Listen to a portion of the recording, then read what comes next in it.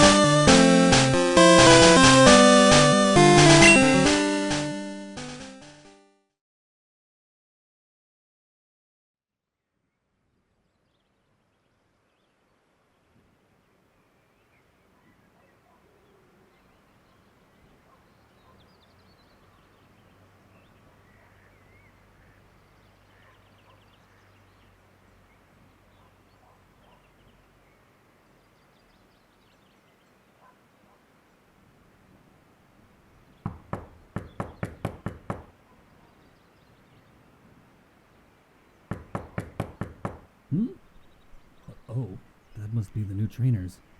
Come on in. The door's open.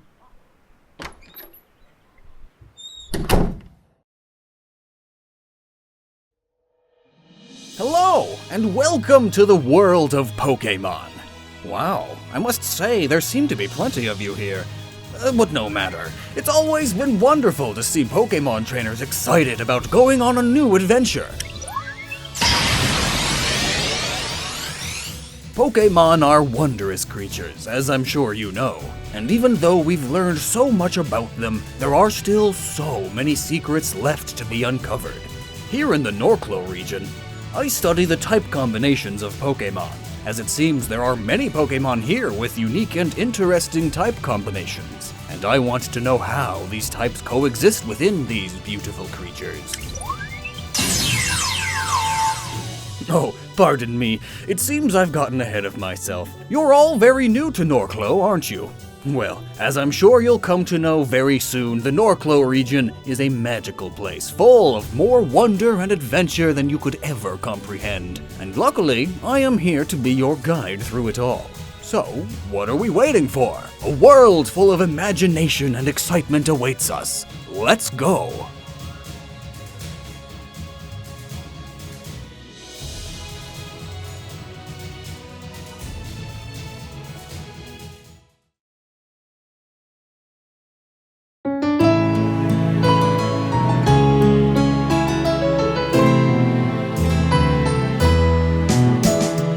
My friends, welcome to Vakinu Town.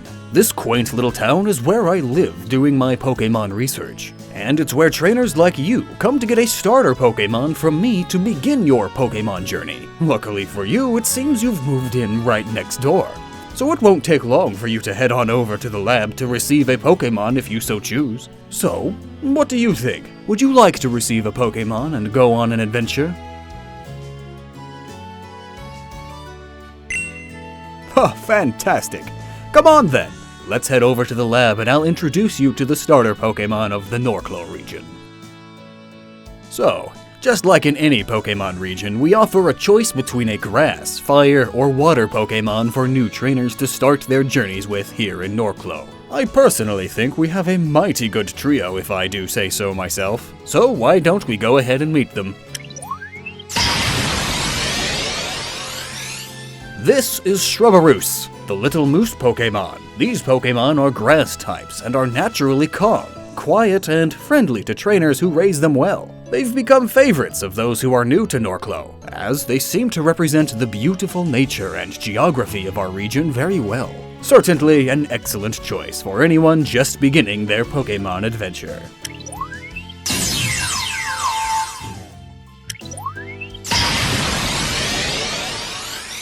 This next one is known as Embit, the Fire Bunny Pokémon. Now, people tend to have a soft spot in their hearts for this little guy, as it's constantly seen as one of the cutest Pokémon in the region. If you raise it right, though, it can also do great things in battle as well.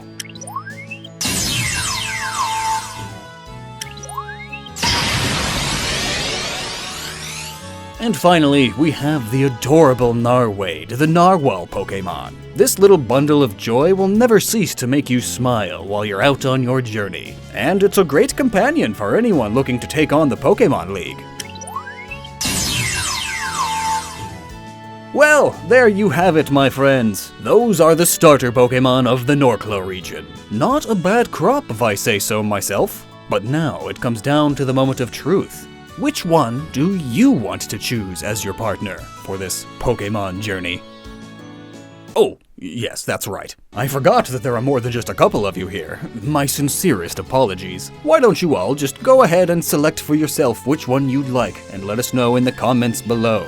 As you continue to meet more new Pokémon throughout your Norclo adventure, you'll be able to choose which ones you would personally like to catch as well. So, feel free to construct your own teams as we go along. Well, my goodness, would you look at you? We've only just met and you've already got yourself a starter Pokémon and are ready to explore the Norclo region. This land is a vast one, and I'm certain you are going to see so many things while on your adventure. So get out there! And if you come across anything particularly interesting, make sure you let me know. There are still so many secrets to discover here, and I could certainly use all the help I can get.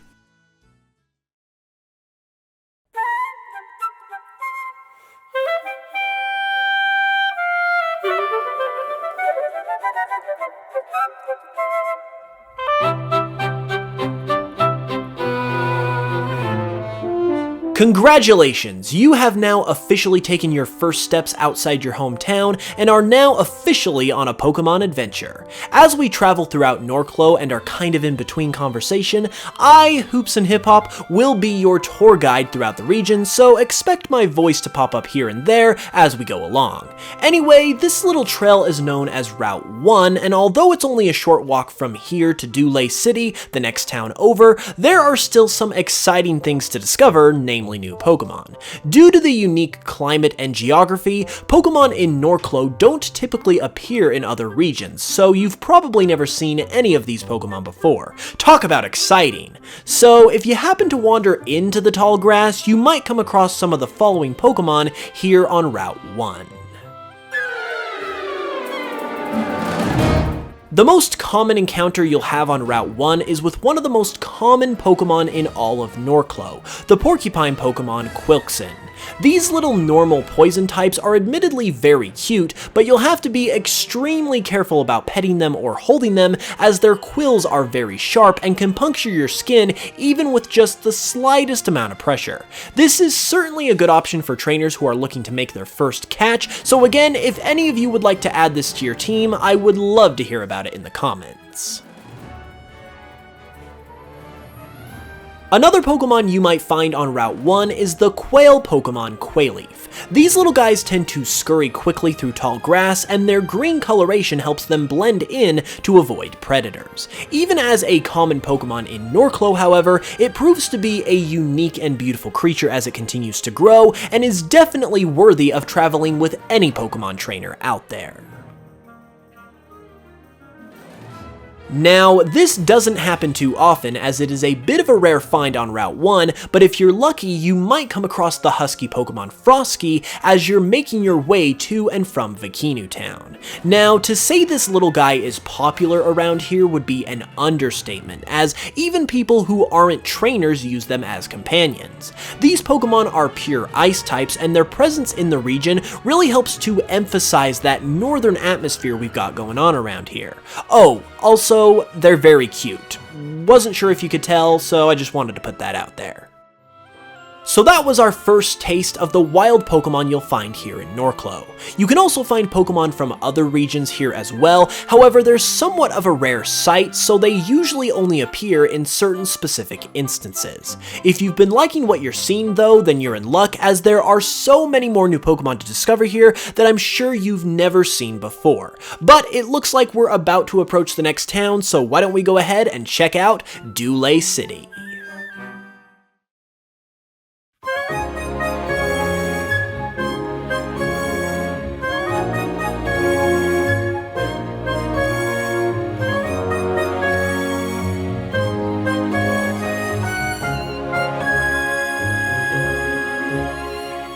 Alright my friends, welcome to Dule City. This little town is the settlement closest to your hometown of Vikinu, and while it is bigger than that little slice of heaven, there aren't a whole lot of attractions to waste your time on. There is a Pokemon Center and a Pokemart, which, while not super exciting, are essential to any trainer on their Pokemon journey. There are also some locals that you would do good to talk to, as I'm sure they will have some valuable advice for the road ahead. Speaking of advice, another main attraction of Dule City is the Trainer School. Here you can go to learn the basics as well as the advanced tactics of Pokemon battling, and you'll probably be able to get into a couple of battles yourself with the other students, which you'll certainly need to do if you plan on taking on the Pokemon League. Well, that's Dule in a nutshell for you. Nice little town, but we certainly have our sights set on much bigger things, don't we? So before we waste too much time here, why don't we go ahead and get back on the trail and see what we can find.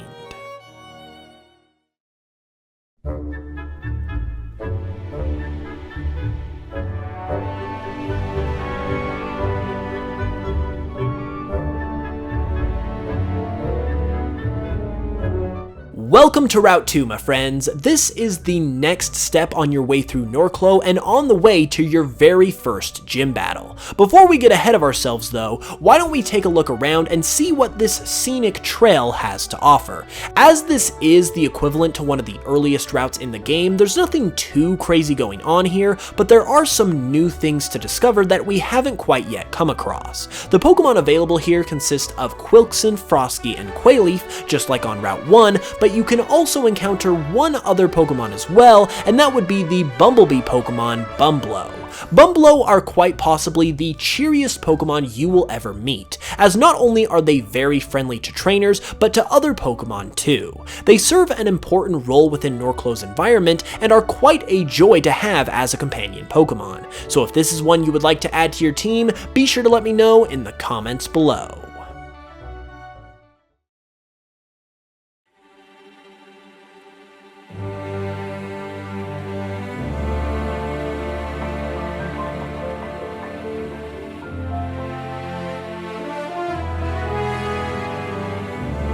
Hello, and welcome back to another episode of Pokemon Cardinal. If you're not caught up with everything that happened in episode 1, I strongly suggest you do so, but if you are, then you're ready to continue our adventure through the Norclo region. Last time we ended just after arriving at Lake Beartic, so that is where we will pick things up today. As I mentioned last time, Lake Beartic is an absolute haven for both people and Pokemon, and as such, not only will you find many trainers spending time with and training their Pokemon here, but there are also a lot of Pokemon that flock to this area as well. The Pokemon you'll find here on any given day consist of Cubchoo, naturally, Nidoran, both male and female, Quailef, Quilkson, Bumbleow, and, if you're lucky, another new Pokemon that is native to the Norclo region, Darbursa. Darbursa is known as the Cub Pokemon, and is a somewhat timid creature, especially for a Dark type. However, even though it might be a fairly difficult Pokemon to train at first due to its timid nature, if you can get one to warm up to you, it will quickly prove to be an extremely valuable asset to your team. So as you can see, Lake Beartic is an ideal spot to build your Pokemon team, see the sights, and relax all at the same time. It really is one of the best... Wait, hold on a second. It looks like someone is coming this way. Huh? Who are you? I noticed you walking around the lake, and you look like you might be a new trainer. I'm Krim. I just started training Pokemon myself, too. But I already know I'm gonna be a million times better than you. Wait a minute, you think you can beat me? Ha! Not a chance. Guess I'm gonna have to put you in your place. Right here, right now. Let's battle! Welcome to the first official battle of the Pokemon Cardinal series, and against none other than your newfound rival, Krim. It looks like Krim has 2 Pokemon on his team right now, so let's go ahead and see what he sends out. Go! Darbursa! Since Darbursa is a Dark type, as I mentioned earlier, that means you probably don't have anything on your team that has a decided advantage against it just yet. If you've trained your Pokemon well though, you should be able to get through its scratch and bite attacks well enough to come out on top. What? Darbursa fainted? Are you kidding me? Well, no matter. That wasn't even my strongest Pokemon. Go! Starter! Krim's next Pokemon is kinda tricky since it's the starter Pokemon that is strong to the one you chose. Since you're all building your teams individually, I can't really give him one or the other, so we'll look at our options for all of the starters in terms of how to pull out the victory. Shrubberus is going to be the easiest to take down at this stage, as we've encountered many Pokemon already that will have an advantage here type-wise. If he's got Narwhale in your case, you're best off catching a Quailef to take him down, but if he has Embitt, you'll just have to outdo his strength, since we haven't really encountered any of the fire type's weaknesses yet. Since this is only your first battle though, it shouldn't be too difficult for you. What? My starter Pokemon's out too? These are all the Pokemon I have! How did I lose?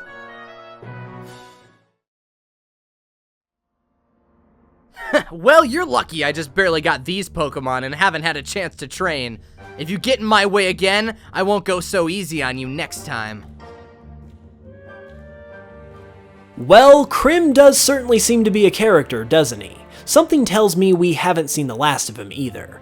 Anyway, if we're all done here, why don't we go ahead and keep moving forward? We're almost to the next town.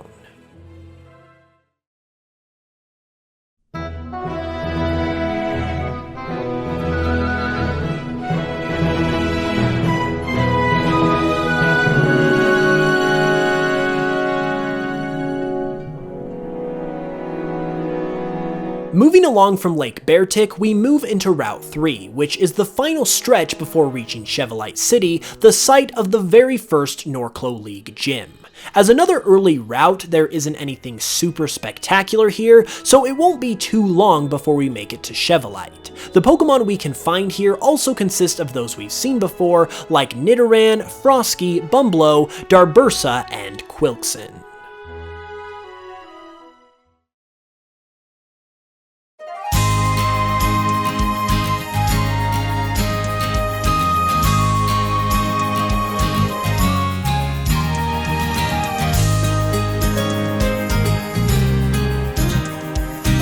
Ah, civilization! We have finally made it to Chevalite City. As the first decently sized city you'll come across in Norclo, I'm sure you will see it as a refreshing sight, and as I mentioned earlier, it's also the location of the first Norclo League gym. So why don't we go ahead and check that out. Oh, you say you're looking for the gym? Well, it won't do you much good right now. Gym's closed. Heard there was some kind of ruckus over at the power plant and the gym leader had to go check it out. Gym's closed, eh? Well, if it's because of what's going on at the power plant, then I feel like the only responsible thing to do as a video game protagonist would be to go check it out, wouldn't you agree?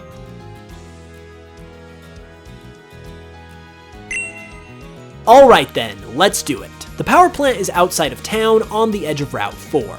Might actually be a good opportunity to train and find some more Pokemon too.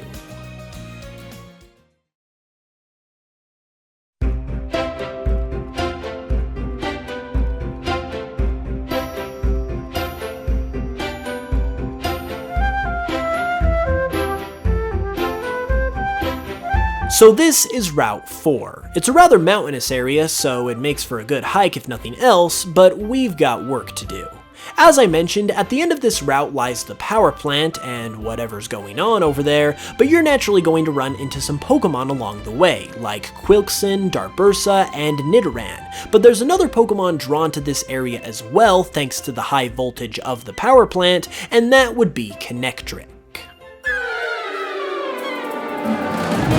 Connectric is the kinetic energy Pokemon. These electric types have bodies that are almost entirely charged by electricity, and are constantly moving around without so much as a couple seconds of standing, or should I say floating, still. They're very quick and energetic, so you almost have to sneak up on them if you're looking to catch one, but if you can manage it, you'll have yourself a pretty good team member. As you're walking along Route 4, you're also going to need to watch your step, otherwise you might stub your toe on a Snubbull.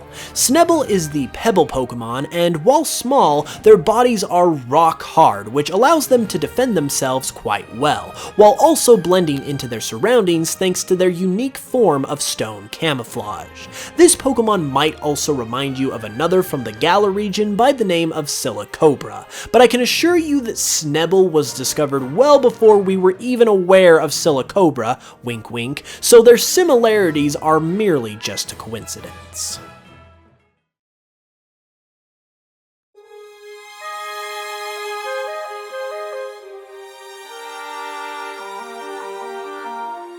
Oh, would you look at that? Looks like we've finally arrived at the power plant. Wait a minute, look over there! Is that Krim? What's he doing here? And why is he talking to a couple of goons? Well, well, well. You're certainly a tough little scamp, aren't you? I must say, this kid's really got the stuff, hasn't he? Pretty impressive if I do say so myself. Reed? Wendy? What are you doing here? I told you not to cross my path again. Oh, well, look what we have here. Are these your little friends, then? No, they're not my friends. I can take care of these fools on my own, so get out of here, would ya? Yeah. What are you doing here, kid? This ain't no place to play. We're on official Team Tundra business right now, and it's real important, so scram!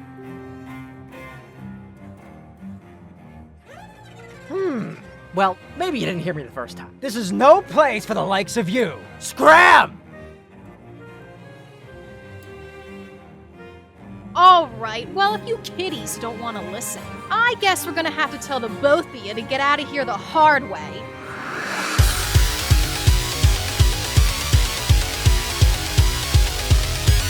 Go, Frosky! Go, Quilkson! In this battle, your best options are going to be Embiid if you chose him as your starter, or a Snubbull if you decided to catch one in order to take care of Quilkson's poison type. Other than that, you should be pretty much good to go in a battle like this. Hold on a second. Did we just lose? Ooh, yikes! These kids are tougher than they look.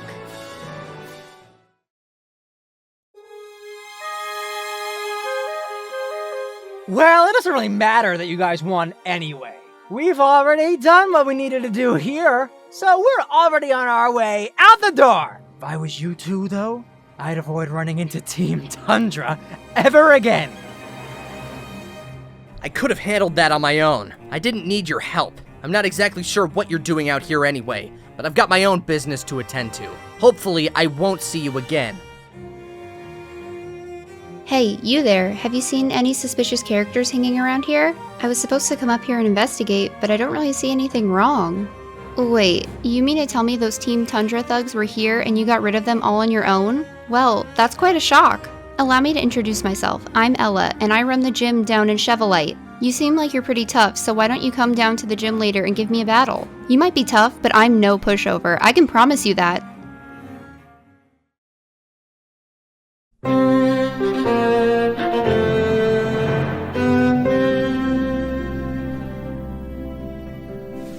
So this is the Chevalite City Gym, where beginning trainers get their first taste of what a true Pokemon League battle is actually like. Based on the setting, you've probably already figured out that the gym leader Ella specializes in electric-type Pokemon, so hopefully you caught yourself a Snubbull while we were trekking out to the power plant last time. While it's certainly not impossible to beat her otherwise, that is the one Pokemon that's available to us right now that really has a decided advantage against her, so it wouldn't be a bad idea to have one on your team. Ah, Reed, Wendy, you're here. Welcome to Chevalite City Gym. Thank you so much for all your help back at the power plant. I'm not exactly sure what those Team Tundra goons are up to, but at least they've left the power plant alone and we don't have to worry about them around here any longer. Anyways though, I see you've decided to take me up on my offer of a gym battle. Do you think you have what it takes to win an official league match? This isn't going to be your typical Pokemon battle, and I'm not your typical trainer either. This is going to be a tough fight. Are you sure you're up for this? Alrighty then, you better get ready. Being a gym leader is in my blood. Elisa from the Unova region is actually my older sister. Probably should have told you that before you accepted, but there's no backing out now. Let's battle.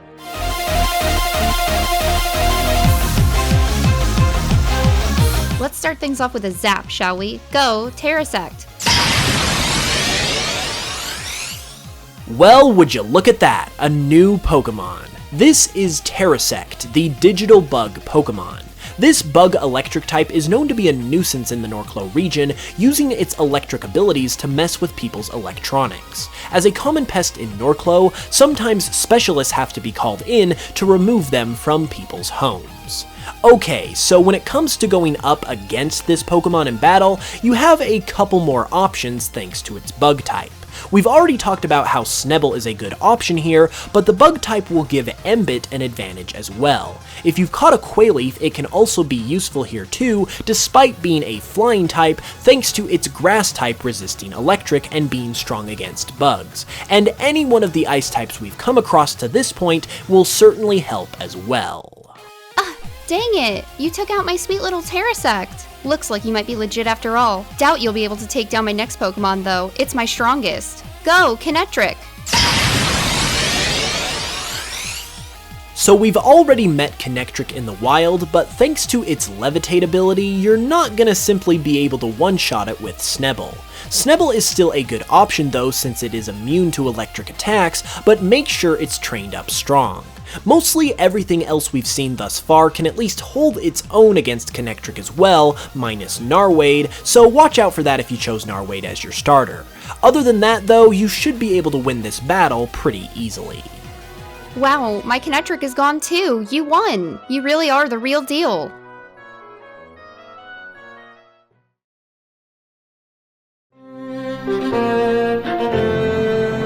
I gotta say, I'm impressed. The Norclo region invited me up here knowing that I had some talent as Elisa's sister, but obviously I've got some room to grow. Here, take this. It's the Lightning Badge, the official sign of proof to the Norclo League that you have successfully defeated the Chevalite City Gym.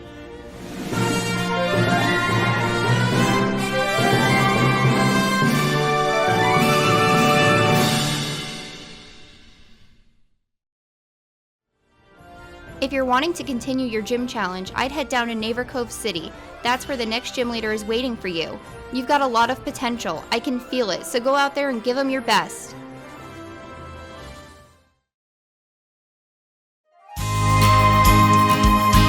Well, how about that? We officially have our first gym badge. No sense in wasting our time though just because we have a badge now. I say we take Ella's advice and head down to the next gym in Naver Cove City. What do you say?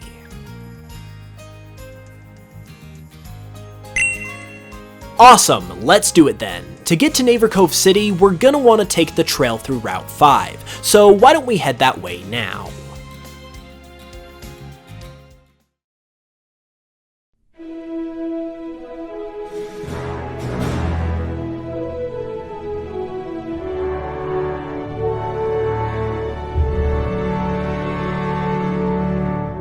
Okay, so here is Route 5. It's a pretty wide open expanse of space that connects Chevalite City to Naver Cove City. It's a long route to be sure, so before you leave Chevalite, you best stock up on all the supplies you can at the Pokemart first. With such a wide expanse of area, you can naturally expect a wide variety of Pokemon to be inhabiting this space, and those Pokemon would include Snubbull, Quailef, Frosky, Bumblow, Nidoran, Terrasect, and Shroomish. So nothing we haven't seen before, but Shroomish is a Pokemon we haven't encountered on our journey yet, so it might be worth picking up if you want to add it to your team or complete the regional Pokedex. Even though we don't have any brand new Pokemon to discover on this route, however, given that you just defeated your first gym leader, it's probably about time that a certain Pokemon on your team is ready to evolve. You guessed it, once any one of the starters in Norclo reaches level 16, they will begin to evolve, and it looks like that's happening right now. Let's take a look and see what they become.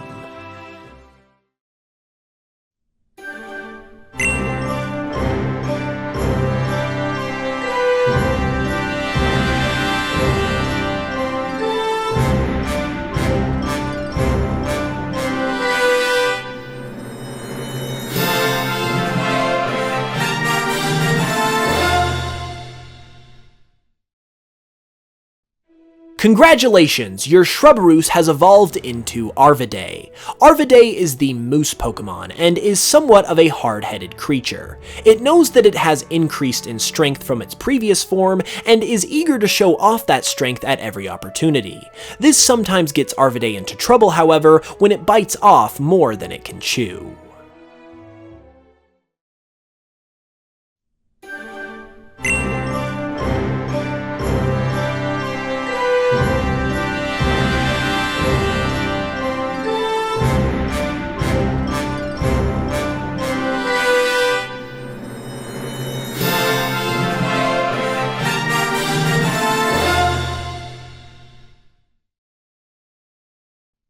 Congratulations, your Embit has evolved into Flaretus. Flaretus is the Fire Hair Pokemon. A curious creature, Flaretus's flaming whiskers are known to perk up when it can sense something nearby. It joins its ears together to increase their effectiveness, allowing it to hear and pinpoint the origin of a sound from miles away.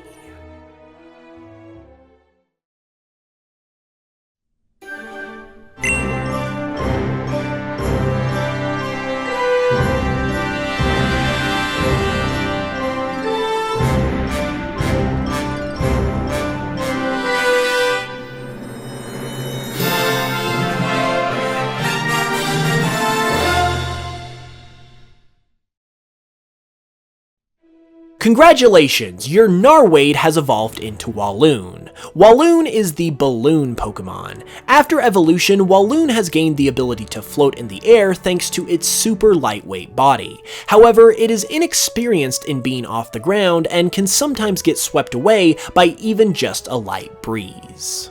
So what do you think of the new faces of your starter Pokemon? They have grown to become quite the characters already, but still have more growing to do, which you will be able to see for yourself if you train them right. It looks like we've about made it to Naver Cove City though, so let's press on and see what it has to offer.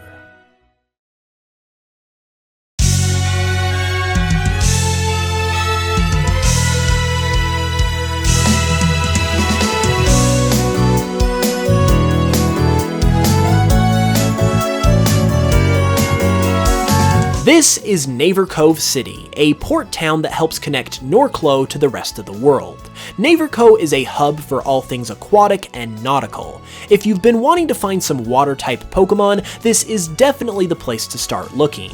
Speaking of which, why don't we do some exploring and head down to Navy Cove Port before heading to the gym? After all, a Pokemon journey wouldn't be a Pokemon journey if you didn't also stop to see all the sights along the way. As you might expect, Navy Cove Port is where they keep all the boats. There's also a lot of docks for smaller private boat rides and fishing too. Huh? Did someone say fishing? Oh, look, it's a Pokemon trainer. Let me take a look at your team, kid. Wow, you know what? You could definitely use some more water types on your team. It is the world's most precious resource after all. Here, take this. It ain't much, but it'll help you do some honest work in finding you a solid water type Pokemon.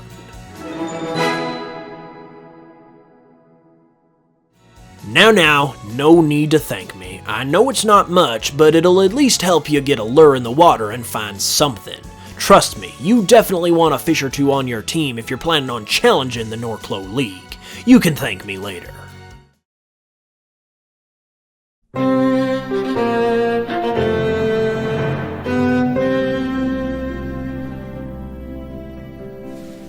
This is the Navy Cove City Gym. As you might have been able to guess based on the vibe of the city, the Navy Cove Gym specializes in water-type Pokemon. So if you've caught any of the grass or electric types we've seen to this point, you're probably in pretty good shape. It's not about just having a type advantage though, because you've still got to have the skill to beat the gym leader either way. Oh, would you look at that? We've got a challenger here. Hello, mate. I am Jock, the leader of the Navy Cove City Gym.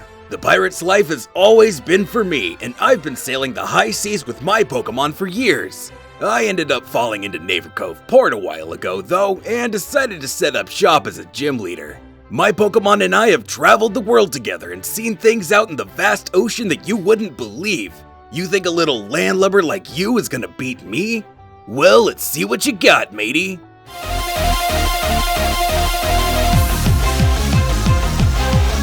Alright, you little guppy, let's see if you can handle this. Go, Flourish!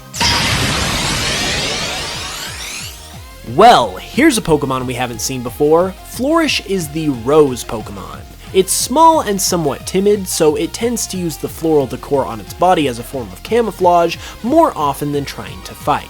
You might think that this makes Flourish a pushover, but thanks to its new ability, Rain Cloak, you'll actually have to focus on hitting it before you can beat it, as Rain Cloak raises Flourish's evasiveness in the rain. Huh, well, you might have taken out my Flourish, little guppy, but you haven't seen anything yet. Now it's time for the best member of my team. Go, Orqua! And here is yet another new water type from Jock's team. Orqua is the killer whale Pokemon. While young, it is extremely strong for its age. If you find one alone, do not interact with it, as its parents are sure to be nearby and will violently attack if they think their child is in danger. Since they are both pure water types, Orqua is going to essentially be a stronger version of Flourish in this situation, so you'll want to battle it the same way, but it is much stronger, so you definitely don't want to take it lightly. Whoa there, you won! Maybe you're not such a little guppy after all.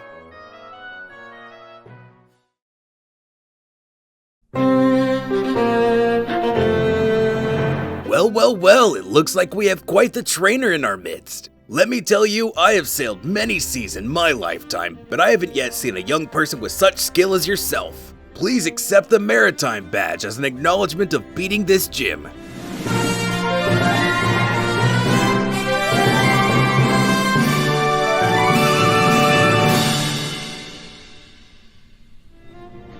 Would you look at that? It almost seems as if you were meant to hold that badge.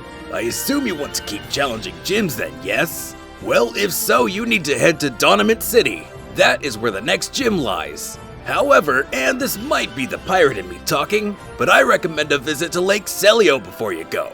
It's just to the southeast of here, and is one of the most gorgeous bodies of water you will ever find.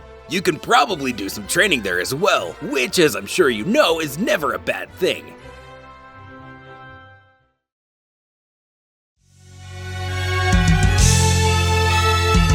Wow, 2 gym badges down already? This adventure is certainly flying by, isn't it? I think Jacques had a point though when he recommended we visit Lake Selliu. I think it would be good to take in some sights and relax a little bit. I believe we can reach the lake by following Route 6, so why don't we go ahead and head off?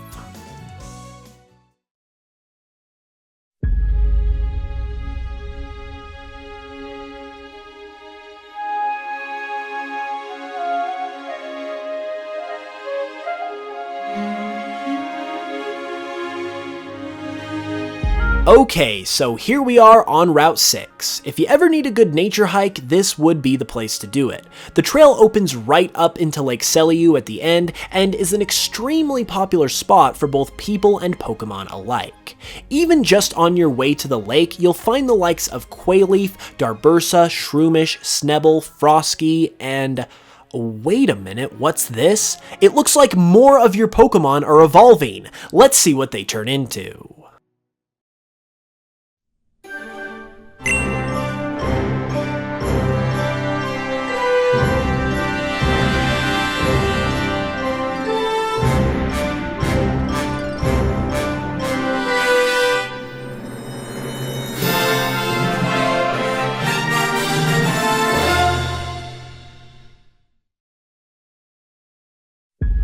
Congratulations! It looks like your Quilkson has evolved into Venipine. Once Quilkson reach level 22, they will begin to evolve into Venipine, who is known as the Toxic Quill Pokemon. These Pokemon are not messed with when they are found in the wild, because even just one quill off their back has enough poison to put a Pokemon as big as Gyarados into submission.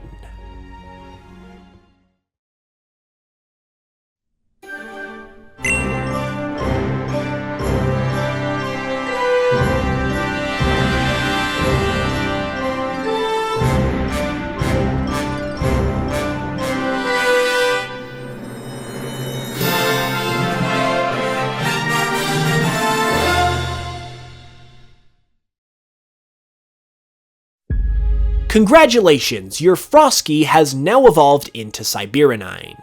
Once Frosky hits level 25, it evolves into this stronger stage of the Husky Pokemon family. For as revered as Frosky are for being cute, Cyberanine are equally revered for being strong, brave, and reliable. It is said that one even traveled through the night in subarctic temperatures to help some children in need.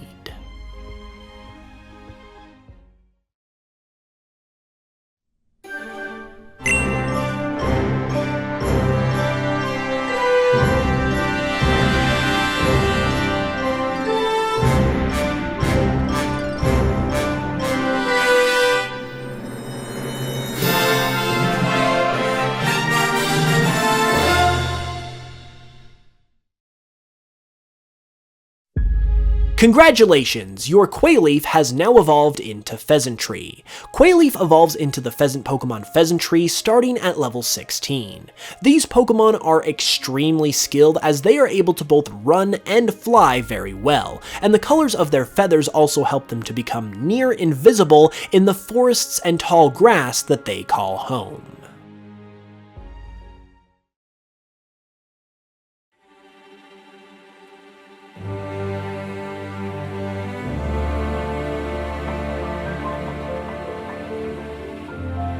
Man, isn't it exciting when your Pokemon evolve? It really makes the time fly too, because wouldn't you know it, we're already here at Lake Selliu. The Norclo region is known for its amazing lakes, and much like Lake Beartic, Lake Selliu is a masterpiece of nature. Quite possibly the most famous of Norclo's lakes, Pokemon and people flock here to take in the natural beauty, which makes it just as good of a place to catch and train Pokemon as it is to just kick back and relax. The Pokemon you can find here include Quailleaf, Darbursa, Shroomish, Quilkson, and even Orqua and Flourish in the actual lake itself. There might even be more to discover here later on, but for now, I think we've seen just about all we can see, so why don't we head back to town?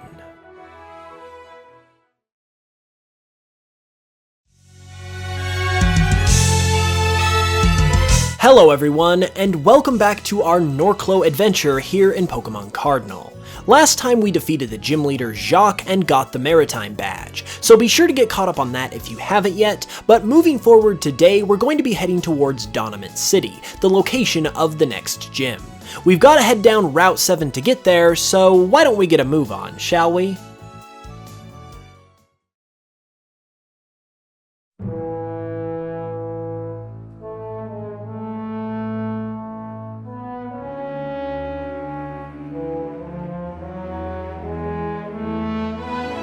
Route 7, much like basically every other part of Norclo, is very picturesque and scenic. It's arguably even more so, in fact, as it leads into the Robella Forest, one of the biggest forests in all the Norclo region.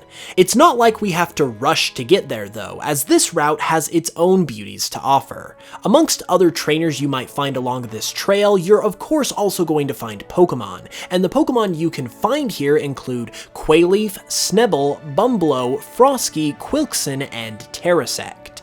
Obviously nothing we haven't seen before, but that's just another reason why you'll like the Robella Forest so much, as in pure forest fashion, it houses tons of different kinds of Pokemon. So let's go ahead and head that way and see what we can find.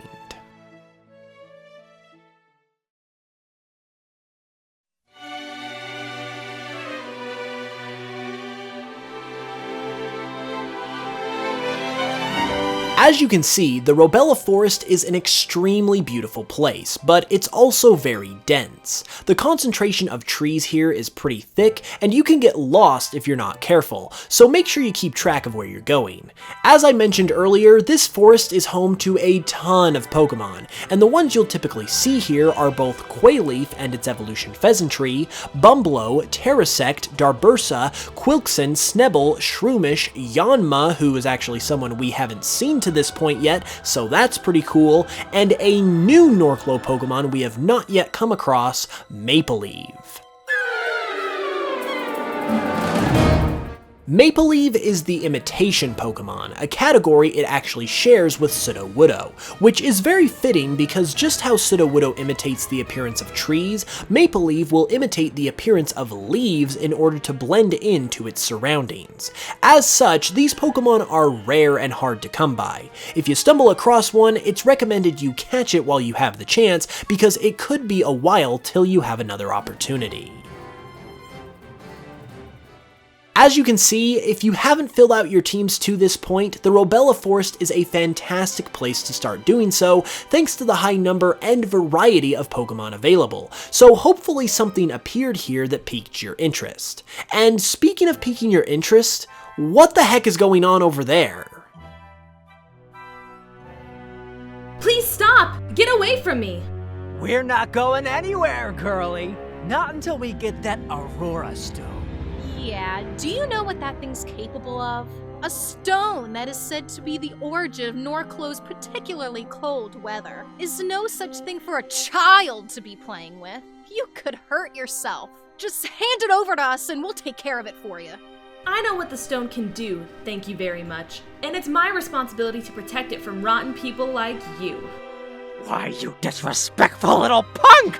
I think it's time we taught you a lesson! Yeah, no more games, kid. It's the end of the road for you.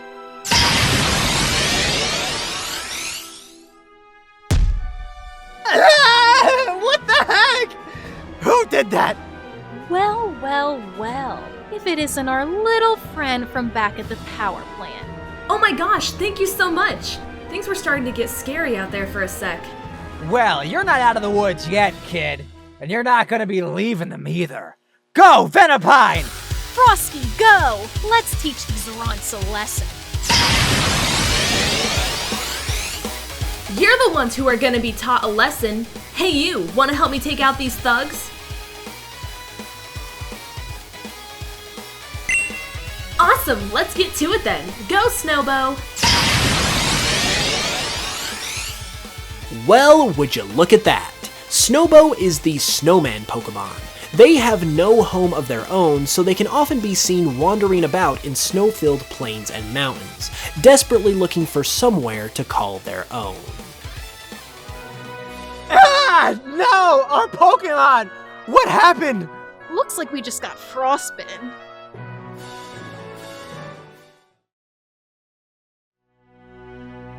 Alright, we'll let you hold on to that stone a little longer. No big deal. But trust me, we will be back. And next time we won't leave so nicely. Thank goodness those two were gone. I thought I was done for. Thanks so much for showing up and saving me like you did. What was your name, by the way? Reed and Wendy. Got it. Well, I definitely owe you guys one. I'm on my way home now, but maybe I'll see you around sometime. You seem like pretty good trainers, too. Maybe if you're lucky, I'll let you battle me sometime. Alright, well, I'm out of here. Catch you later! My goodness, we didn't exactly get a brisk walk through the woods, did we? At first, they seemed like just a nuisance, but Team Tundra is starting to look like they might end up being a real thorn in our sides. And what was all that business about that Aurora Stone? Apparently it's the reason why Norclo is all snowy and stuff? Whatever the case may be, I think our adventure through Norclo just became a bit more serious than we might have initially expected. No worries though, we still have a gym to get to, and it looks like we finally made our way through the forest. Donimit City is right on the other side, so let's get to it.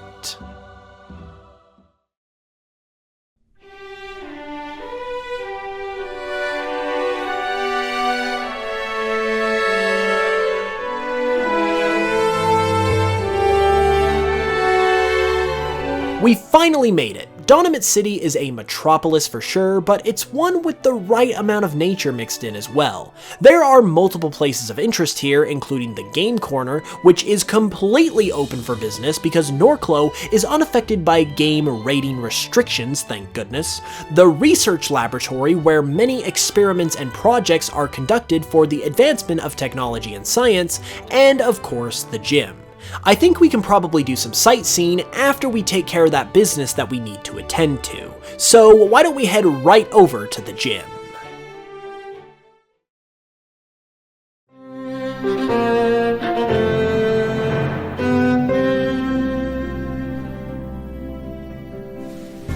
Here at the Donimit City Gym, the gym trainers and leader specialize in grass-type Pokemon. Unless you decided to start with Embiid, we haven't really come across any fire types yet, but if you want a type advantage here, there are still plenty of options, as we currently have access to Ice, Poison, Flying, and Bug types. So if you've trained your Pokemon well and hopefully evolved them at this point, you should be in pretty good shape. Oh, who's this? A trainer? To what do I owe this lovely visit? If I had to guess, I would suspect that you have come to me hoping for a gym badge. Yes, if you haven't yet guessed, I am the gym leader here. My name's Leo, and other than my time at the Game Corner, I don't play games. I defeat most trainers quicker than a game of Voltorb Flip. Are you sure you really want to face the likes of me?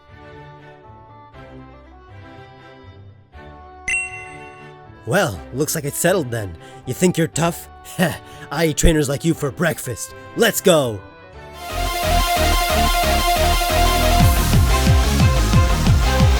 You picked the wrong guy to mess with, kid. Go, Maple Leaf! So luckily, we already ran into Maple Leaf earlier in the Robella Forest, so we're fairly familiar with it. As a bug grass type, it's actually going to be 4 times weak to a lot of the types we have access to, like fire, flying, and ice. So this first Pokemon really shouldn't be too much trouble at all. That was just a test to see if you were even worth my time. Let's give you something a little more difficult now. Go! Pheasantry! We of course have already encountered Pheasantry as well, and there's a good chance you even have one on your team.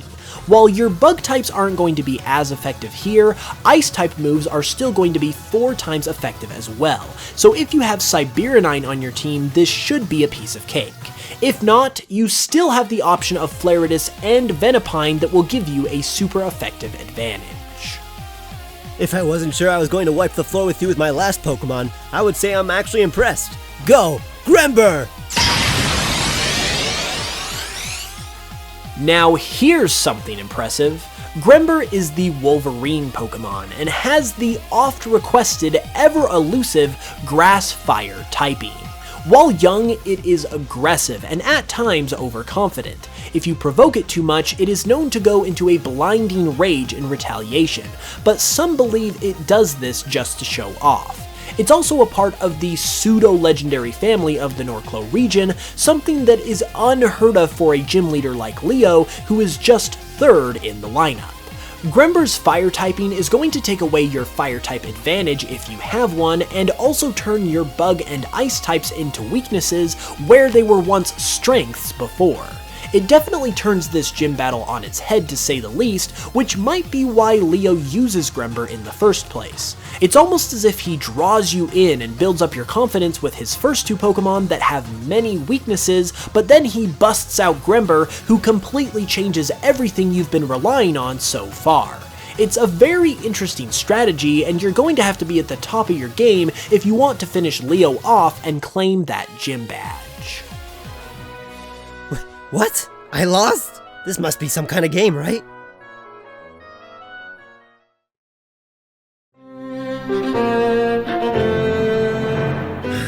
Well, just like my Grember, it seems like I might have got a little overconfident there. Usually my gym battles are just like child's play, but you certainly played your cards right. Here, take the Rose Badge. It is official proof to the Norclo League that you have defeated my gym.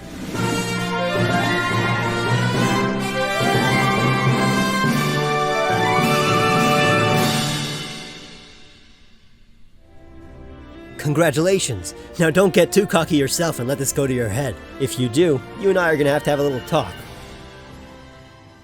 Leo, come quick! We need your help! Something's going on at the research laboratory. It seems like someone is trying to take it over! What? Really? Well, if that's truly the case, I think Reed and Wendy here are the real help you're looking for. You two just beat me fair and square in a gym battle. If there's anyone in this city who's capable of taking on some fools trying to cause trouble, I'd say it's you. So you better get over there. Tournament City needs you.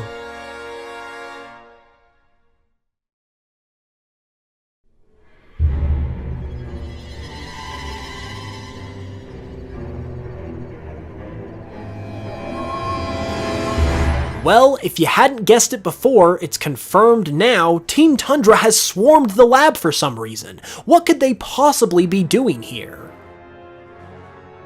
Hey, you're those kids who were trying to stop us from getting that girl earlier, back in the Robella Forest. Well, sorry to melt your snow cone, but this is an official Team Tundra raid. We've got personnel running all over this lab. There's no way you're doing anything this time, except failing miserably. And it'll be my honor to send you right out the door. Go, Venopine and Siberianine!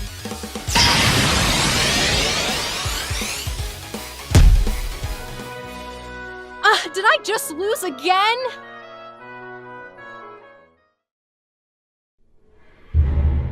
Well, it doesn't really matter if you beat me anyway. Like I said, we've got tons of people here. You'll never make it out without getting flash frozen. Speaking of people, backup has arrived. It's my turn, you little runt.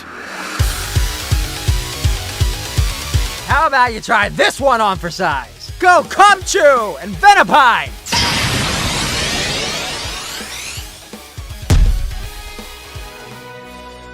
What the? I just lost two. Who the heck are you kids? You know, you two are really starting to get on my nerves. Luckily, though, we've got the boss here today, and I promise you, you do not want to mess with him. It won't be pretty, trust me. Well, it looks like we've made some headway in what's going on here. We still don't have any idea of what Team Tundra is after, though. This is a research lab, so it's gotta be something important, and I don't think it's gonna be good if they get their hands on it, so we better keep going and see what we can find.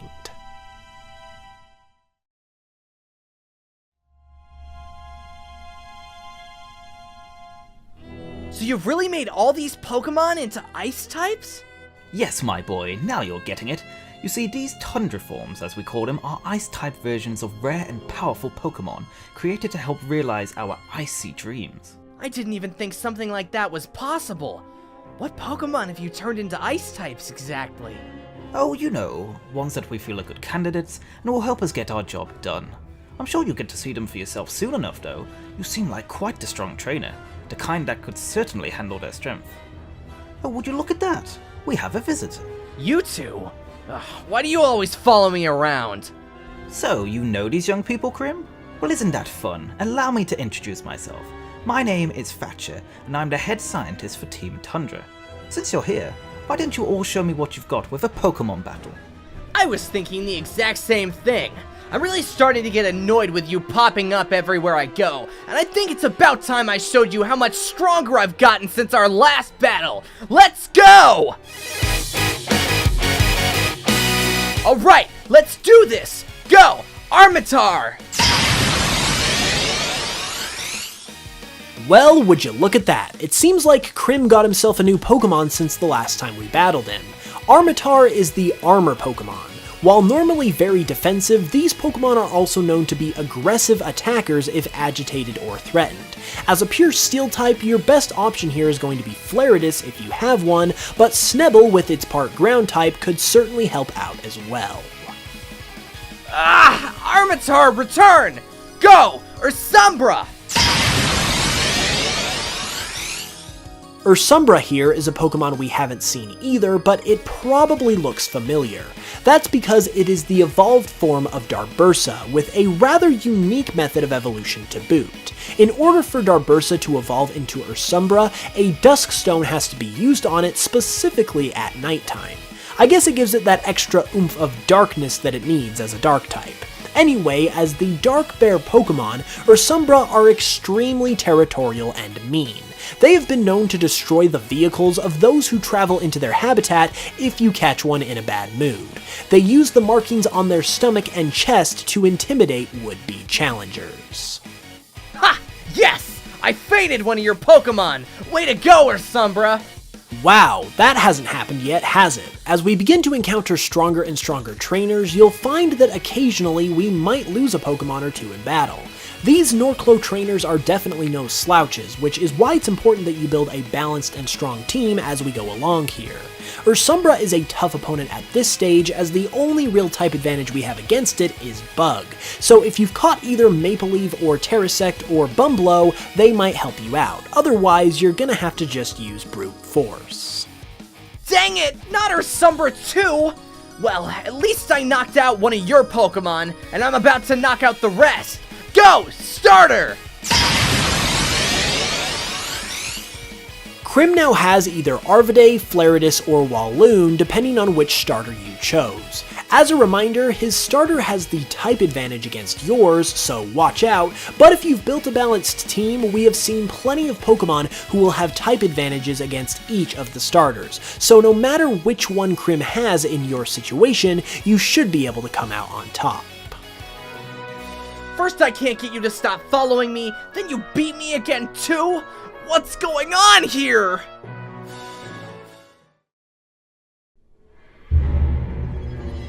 I clearly haven't gotten strong enough, but even at this point, I never expect to lose to you again. Well, if I do say so myself, I'm quite impressed with both of you. Krim, my boy, you might still have some room to grow, but you have shown me here that you are a more than capable trainer. In fact, I think the both of you are deserving of taking one of these Tundra forms we have made for your very own. What do you say? Wait, what? You want to give us your secret weapon after we came here to stop you? I mean, what can I say? I'm nothing if not accommodating. I was just really impressed with your Pokemon battle is all, and especially with you, Krim. Well, if you say so, I'm certainly not going to turn down the chance to get a Pokemon this rare and powerful, that's for sure. Excellent. Now then, I currently have 3 Tundra forms for you all to choose from. As the Team Tundra scientists behind their creation, these are some of my favorite Tundra forms that we have. So, which one will you choose? Reed, Wendy, go ahead and pick first. I don't want to be stuck with the one that's going to be weak against yours. Wow, would you take a look at that? Tundra forms are one of the most fascinating things that the Norclo region has to offer, even if they were genetically engineered by Team Tundra. While not naturally occurring, Tundra forms are very similar to regional variants in that they are new forms of older Pokemon, but with a couple key differences. First and foremost, they were created by Team Tundra to help them achieve their goals, and are not a result of adapting to their environment. Second, all Tundra forms share at least one common type. ice. This is due to what they are being used for, which I'm sure Team Tundra will explain later, but depending on how they were modified, Tundra forms, like regional variants, are able to have other types that their original forms don't, which I'm sure will result in some very interesting new looks for these older Pokemon. Alright, well, if you're gonna pick that one, then I'll pick this one. Excellent. I hope you all ended up with one you like. Traveling all the way to the Johto region and getting a hold of their starter Pokemon in order to create these new forms was not easy, so you better take care of them. And speaking of, since I was so nice as to just give you one of these fantastic creatures, I think you owe me a little something in return. A battle, perhaps? Fantastic. Get ready, because you're about to face the smartest mind in all of Team Tundra. Let's get this snow on the road. Go, Siberianine!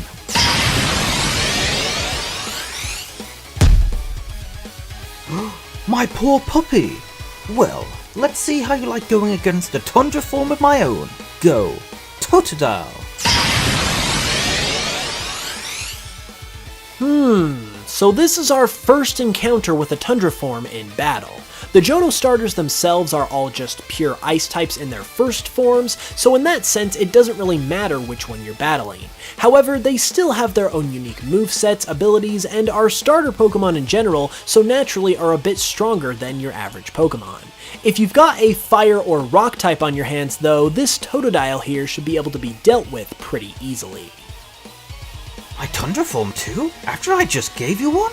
Well, all bets are off now. Show 'em what you've got, Sombra.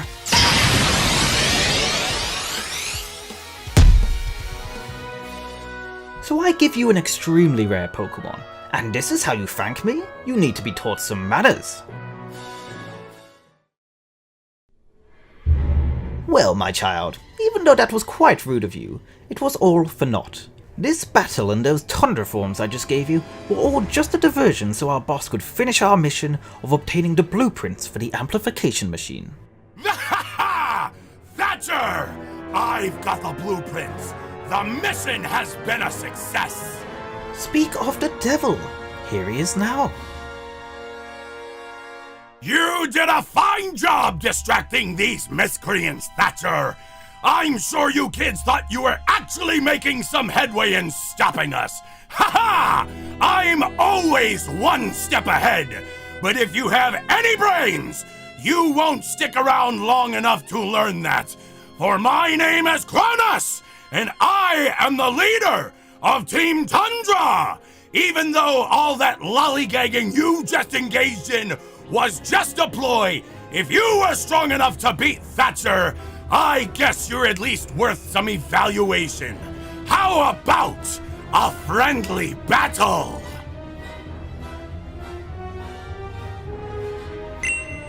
Ha-ha!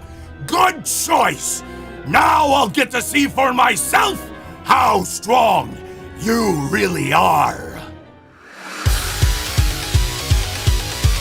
I think you'll come to find here that I'm a little bit stronger than every other member of Team Tundra! Go, Venipine!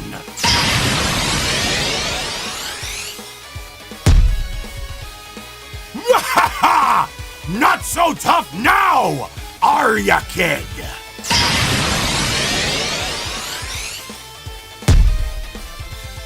All right, so it's 1-1 now. I'm still not impressed. Go, Cyndaquil!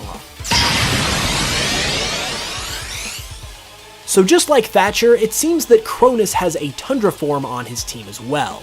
Since it's an ice type just the same, however, fire and rock types are going to be your best friend here. Let's just hope they don't all turn into something crazy when they evolve. Well, that Cyndaquil is brand new, so it still needs some training anyway. Go, Ursombra!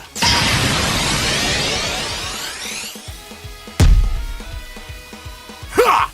About what I expected! Maybe you just don't have what it takes, after all.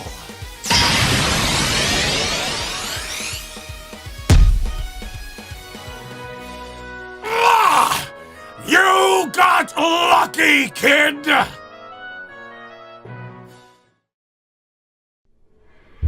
I'll admit, that was quite the battle for a little munchkin like you. But it doesn't concern me. Team Tundra has got what we came here for, with the blueprints for this amplification machine. We'll be able to construct a device that will help us in starting the world over again. This is grown-up stuff, so why don't you let us do our thing, and you can focus on your gym battles, or whatever it is you're up to before. I better not see you again.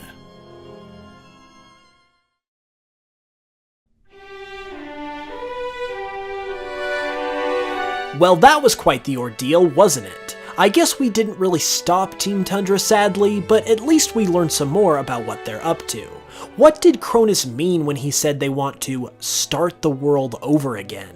Whatever it means, it can't be good, but hey, at least we got a Tundra form out of this whole mess. I have a feeling it's going to be a huge help in both defeating the Norclo gyms and Team Tundra, so I'm glad we were able to come away with it. Hey you, kid. Yeah, you. You just came out of the research lab, didn't you? And Team Tundra was just in there, weren't they? Great. It looks like I'm in the right place then.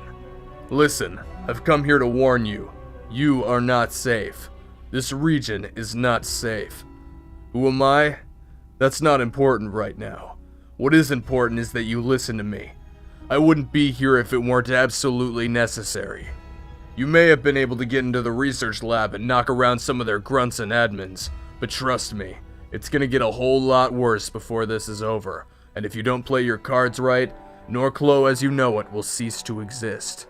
Luckily though, I was able to make my way here to help. I know what Team Tundra is capable of, but I also know what can slow them down, which is why I brought you this. It's a keystone. You don't see them much in Norclo, but in the Kalos region they are used as a part of the Mega Evolution phenomenon. If you can find some Mega Stones, it might just give you the edge against Team Tundra.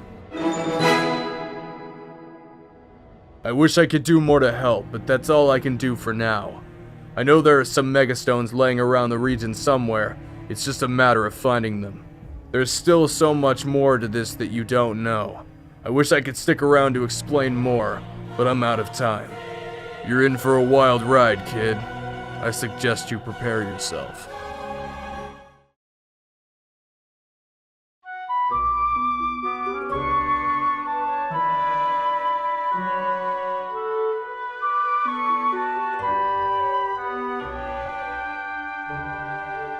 Well, we're on the road again, and Route 8 is a pretty one to be sure. There are lots of Pokemon to see here, as always, but with all of that battling we just did, it seems like some of the Pokemon you've caught already should be evolving. Let's check it out.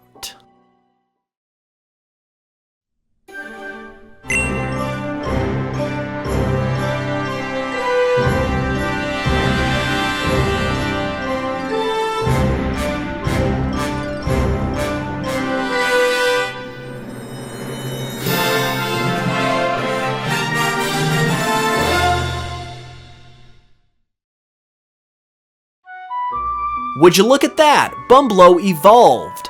This is Humblebee, the Bumblebee Pokemon. Humblebee evolved from Bumblo at level 15 and really grow into their own at this stage. As Bumblo, they were cheery Pokemon, but Humblebee in their more mature state use that jovial attitude to entertain their trainers and other Pokemon. They also use these methods to distract their opponent during battle.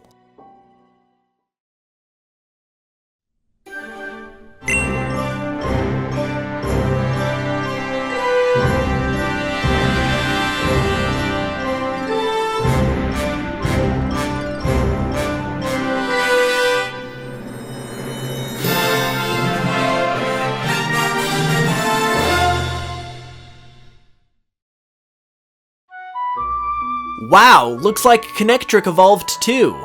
This is Volnetic, the kinetic energy Pokemon, and it evolves from Connectric at level 27. These Pokemon have gotten a little bit cocky in their evolved forms and sometimes get into mischief with their added strength. If given the right amount of direction and training, however, this is a Pokemon that can hold its own against almost any in Norclo.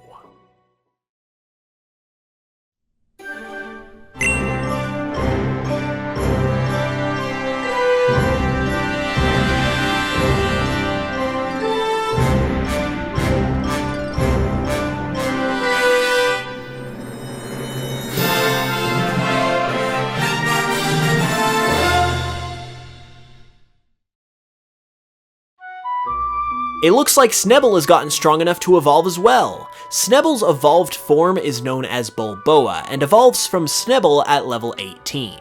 These Pokemon largely lie in wait for their prey coiled up, disguised as a pile of rocks. Once the opportunity strikes though, they will attack with lethal aggression. Well, another great batch of Pokemon have just gotten stronger. If you decided to add any of these Pokemon to your teams, I'm sure their new forms will be even more helpful as we begin to encounter more and more powerful opponents. We haven't even touched on the wild Pokemon of this area though, and even though evolution is great, you might also find some Pokemon here that could help you out as well. Wild Pokemon on Route 8 consist of Frosky, Snubbull, Mapleleaf, Armatar, Nidorino and Nidorina, and a new Pokemon we have not yet seen, Kindlescent. Kindlescent is the Ember Pokemon, and its body is able to both generate and retain heat very efficiently, which is what allows it to live in slightly chillier conditions such as this. It also is seen by the people of Norclo as a sort of counterpart to Quailef, often pitting against each other those who prefer one or the other. That's basically what you can expect to see from Route 8 though, and it actually looks like we're coming up on another town, so why don't we go ahead and see what it has to offer.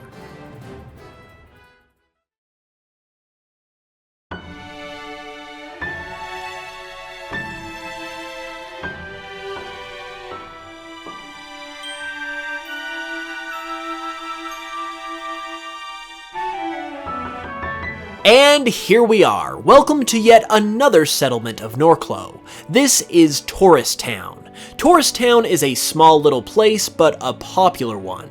Even with no gym to speak of, it still sees lots of visitors, as many come here from all over the region for skiing and snowboarding. There is still something here for the Pokemon trainer, however, and while you won't be able to train at a Pokemon gym, you will be able to do some battling at the Battle Lift, which is Norclo's resident battle tower type of area. If you decide to challenge it, you'll start at the bottom and continue battling other trainers, rising all the way to the top as long as you keep winning. For the purposes of this series, we won't really be able to explore it as you would in a game, but I felt it important to include as the whole intention of Pokemon Cardinal is to make an experience that is as full as an actual Pokemon game, and include everything that you would normally expect to see in the real thing. With that said though, as Tourist Town is a pretty small place, the Battle Lift is really its only true attraction, and there really isn't anything else to— Hey Reed! Wendy! Over here! I didn't expect to see you two here. Thanks again for helping me out back in Robella Forest. Things used to be so peaceful around here, but for some reason, Team Tundra recently started coming after me and the Aurora Stone. Oh yeah, that's right. I didn't really get a chance to tell you about the Aurora Stone last time with Team Tundra around. Since they've been popping up all over the place recently, I think it's important that you two know what's going on. If you want to follow me back to my place, I can explain everything.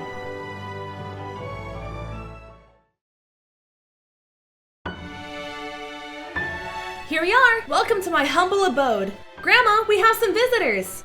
Oh, and who would that be, child? Grandma, these are my friends Reed and Wendy. They're the ones I told you who saved me from Team Tundra. Well, is that so?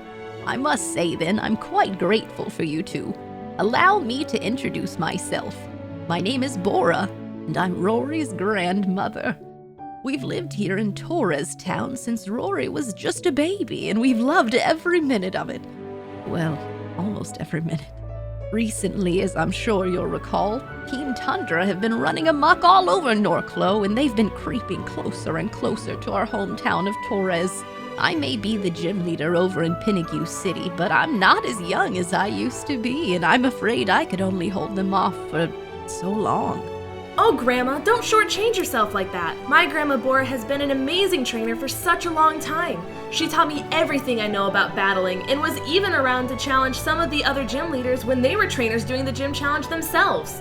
Well, Rory, you've officially made me out to be older than a helix fossil. Although I suppose I can't say that it's untrue. I've seen the snow fall and melt more than a few times in my day, but I'm not above putting you young people in your place if I need to. That's what I like to hear, Graham. Oh wait, that's right. I almost forgot what we were doing here. I brought Reed and Wendy over to tell them about the Aurora Stone. I figured it was important with all these Team Tundra people running around. I see. Probably not a bad idea, Rory. I suppose I'll do the honors. Now, this is a story of the history of the Norclo region and how it came to be. That multi-hued stone you've seen my Rory carry, which Team Tundra has so desperately pursued, is known as the Aurora Stone. It is Norclo's grandest and most sacred treasure. It is said that when Norclo came into existence, after all was said and done and the work to create this beautiful land was finished, a final crown jewel was formed as a testament to its creation, the Aurora Stone. While its beauty is immense, however, the stone is not just a visual spectacle. To bond the stone to the region itself, it was given a power that would forever define Norclo's identity. The power of winter. The same frigid weather that is synonymous with this place we call home originates from this stone. It creates the climate that makes Norclo, well, Norclo, and maintains an extremely fine balance of nature that allows the region to flourish. What Team Tundra wants with the Aurora Stone exactly is unclear at this time, but with the immense power it carries, it cannot be afforded to fall into their hands. My family have been protectors of the stone for generations. Grandma Bora held it for a while, and now it's my turn to carry it. We do so while being watched over and protected ourselves by the one legendary Pokemon or the Norclo region.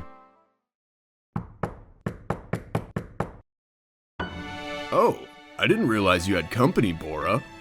Not to worry, I was just talking with some of Rory's friends here. Children, this is Eris. You do well to remember his name, as he is the esteemed champion of the Norclo region. No need to butter me up, Bora. I just heard that Team Tundra had been causing trouble down this way and figured I'd better come take a look around for myself. Well, I appreciate your concern, but we've actually got a couple of Team Tundra exterminators already. Rory's friends here drove them off when they tried to take the Aurora Stone away. We were just filling them in on why it's so important and what it all means. Yeah, and you totally stopped me right as I was about to get into the good part about Cardivios. Well, I certainly don't want to stop you from telling your good story, Rory. You must have quite the strong friends, though, to be able to ward off Team Tundra like that. Pleased to make your acquaintance. As Bora mentioned, I'm Eris, champion of the Norclo region. So, you were just about to tell these two about Cardivios, huh? Yeah, and you totally broke the tension when you walked in here. Rory, don't snap at Eris like that. He's our guest. And frankly, as champion, he probably knows more about Cardivios than just about anyone in the region. So why don't you let him tell this part of the story? Fine. My apologies, Rory. I certainly didn't mean to get in the way of your storytelling. But I suppose I can pick up where you left off. So you see, as I'm sure these two have told you already, the Aurora Stone is a very sacred and powerful object that must be protected. That's the job of Bora and her family, and has been for generations. However, there is another protector that serves as the guardian of not only this family and the stone itself, but the entire Norclo region. Cardivios is said to be the most powerful Pokemon in all of Norclo, who was appointed as its protector after the region was created. Cardivios really brings the term legendary Pokemon to new heights, as it's seldom seen by civilization at all, and many people wonder at this point if it even exists. Cardivios is said to be waiting and will only show itself if the region is truly in need of protection. After Cardivios was assigned to protect Norclo, my family eventually came into contact with the Aurora Stone, and were selected by Cardivios itself to hold onto it and be an extra layer of protection in tandem with the legendary Pokemon. It's a really big honor that now befalls to me. All of this is why we must never let Team Tundra succeed with whatever they're planning. The stone, the region, Cardivios itself are all very delicately balanced with one another, and this balance allows the region to prosper. Anything that could throw off this balance, as Team Tundra are planning, could prove catastrophic to everyone and everything in the region, and it must not be allowed to happen. Which is why we are very grateful that you all are here to help protect my granddaughter and the rest of the Norclo region. Hey, I don't need anyone to protect me. Sure, I appreciate Reed and Wendy's help earlier, but I'm no pushover. Speaking of, we only got a chance to battle with each other last time, so how about we get really acquainted with the Pokemon battle against each other, right here, right now. Yeah, that's what I'm talking about, let's do it!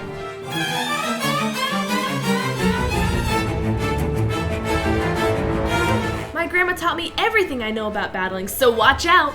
Go, Sibirionine!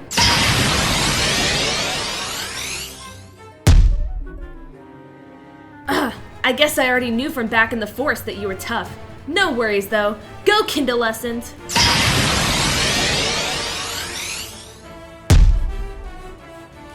Not my Kindlescent too. Well, good thing I've saved the best for last. Go, Snowbow!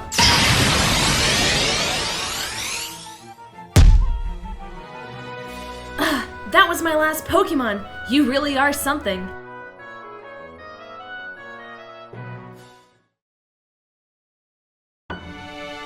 Well, while I'm not happy with the outcome, I can't say I'm surprised considering what you did to Team Tundra earlier. I'll get you back next time, though. Rory, I wouldn't concern yourself too much with this loss. Reed and Wendy seem to be quite the trainers. In fact, I would recommend that you come see me at my gym in Pinnigue. Then I can get a crack at you myself. If I may interject as well, I'd like to commend you for that great battle you just put on. As champion of Norclo, I'm always keeping an eye on prospective challengers, and you seem to be a great trainer. In fact, I actually have something here that might help you out. It's a rare Pokemon from the Kanto region named Eevee. Eevee can evolve into many different Pokemon, even one that was first discovered here in Norclo. It could really help you out as you continue to take on the gym challenge, so go on, take it.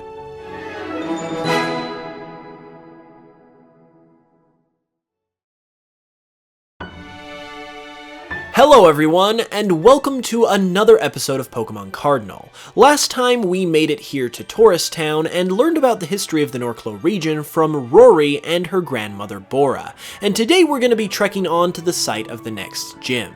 We've got a big road ahead of us because in order to get to the next city, we've got to pass over Mount Norclo, the highest peak in all the region. It's a tough road to get through, but it's also a huge opportunity to train your team and meet a bunch of new Pokemon. We don't have anything else keeping us here, so let's go ahead and get right on the road.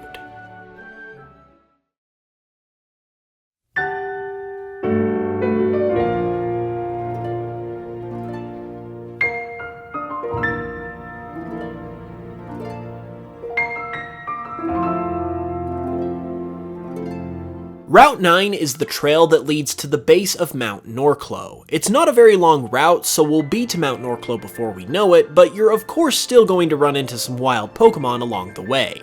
Thanks to being in the heart of nature next to this huge mountain, there are a vast array of Pokemon to be had here. Some familiar faces include Helioptile and Minccino from Kalos and Unova, but also Kindlescent, Armatar, Frosky, Snowbow for the first time in the wild, and a couple more brand new Pokemon we have never seen before. This is Floofive, the fluffy Pokemon. Floofive are extremely shy, docile Pokemon, who live in the most secluded places in the region in order to avoid contact with humans and other Pokemon as much as possible. Their biggest weakness is their cuteness, which attracts anyone who sees them. To combat this, they have a defense mechanism where they can let out an extremely foul odor from their fur. If you come into contact with this odor, it can make you horribly sick, so be careful if you want to catch one of these little guys. Speaking of cute, another adorable Pokemon you can find on Route 9 is Stowball, the winter Pokemon. These Pokemon often live in snowy areas because they can camouflage well with the snow, but they're not opposed to warmer areas either. They also take advantage of their round bodies by rolling around as a form of travel. While useful to them, this has been known to cause avalanches when a group of Stowball roll down a snowbank, displacing the snow and causing it to come down the mountain. There are certainly a lot of great Pokemon to catch here, aren't there? Speaking of Pokemon we've caught though, I think a few more of them are ready to evolve. Let's check it out and see what they become.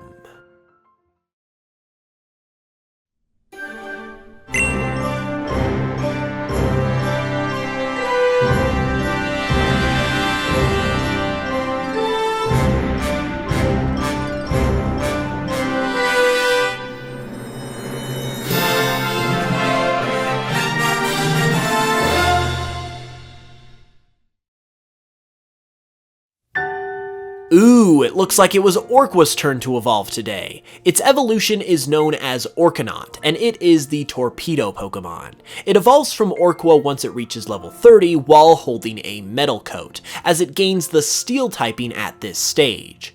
Orcanaut are very powerful Pokemon that you ought not mess with, because while they will leave you alone if you leave them alone, if you disturb one that isn't in the mood, it's likely to violently attack you, which is what makes them such powerful Pokemon to have if you can catch one and raise it for yourself.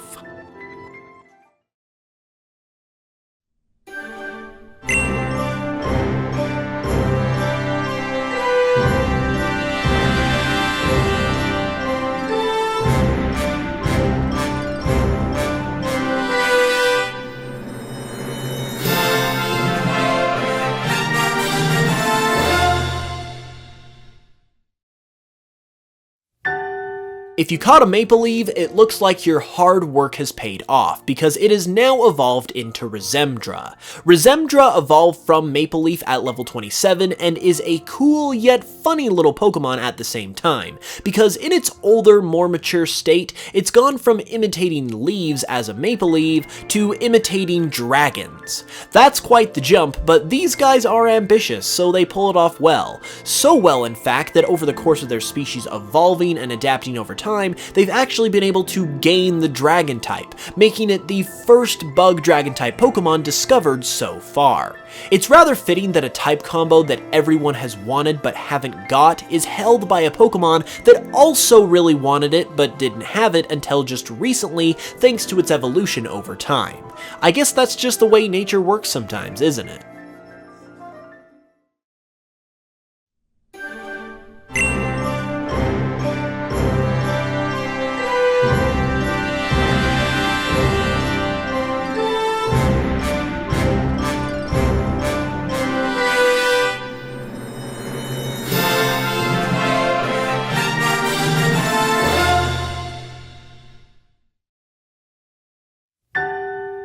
Not to be outdone by its leaf-imitating counterpart, Terrasect has now evolved into Terrectrifly.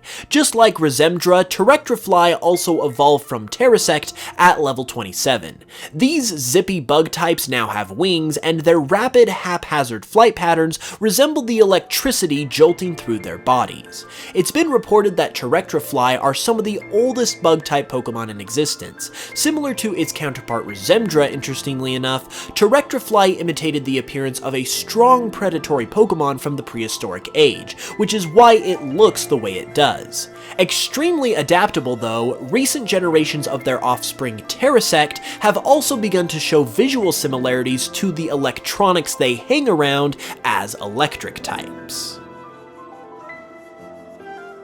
Well, with our Pokemon all strong and evolved now, I think we might be ready to take on Mount Norclo. So why don't we head up the mountain and see what awaits us?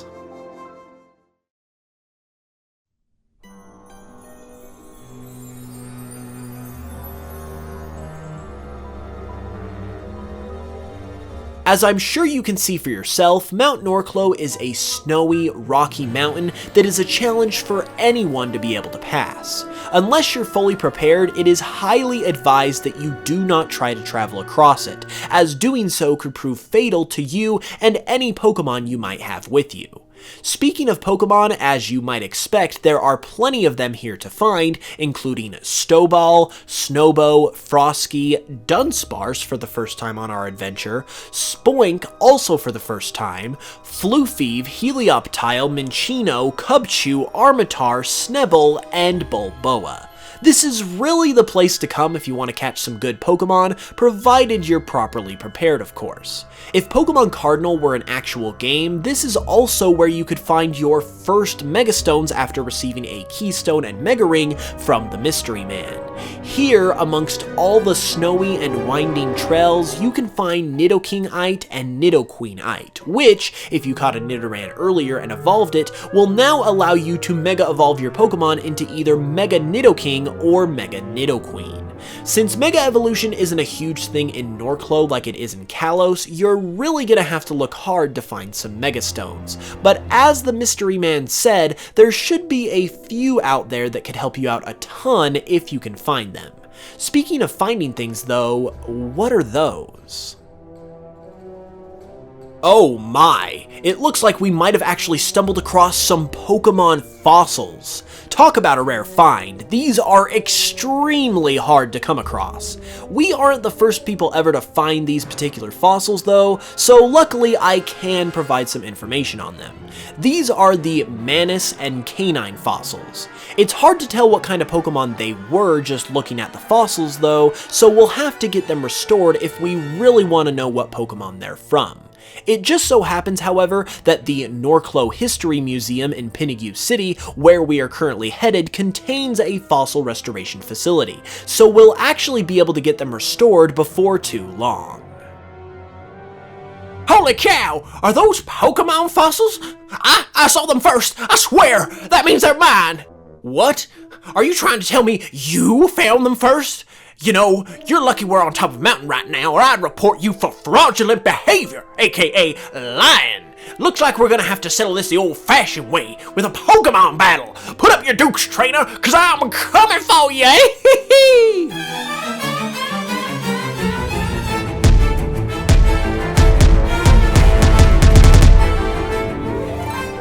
What? How did you win? You must have cheated. I could totally have you arrested for this.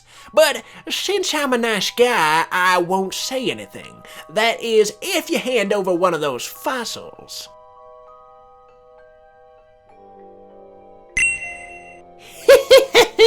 Good choice. Now I can revive this fossil over in Pinigue and add this Pokemon to my team. I'll be unstoppable. Well, that was quite the encounter. But since we still ended up with one of these fossils, we ought to hurry down to Pinigue and see what Pokemon it'll become. It looks like we're just about to the backside of the mountain, so let's get a move on.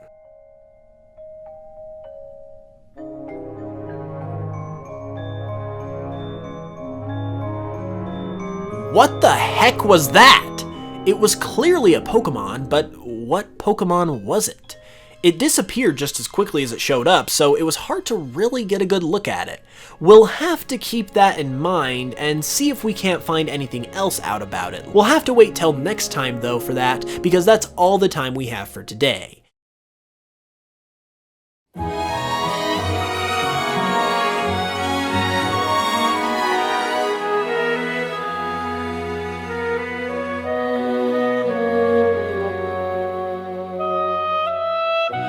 After our long journey through the mountain, we've at long last made it to Pinigue City. This is a pretty big city, home to a number of different attractions, most notably the Pinigue City Gym, which as we learned earlier, is led by Rory's grandmother, Bora. We might as well head right there and try and win ourselves a gym badge, but it might actually be a good idea to head to the Norclo History Museum first and get that fossil restored. The Pokemon we revive from it could help out a ton in the battle against Bora. Yeah, I definitely think that's the best course of action, so let's go ahead and head over there.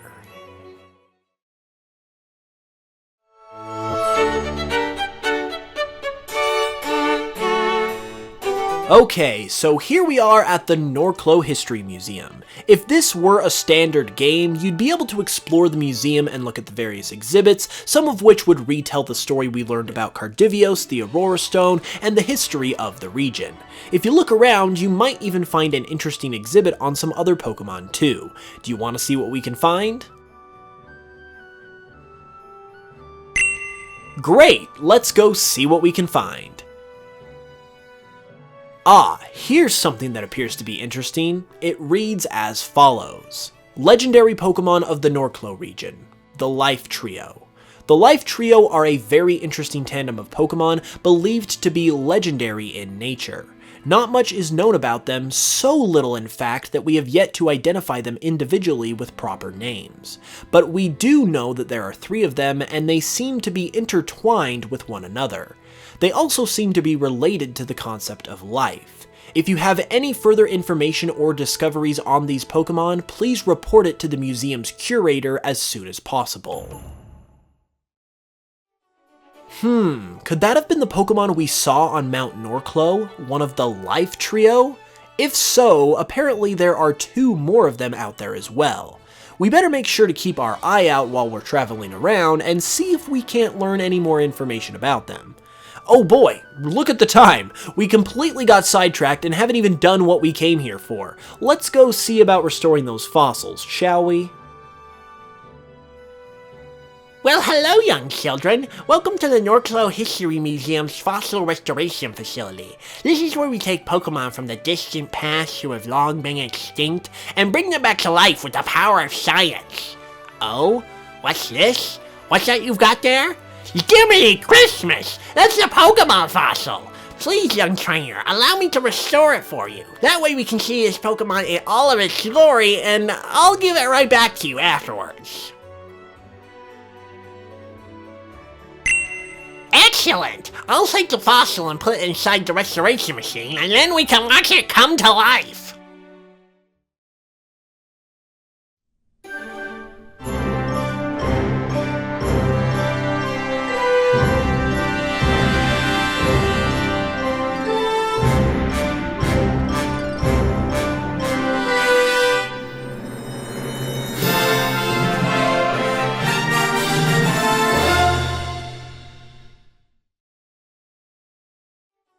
Congratulations! If you picked the canine fossil, it has just been restored into Greynine. Greynine is the big tooth Pokemon. In ancient Norclo, these Pokemon were as cute as they were eventually dangerous. Upon becoming full grown, they evolved into fierce hunters. As you can see by the typing, they were also once normal types, as a Pokemon like Greynine was considered pretty normal all those years ago. But now, thanks to the fossil restoration process, it has now gained the rock type as well in its resurrected form.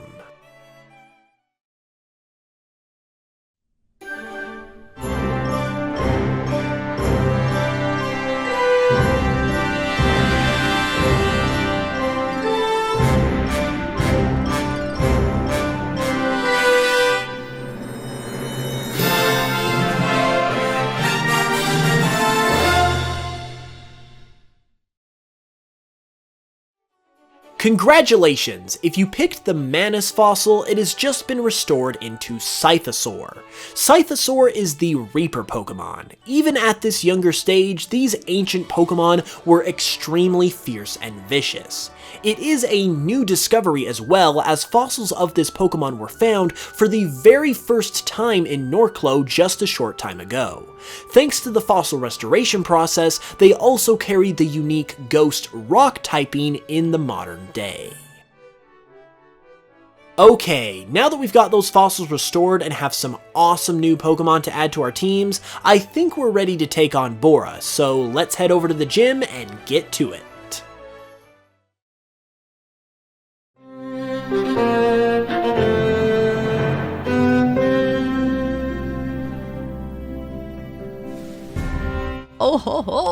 Reed and Wendy, hello! I'm so glad you decided to come visit me. It was so nice to see you back at the house earlier. I'm happy Rory has made friends with you. As she previously told you, I'm the leader of the Pinnigue City Gym and I specialize in Ice-type Pokemon. If there's one thing I've learned over the years, it's that if you can master the cold, it will give you the edge against almost everyone who are too chicken to embrace it. Now you know me as Grandma Bora, but I don't take it easy on anyone, especially the young whippersnappers. Alright kids, let's see what you've got!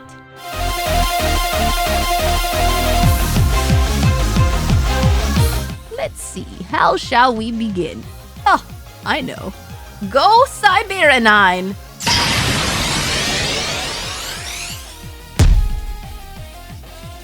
Well, you certainly are quite the whippersnapper, aren't you? Let's see how you handle this! Go Wintrope! We've never seen this Pokemon before, have we? As you might be able to guess, Wintrote is the evolution of Stowball, who we were first introduced to earlier. It evolves from Stowball at level 20 and is an Ice normal type. As the Winter Pokemon, just like its pre-evolution before it, they are especially adept in frigid conditions. They use their quick movements in the snow to disorient their enemies before attacking. Even though they are strong offensively, Ice types have many weaknesses that we have access to, like Fire, Rock, and Steel-type Pokemon. As long as you don't use a Pokemon that has a disadvantage against Wintrote, you should be good to go. Oh, child! You're giving old Bora a run for her money. You've yet to see my strongest Pokemon, though. Go Vagalanche! This seems to be Bora's signature Pokemon. Vagalanche is the Vagabond Pokemon and the evolved form of Snowbow. It evolves from Snowbow at level 32. These Pokemon wander aimlessly, even in the coldest of blizzards, looking for somewhere to call home. They are very much gentle giants. They have massive power, but only use it if they absolutely have to. Thanks to its part fighting type, it now has something to fight back with against the rock and steel types that we have been relying on to this point. However, Vagalanche still has nothing on our trusty fire types, so if you got any of these on your team, they should be able to take out this Pokemon handily. Well done, child. I'm proud of you. Well, I'd say Rory certainly knows how to pick her friends. I can already tell you're a fine trainer and are only going to get better as you continue to move forward. Here, take this. It's the Igloo Badge, official proof to the Norclo League that you've surpassed this gym.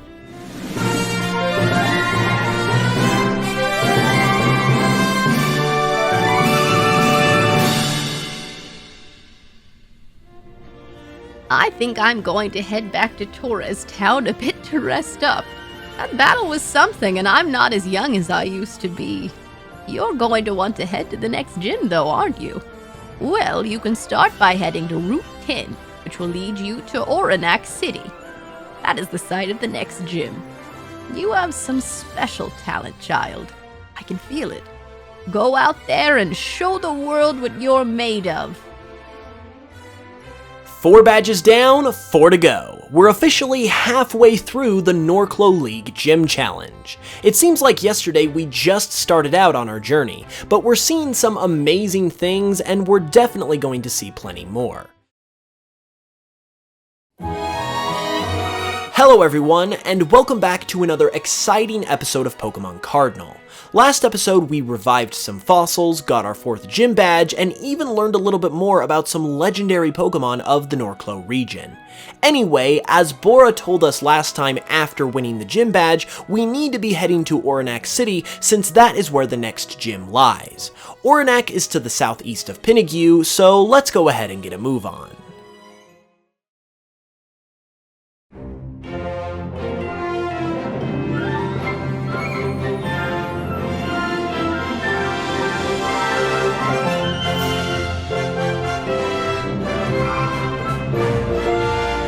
In between Pinnigue and Oranak is Route 10, and it's one of the more pleasant routes that Norclo has to offer, as it runs along the southern coastline of Wailord Bay. Wailord Bay is the biggest body of water within Norclo's borders, and as you might expect, it attracts a lot of tourists and those seeking some recreational activity. It also attracts more water-type Pokemon than you typically see day to day, and speaking of, the wild Pokemon you can find on Route 10 include Orqua, Flourish, Wailmer, Spoink, Dunsparce, Helioptile, Minccino, Kindlescent, as well as a few new Pokemon we haven't seen before. This is Borobizu, the beaver Pokemon. You may recall seeing one earlier that was held by Professor Tamarack at the beginning of the series, but this is the first time we've encountered one in the wild. These little fellas are seen as a sort of national emblem of the Norclo region for the way they capture the heart of our region so well. Between their aquatic habits and their cute physique, people tend to completely forget that they're also part electric type. If they find themselves in an uncomfortable position, such as being hugged too tight by a passerby, they aren't afraid to let out an electrifying shock in self-defense. Another Pokemon we haven't seen that you can find on Route 10 is Bubbless, the Crystal Ball Pokemon. These Pokemon tend to float around wherever they please, but usually are seen floating above bodies of water. They use their psychic abilities to carry themselves around, and are believed by many around Norclo to be able to show visions of the future. The last Pokemon you can find on Route 10 is also the evolved form of Kindlescent, and it is known as Flamero. Flamero evolves from Kindlescent at level 18 and is known as the superhero Pokemon. This extremely courageous Pokemon is known for always puffing out its feathers in confidence, as if there is nothing that it can't do. It has been observed to serve the role of protector in local Pokemon communities, helping out any Pokemon in need without a second thought. Well, those are all the wild Pokemon you can find on this route, but just like Flamero, I think there are a couple more Pokemon we've come across as well that are ready to evolve. Let's see which ones we've got this time.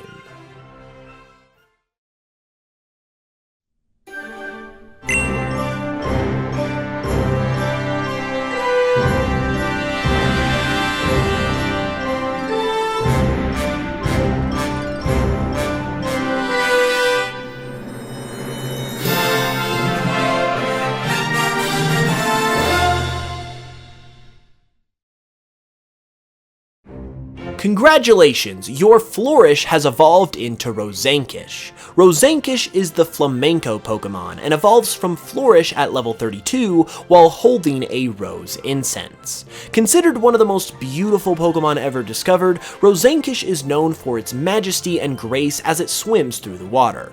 Occasionally, groups of them will put on performances that almost seems as if they are choreographed, which always attract large crowds of people.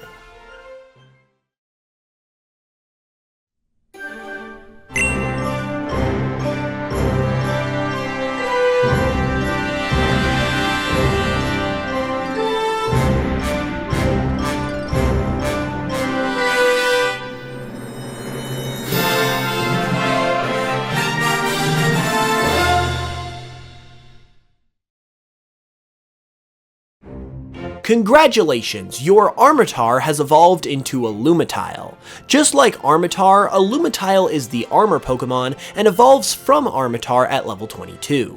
These Pokemon have a moxie that rivals even their amazing amounts of strength and defensive capabilities. Thanks to their high durability and defense in battle, it has given them an exuberant amount of confidence that makes them pretty adept on the offensive side of things as well. These Pokemon often become overconfident, however, and bite off more than they can chew. More and more of our Pokemon are starting to get stronger and evolve. It's truly an amazing and exciting thing to witness, and it's also going to come in handy too, as the gyms we are facing next are only going to get stronger and stronger as well. As a matter of fact, it looks like we've about made it to the next gym in Oranak City, so let's go ahead and see what Oranak has to offer.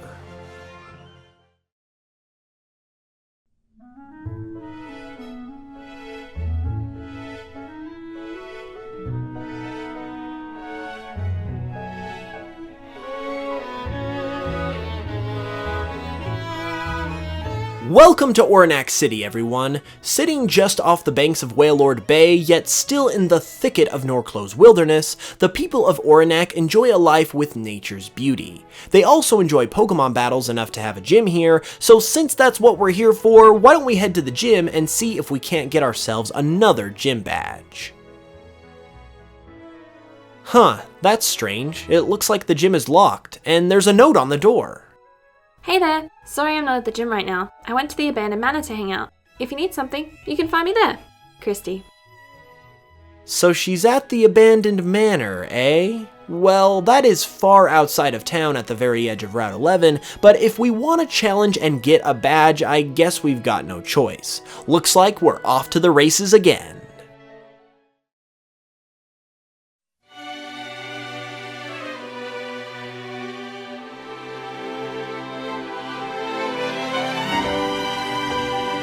Route 11 is a highly wooded area, and it's nothing if not just a little bit spooky.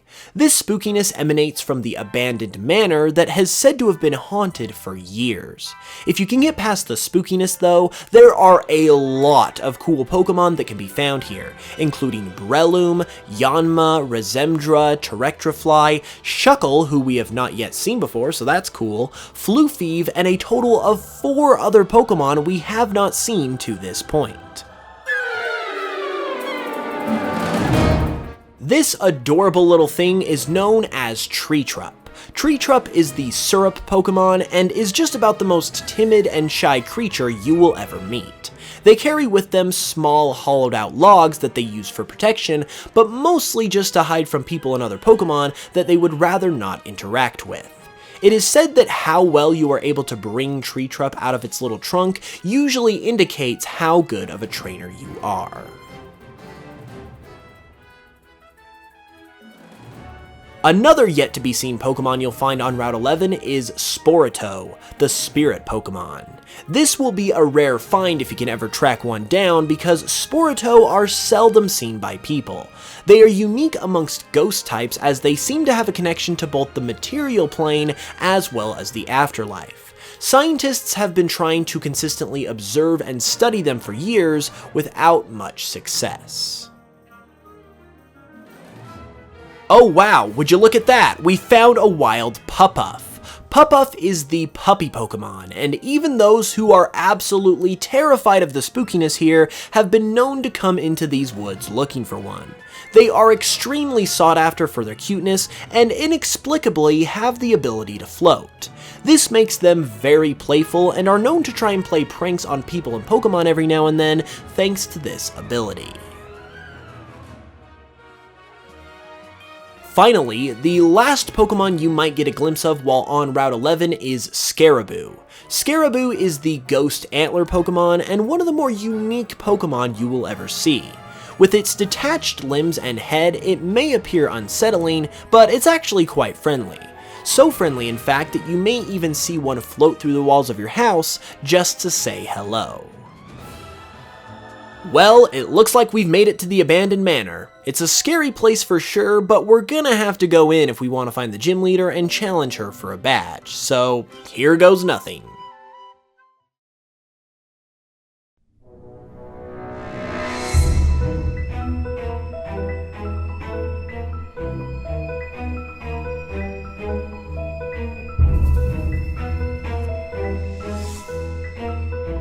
Jeez, this place is already giving me the creeps. Welcome to the abandoned manor, I guess. This place used to be the regal mansion of an aristocrat, but it's long since been abandoned due to reports that the owner refused to leave the house, even after he died, and still haunts it to this day. Eventually, Pokemon began using it as a place of shelter, and even ghost Pokemon now call it home. The Pokemon you can find inside the manor include Floofive, Treetrup, Scaraboo, Bubbless, and a couple other spooky ghost Pokemon. This first one is Hooxie, the fairy tale Pokemon. No one actually knows what a Hooxie truly looks like because they've never been seen without their signature hood. They often reside in wooded areas where Pupuff try to play pranks on them. The other new ghost type you might find here is known as Younghoul. Younghoul is the tongue Pokemon, and it appears to be extremely young for a ghost type. Practically an infant, it will use its tongue to investigate everything it finds, leaving everything it licks covered in a goopy, ectoplasmic saliva. Well, we've officially seen all the Pokemon that are here, but where is that gym leader? Boo! Did I scare ya? I didn't mean to give you a heart attack or anything. But I don't usually see other people coming in here, so I figured I'd have some fun. I'm Christy, by the way. What are your names? Reed and Wendy, huh? Well, it's good to meet ya. This abandoned manor is my favorite place in the whole region, so I come here all the time. Or at least I try to, whenever I'm not at the gym taking on challenges anyway. That's right, I'm the gym leader over at Oranak City, and I use ghost types to scare the bejeebers out of people. Wait, what's that? You came here to find me because you wanted to challenge the gym? Well, say no more. I was just about to head back into town anyway. I'll go unlock the gym, and you can come and find me whenever you're ready. If I was you though, I'd probably spend a little bit longer in this old house. You're gonna want to get used to the spooky vibes if you plan on beating me. Sweet, looks like we're good to go challenge the gym whenever. Since Christy uses ghost types, it might not be a bad idea to catch some ghost types yourself, since they are super effective to one another. You know, fight fire with fire and all. Anyway, if we're done here, we might as well head on back to Oranak and go win that badge.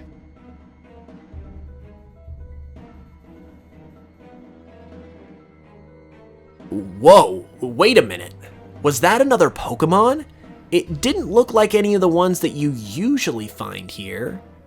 Wait a minute. Was that another one of the Life Trio? I mean, we did just learn at the museum that there are 2 more after the one we saw at Mount Norclo, and this thing, whatever it was, appeared and disappeared just the same way, so I bet you it's one of the Life Trio. I wish we had more time to stick around and investigate, but for now, I think we better just take note of it and keep moving forward. Let's head to the gym.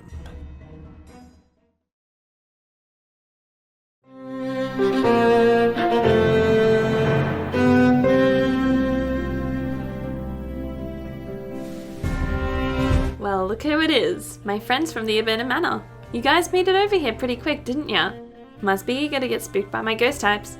Ghost Pokemon are unlike any other Pokemon out there, so if you're ready, prepare to be scared out of your mind.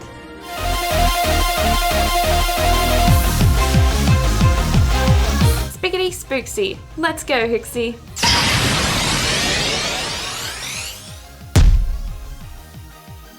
Yee! My poor Hooksy! You better watch yourself now, kid. Go, Sporito!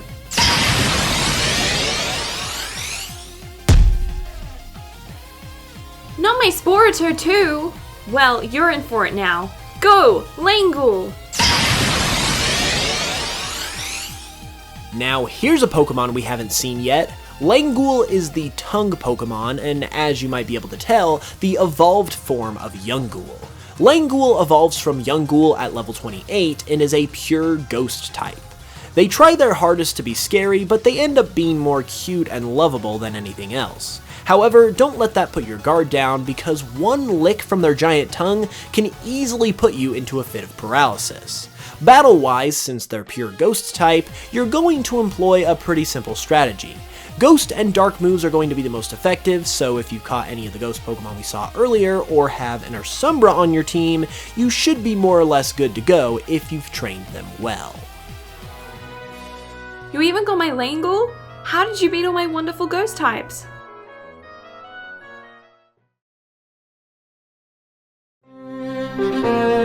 You might scare easy, but you're no pushover when it comes to Pokemon battling.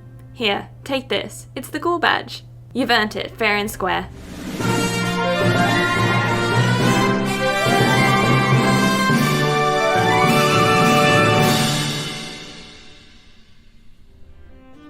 With that badge, you're over halfway done with the gym challenge. Before you know it, you'll be challenging Norclo's Elite Four. Those guys are way stronger than me though, so don't just think because you won here you'll beat them. They'll mop the floor with you if you don't get way stronger. So keep on challenging gyms and work hard to get as strong as you can.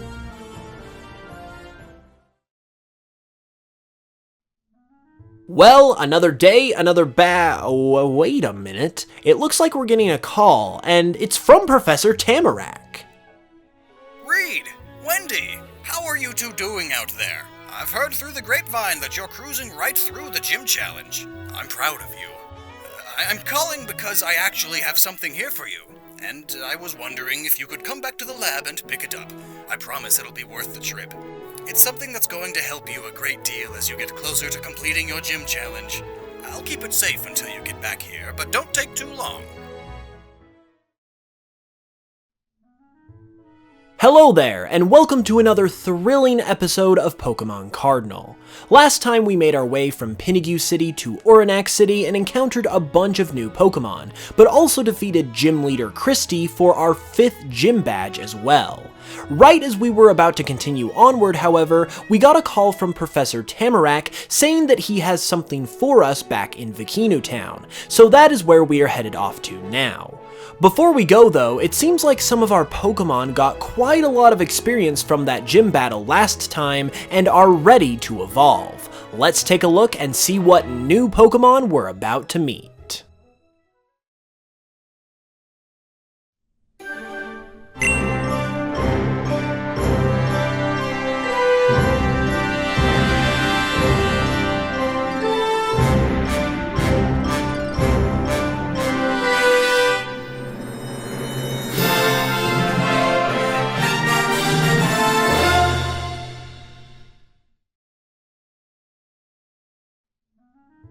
Wow, it looks like your starter Pokemon have finally evolved into their final forms. This is Elderoos, the evolution of Arvidae and the final evolution of Shrubberoos. Elderoos is the cargo Pokemon and evolves from Arvidae at level 36. These Pokemon are extremely well respected by others in their community for their vast amounts of power and wisdom. They often act as a mode of transport and provide rides to smaller Pokemon from place to place, carrying them on their backs.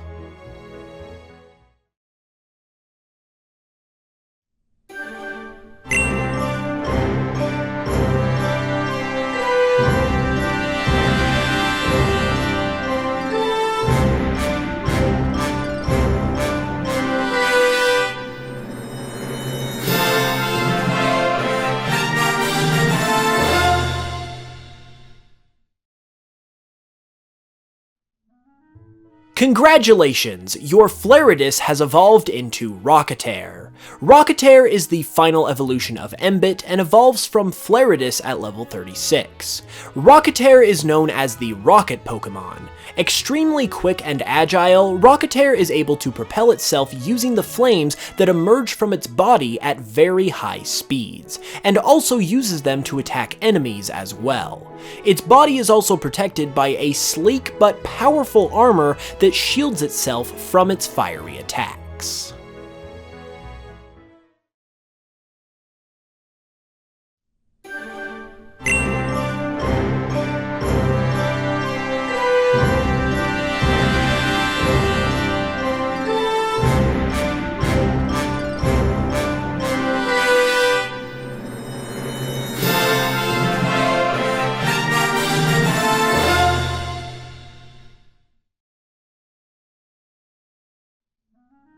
Congratulations! Your Walloon has evolved into Blimwall.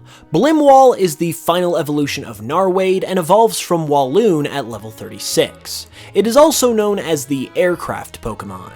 In its fully grown form, Blimwall has now gained the ability to fly, and can go from swimming in the seas to soaring in the skies with ease. It is a very gentle and lovable Pokemon, but one that also has the power to annihilate any opponent that threatens it. Well, what do you think of the final evolutions of the starter Pokemon? I sincerely hope you like them, and they're sure to be the aces of your team as we continue to move forward with the second half of our gym challenge. Before we get too sidetracked though, I think we better head back to Fakemon Town and see what Professor Tamarack has for us.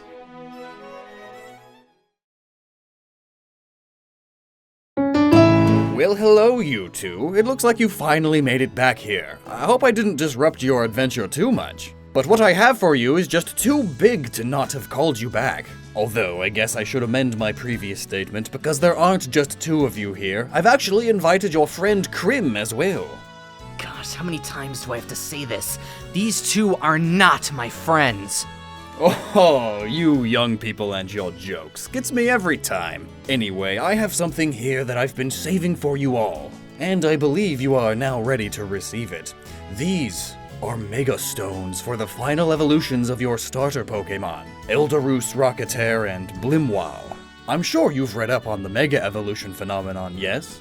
Well, essentially it allows your Pokémon to evolve even further past its final stage and become especially powerful. It's an amazing thing to witness, although the phenomenon isn't very common here in Norclo.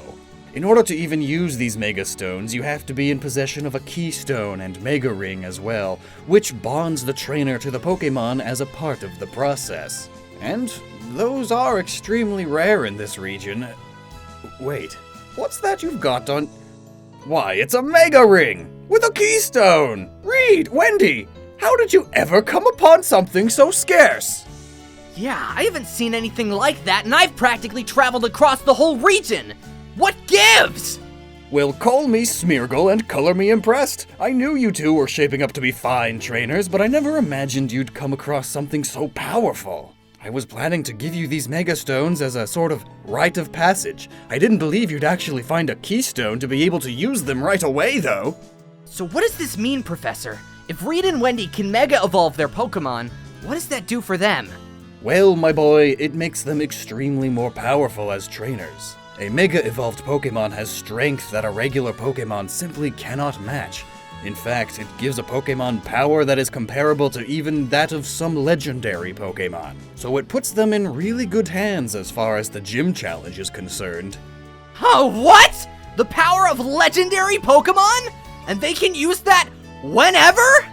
I'm sorry, Krim. I know this seems unfair.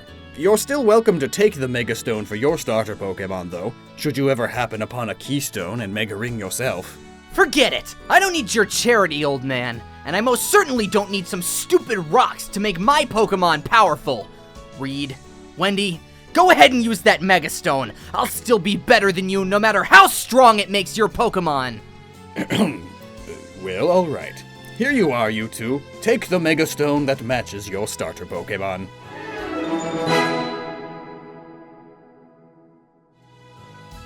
Alright, stop right where you are! That Mega Stone means nothing to me! I want to battle with you right here, right now, and I'm gonna show you that I'm the strongest trainer here, even with your fancy Mega Evolution! Let's go! I'm about to mop the floor with you! Go, Ursumbra!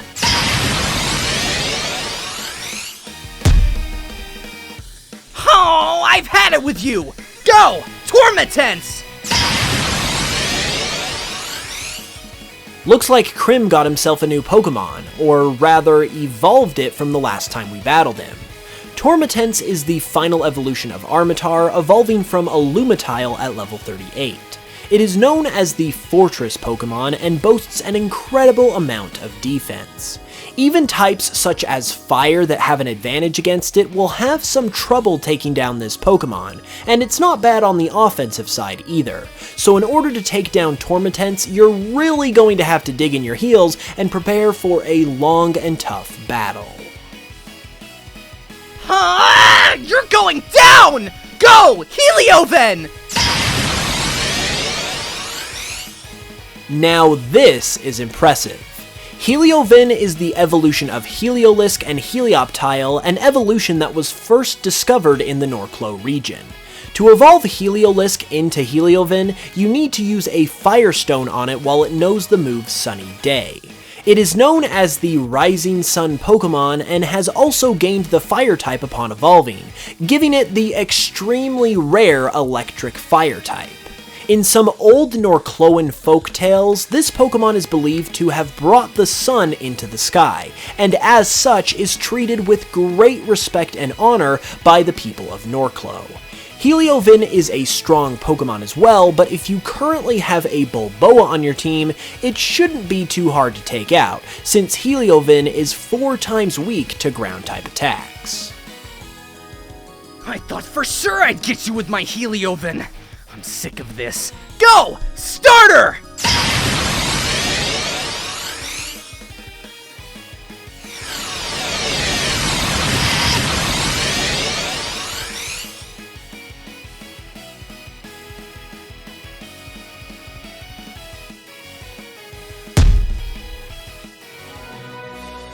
Why? Why can't I beat you?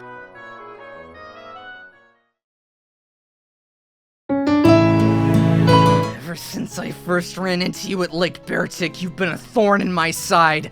I've battled you again and again, and I never come out on top. Well, no longer. The next time you see me, you'll wish you wouldn't have. The next time you see me, I will be the greatest Pokemon trainer Norclo has ever seen, and I will beat you! I'm sorry to have upset the boy like that. He has great talent as a trainer, but his temper seems to get the best of him. I hope he's able to find out what really makes a great trainer. It all comes from the bond you have with your Pokémon and the compassion, love, and friendship you share with them. Speaking of, you seem to have quite the bond with your Pokémon, Reed and Wendy. That was your first time using Mega Evolution, but you handled it like a pro. It certainly will be a great asset to you through the rest of your journey. Oh? What's this? There seems to be an alert on the computer. It's an email from Ella. She's saying that something is going on at the power plant and she needs some help to take care of it. Well, I don't know how much help I can be at my age, but Reed, Wendy, you're certainly more than capable. You did just gain the power of Mega Evolution after all. Why don't you go and head over to the power plant and see what the trouble is? I'm sure Ella would really appreciate the help.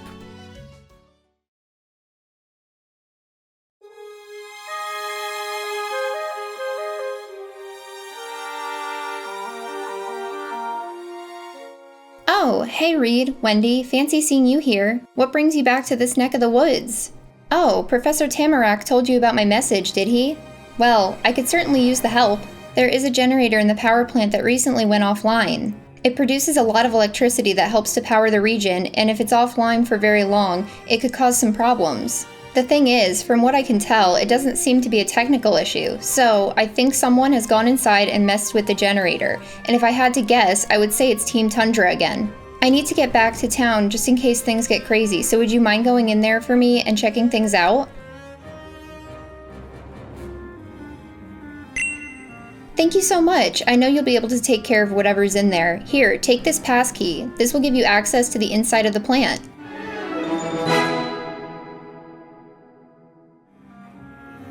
If you need any more help, I'll be back at the gym, but if our battle earlier is any indication, I think you'll be just fine. Hey Ella, I got your message from my grandma Bora. What's going on? Oh, hey Rory. Yeah, something weird is going on in the power plant, but Reed and Wendy already agreed to check it out for me. Looks like you two have come to the rescue again, haven't you? Well, there's no reason I can't tag along, right? You know what they say, there's strength in numbers. That might not be a bad idea, actually. I'm sure whatever it is that's happening in there, the three of you can take care of it no problem. You guys will have it all figured out before we know it. You got that right. Reed, Wendy, let's get a move on and see what's going on in there, shall we?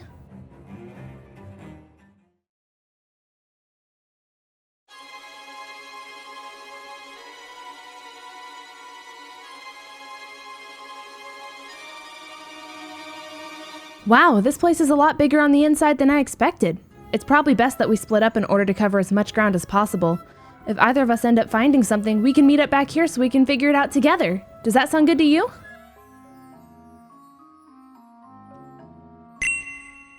Don't worry about me. I'm the granddaughter of a gym leader after all, and I've gotten a lot stronger since we last battled. If anyone should be worried, it's these Team Tundra goons. So let's get a move on already and figure out what's going on here. Well, what do we have here? Some intruders! Don't you know this place is dangerous? Wait a minute. You've got to be kidding. You're those kids that keep trying to mess up our plans! Haven't I told you to scram enough already? Well, if you haven't gotten the idea yet, I suppose I could pound it into your skull just a little bit more. Let's battle, you twerp! Go, Beartick! Let's put these kids in their place.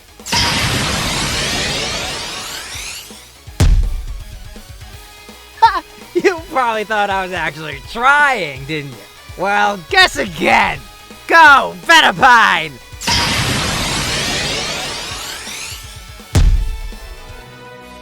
You kids just need to get out of here, alright? Scram already!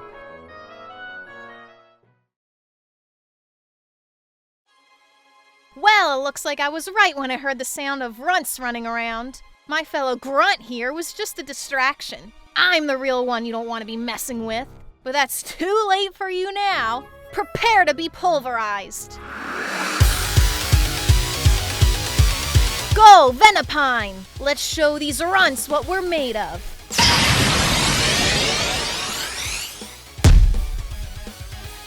Hasn't anyone ever told you to treat ladies with respect? Looks like you need to learn that lesson the hard way.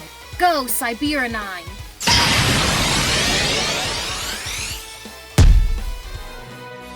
Ugh, what is with you kids?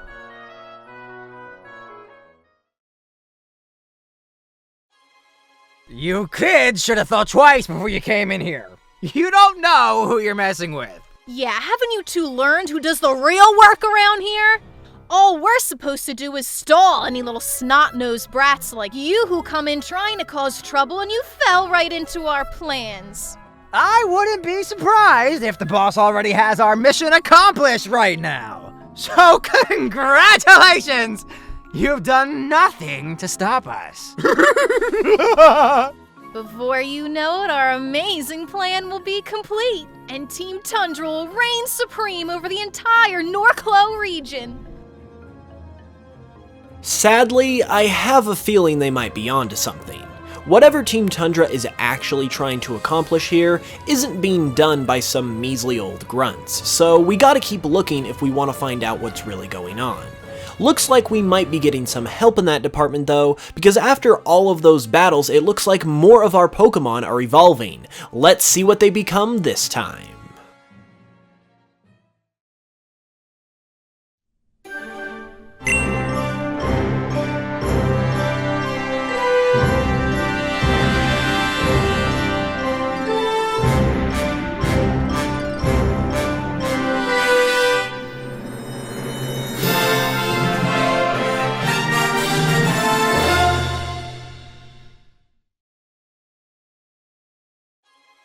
Congratulations! Your Pheasantry has just evolved into Condibore. Condibore is the Condor Pokemon and evolves from Pheasantry at level 34.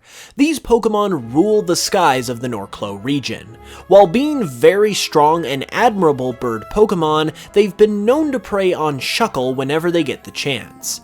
Their beaks are strong enough to break Shuckle's shell with just one swift strike.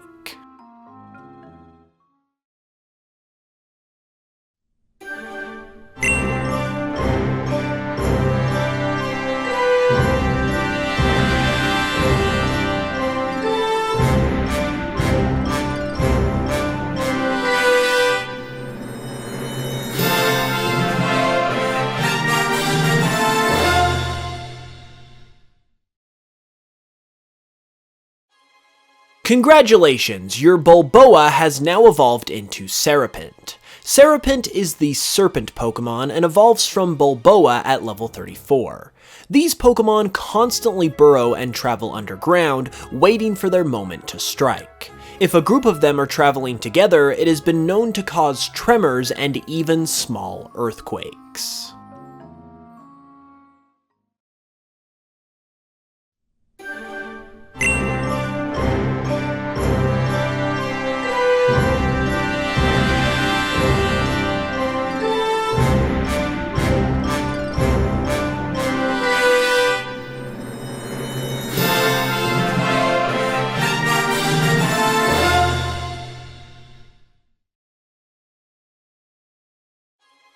Congratulations, your Flamero has now evolved into Fearonix. Fearonix is the superhero Pokemon and evolves from Flamero at level 36.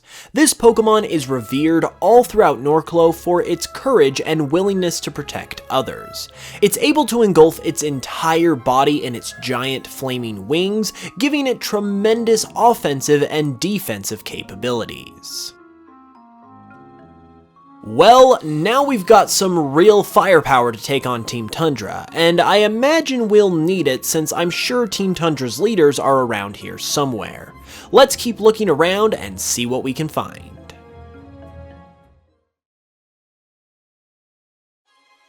You're never gonna lay a finger on the Aurora Stone, so why don't you just give up and go home?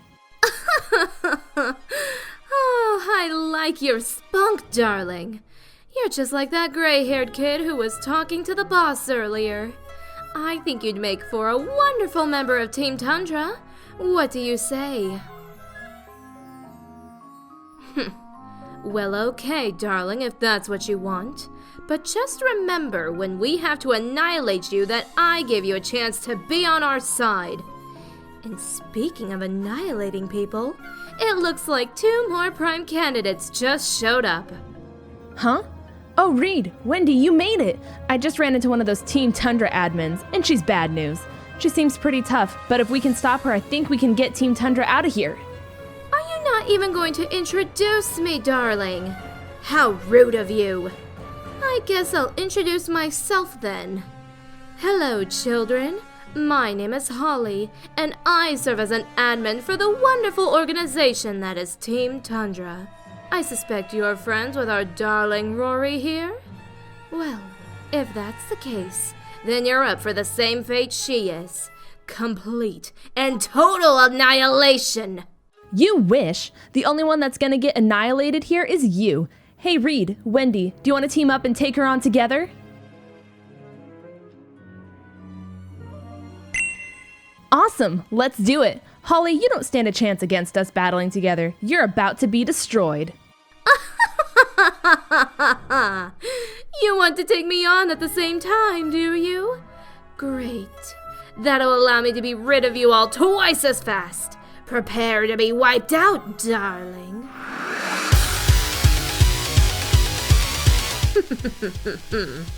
This is going to be fun. Go, Ursombra and Venipine!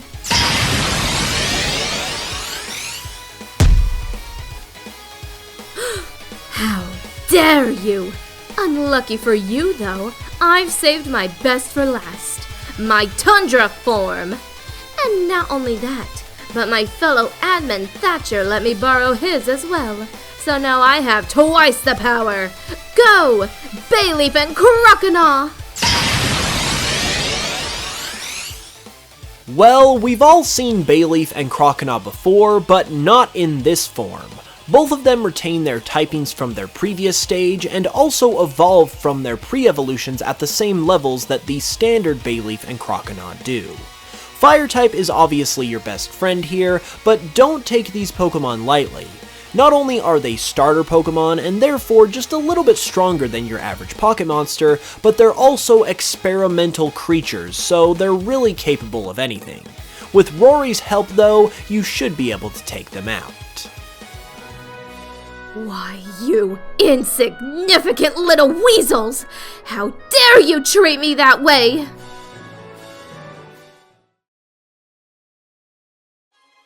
Well, you must think you're pretty strong now, huh?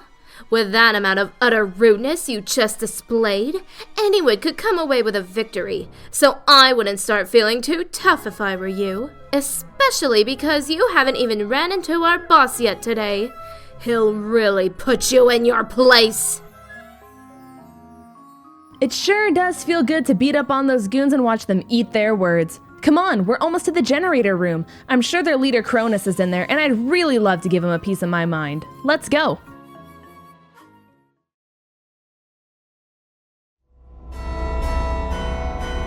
Well, well, well!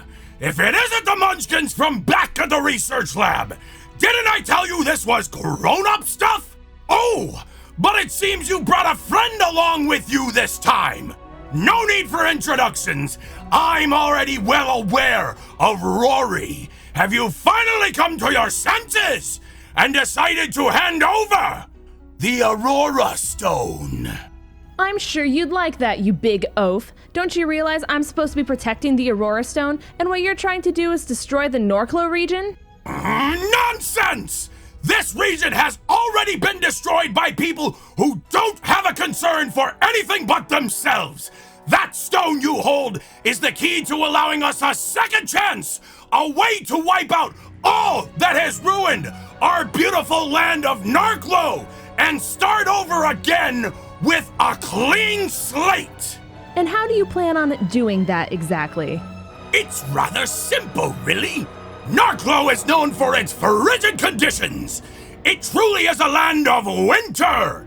That trait is at the heart of what makes this place so special, and we need to revert back to that central quality if we are to save this place. That's why, along with my team, I am constructing a machine that will bring Narklo into a state of endless winter. A true return to form that will put our home back on the path of once again becoming an oasis of nature and beauty. So, what? You're gonna completely freeze the whole region? How does that help anything or anyone? You're gonna wipe out so many innocent people and Pokemon. Ha! Don't make me laugh, you stupid girl! There are no innocent people in this! Everyone has contributed to the decay of this great land due to their utter ignorance of their destructive tendencies. This is something that cannot be reversed. These evil people are already set in their ways. The only way to save Narklo from them is to wipe them out and place this region back at its origin point, when it was covered in nothing but ice and snow. The blueprints we obtained from the research lab in Dynamite City have allowed us to construct an amplification machine capable of empowering anything used with it 1,000-fold. We are here now in order to obtain a generator, which will allow us to power the machine, and the final key is the Aurora Stone, which we will use in tandem with the amplification machine to multiply its power and begin a new Ice Age for the Narklo region, wiping out everyone and everything that has hurt this place for so long. You wouldn't dare. You're a monster.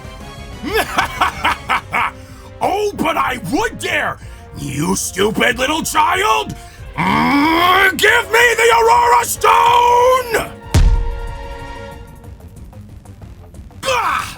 Who dares attack me? Well, if it isn't my own brother! You need to stop this, Cronus. This isn't the way to go. You know this isn't right. Don't you dare speak for me! I'm doing what is right for all of Narklo, and I'm not going to let anybody stop me!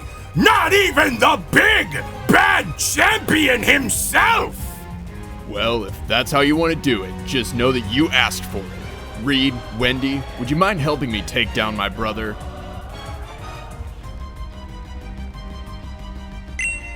So it's 2 against 1, eh? You were always a dirty cheat, Eris! It doesn't matter though! I'll take you all on and win! Because nothing can stop me in my quest to save this great region! So bring it on! Prepare to feel my wrath! Go Venipine and Ursumbra!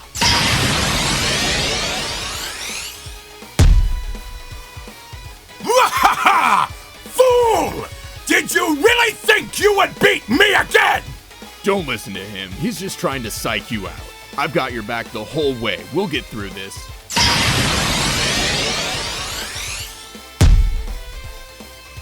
Ha!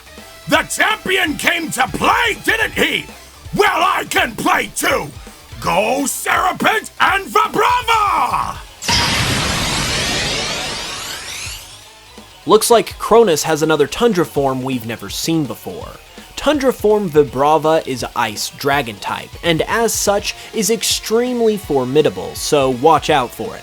You'll also have to be careful using any fire types against it, thanks to Serapint's ground and rock types.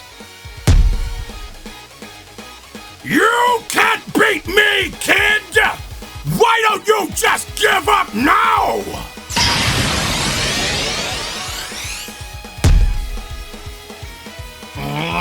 You're lucky Eris is here to protect you! Go Quilava! This is our first time encountering Tundra form Quilava, but like Tundra form Cyndaquil, it is still pure Ice type. So while it certainly is tough, it shouldn't be too difficult to defeat if you've got any fire, fighting, or rock types with you.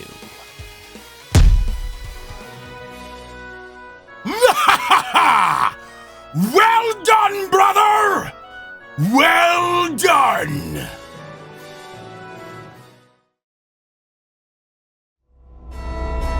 You two should have listened to me the last time I told you I'm always one step ahead! While I was keeping you busy with that battle, my admin Holly and the rest of my team were busy taking a generator from this fine power plant. They are already long gone and are taking it back to our base as we speak. So I'm sorry to inform you, but you've lost. And if you don't want to suffer a worse fate, I suggest staying clear of Team Tundra in the future.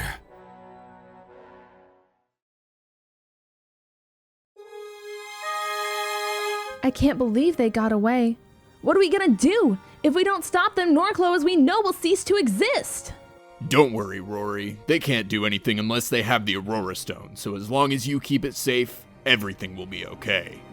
So, is Cronus really your brother, Eris? Yes, he is. He's my older brother, in fact. He's a strong trainer, and he used to be a really good person. I still believe he is. He's just lost right now. He's taken a wrong turn, and it's up to us to stop him before it costs Norclo everything it has. I'd like to thank you all for helping in trying to stop Team Tundra, though. I heard Ella's message a little late, otherwise I would have been here sooner. This didn't end as badly as it could have either, so we can take some solace from that. We just have to make sure that we keep that Aurora Stone safe.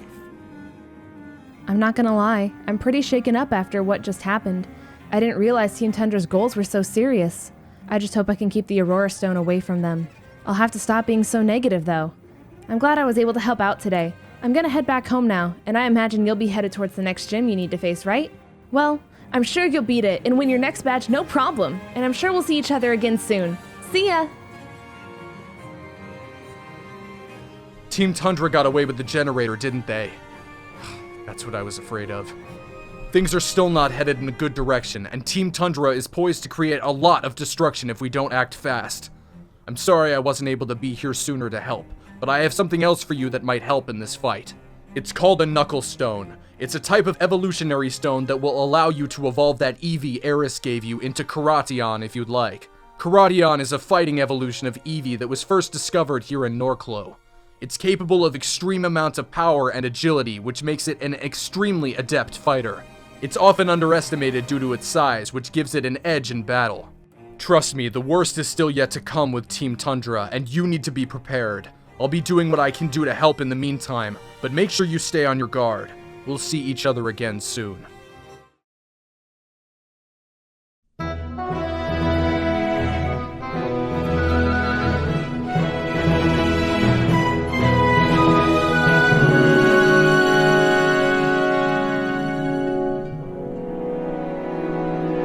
Well, it was quite a trip from the power plant, but we made it. Route 12 is another wooded area to the south of Oranak City.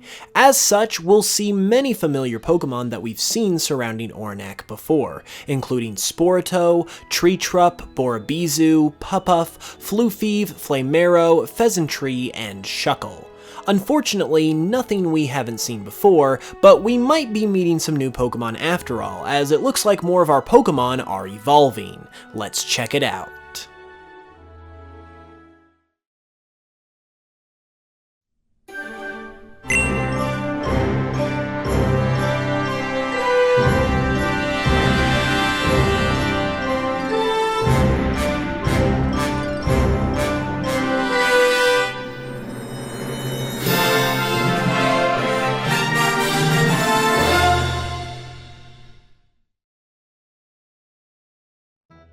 Wow, it looks like your Floofieve has evolved. This is Q-Flu, the fluffy Pokemon. It evolves from Floofieve at level 30. They have gone from shy and timid as Floofieve to almost hermit-like as Q-Flu.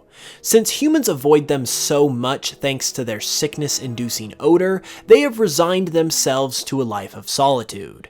Since they've lost the desire to interact with others, you don't see them out in the open much, but you can easily smell the rancid odor they emit if one is nearby.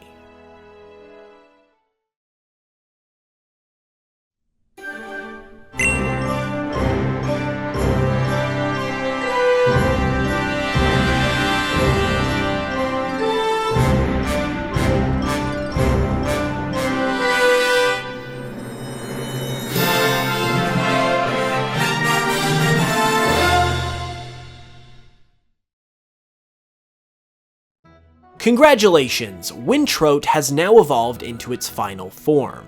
This is Stotrees, the winter Pokemon. It evolves from Wintrote at level 40. These Pokemon have mastered the art of winter camouflage and use it to their advantage to strike down their enemies.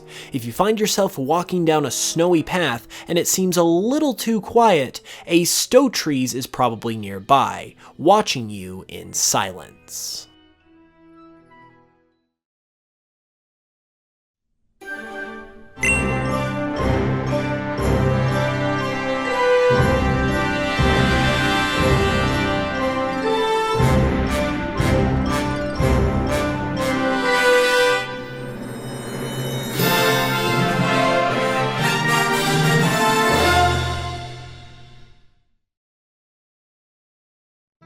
Congrats! Your Pupuff has evolved into Wolo. Wolo is the wolf Pokemon and evolves from Pupuff at level 25. They are starting to get the hang of their mysterious floating abilities and use air exhaled from their lungs to push themselves around. Despite not being a very efficient way to travel, they seem to prefer being in the air, and you'll rarely see one on the ground. It always feels good to add some newly evolved Pokemon to your team, doesn't it? Well, we might be able to add some more to our team soon, because while traveling down Route 12, you're sure to run into the Safari Zone. The Safari Zone is an environmental park designed to both protect nature and Pokemon alike. As a preserve, it contains many rare Pokemon that you won't find outside the park, but are allowed to be caught for a fee in order to continue funding conservation efforts. It isn't somewhere we have to go, but would you like to take a look and see what kinds of Pokemon we can find? Awesome! Well, let's head over there then and see if we can't find some rare Pokemon.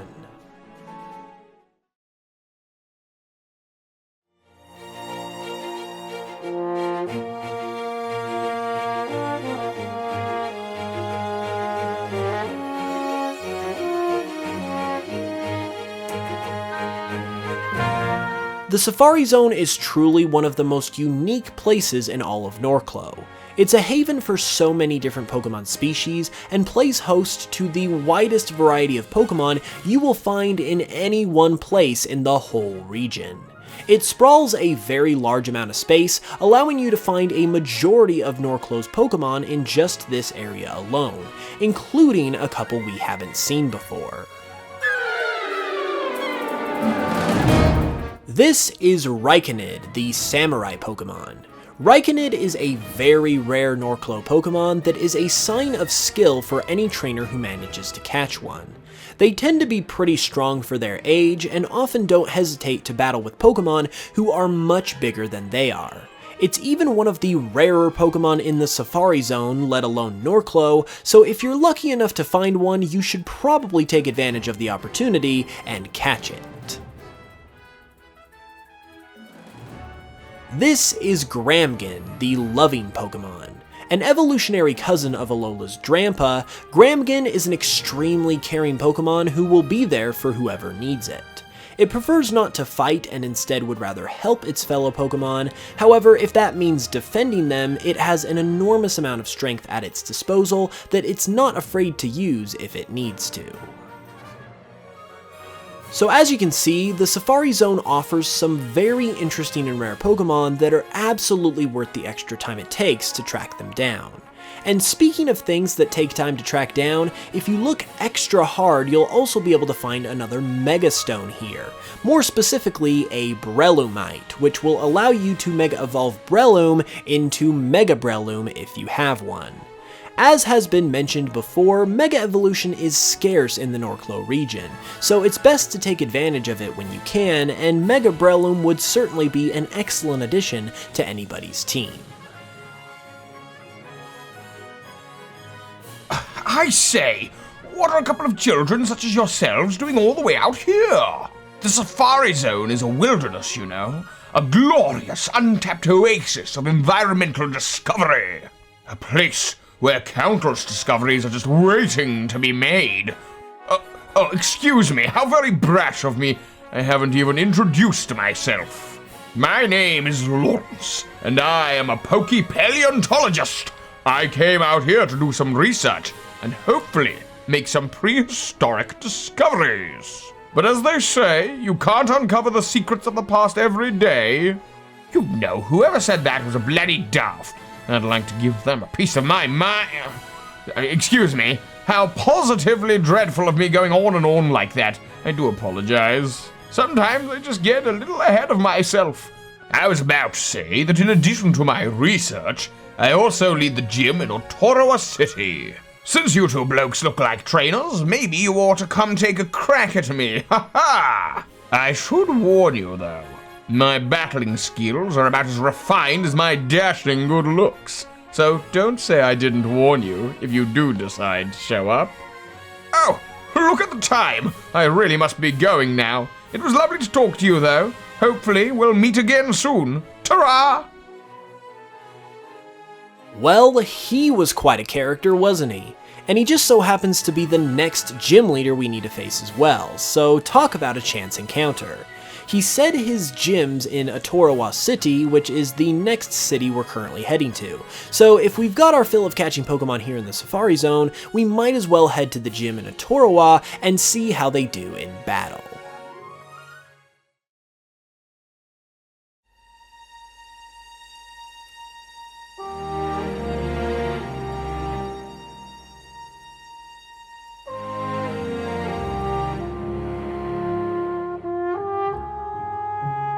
Welcome to Otorowa City. In addition to being the home of the next gym in our gym challenge, Otorowa City is also the capital city of the Norclo region.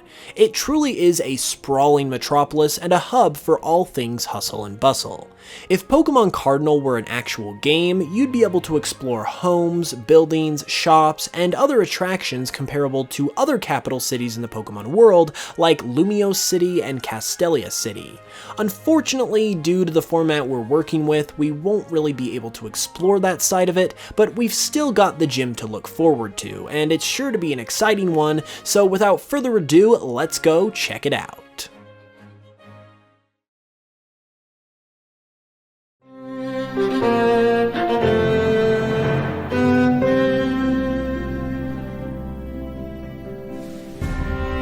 I say, you kids sure are peppy, aren't you? I didn't expect to see you over here so quickly. I'm a gentleman though, so of course I will oblige. Welcome to the Otorowa Gym. Here my work as a paleontologist blends with my love of Pokemon battles, and as such, we specialize in the rock type here. Rock type Pokemon are as solid as can be, and as far as I'm concerned, they leave every other Pokemon type in the dust. Are you sure you little chaps are ready to face something like that? Hey, good show then! Get ready to be crushed by the terrible might of my amazing rock types. Ha ha ha ha!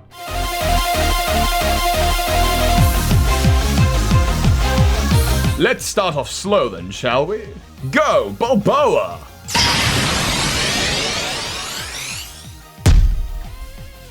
Gah! I say, maybe I underestimated you. I'm not even close to done yet, though. Go, Serapent!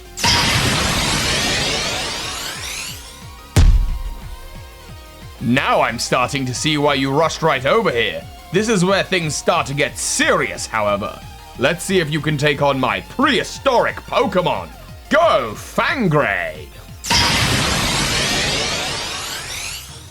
Looks like Lawrence has got some fossil Pokemon at his disposal. This is Fangray, the big-tooth Pokemon and the evolved form of Greninja. Evolving from Greninja at level 40, these Pokemon were apex predators of their time before eventually dying out due to changes in their environment. Their strength is said to be on par or greater than any other fossil Pokemon currently discovered, making them kings of the prehistoric age.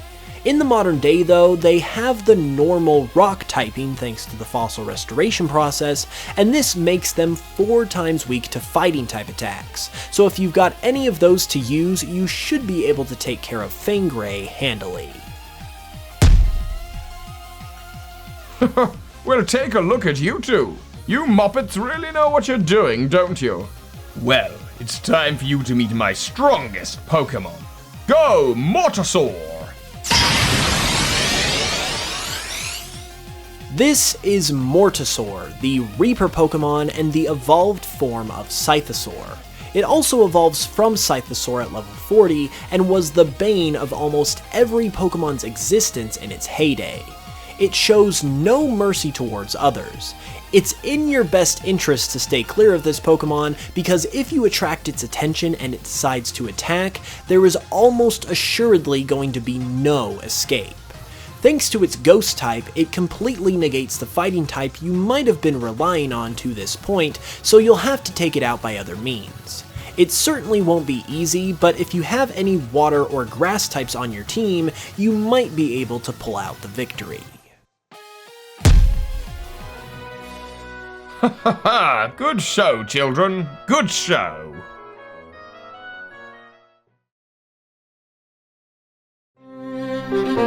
I suppose my battling skills must be getting a bit dusty, because you lot did a clean sweep of my team, no problem.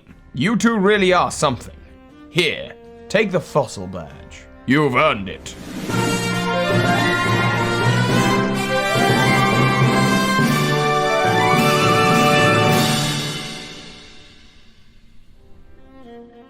Now, you might have earned that badge fair and square, but don't go thinking you're the Skitty's pajamas. There are 2 gym leaders left for you to face after me, and they're going to cause quite a lot of trouble for you if you take them lightly.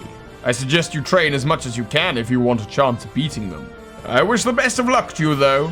May you become Norclow's newest champion. Hello there, and welcome back to another exciting episode of Pokemon Cardinal. Last time we traveled to Norclow's capital city of Atorowa to challenge the gym there, but not before stopping by the Safari Zone to catch some rare Pokemon. We were able to beat Lawrence, the gym leader, however, and earn the Fossil Badge, and now we are set to head out and challenge the 7th gym on our journey. So with that said, let's get a move on, shall we?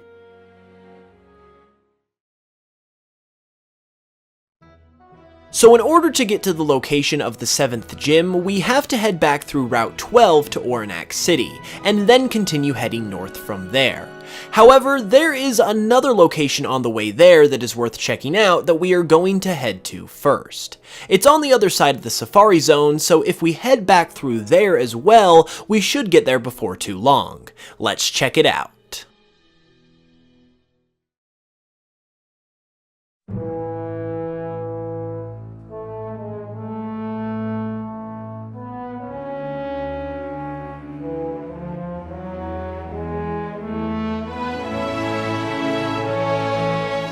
We now find ourselves on Route 13, which lies on the east side of the Safari Zone and sits on the east coast of the Norclow region.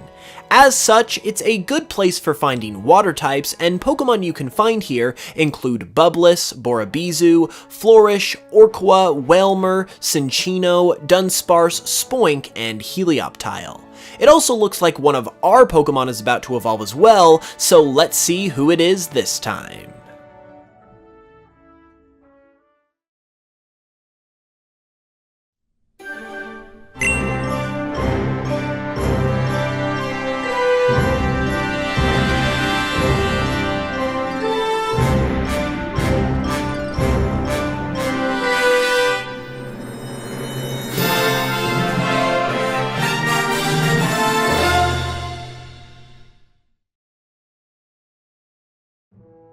Wow, it looks like Shuckle has gained the ability to evolve in the Norclo region.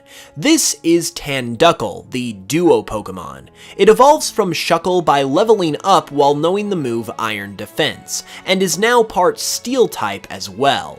Shuckle in Norclo gained the ability to evolve into Tanduckle as a response to them being preyed upon by Condibore. They have upped their defenses so their shells can no longer be broken by the bird Pokemon, and they have also grown a second head to be able to watch out for predators from all sides. Thanks to being constantly hunted in the region, they are a very distrusting Pokemon, and will only allow themselves to rely on their newfound strengths and abilities in order to survive. It's really fascinating to see which Pokemon from other regions have gained the ability to evolve here in Norclo. We've already seen Heliolisk evolve into Heliovin, Eevee into Karadion, and now Shuckle into Tanduckle, and who knows who else we'll see evolve before our journey is complete. Hold that thought though, because it looks like we've reached the end of Route 13 and have reached our destination. Let's go ahead and take a look.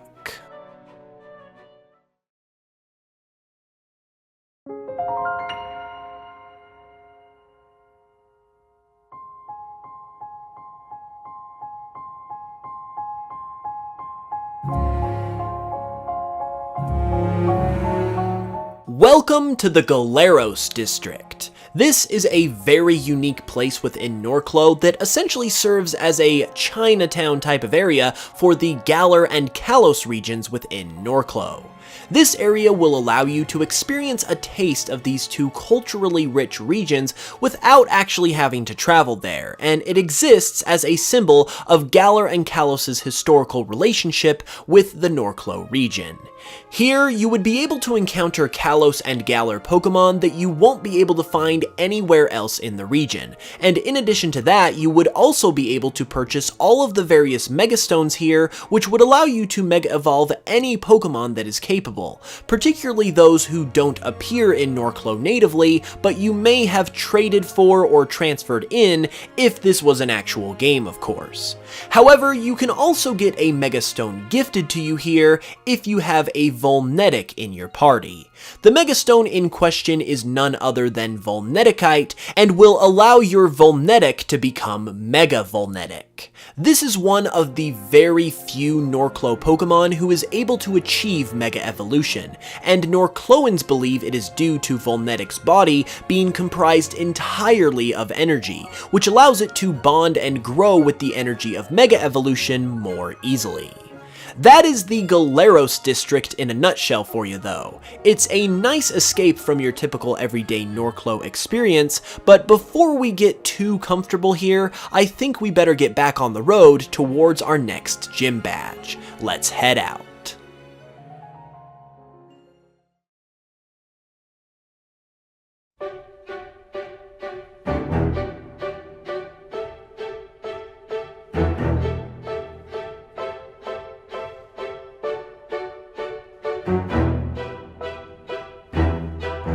And here we are at Route 14.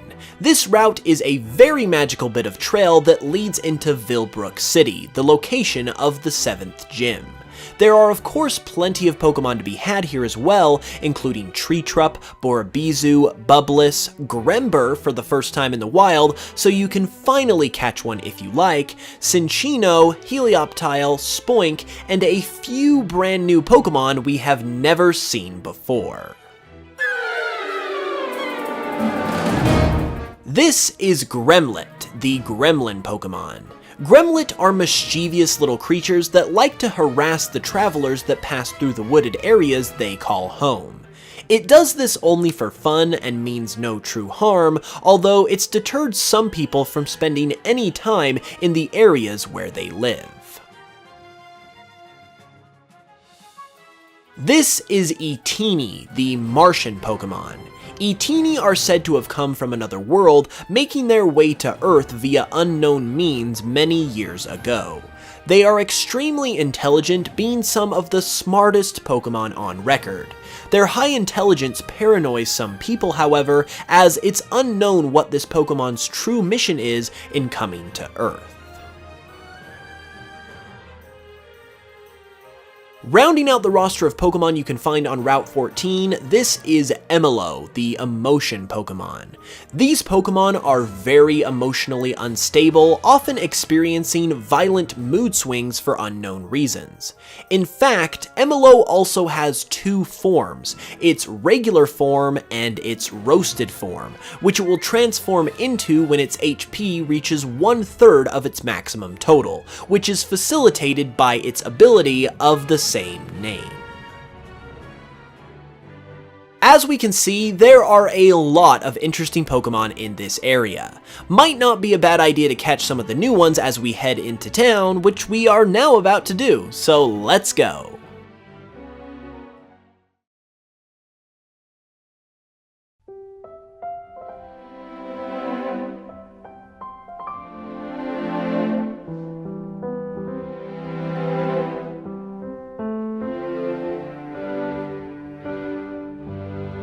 Welcome to Vilbrook City. This is a very quiet, beautiful place that anybody would love to call home.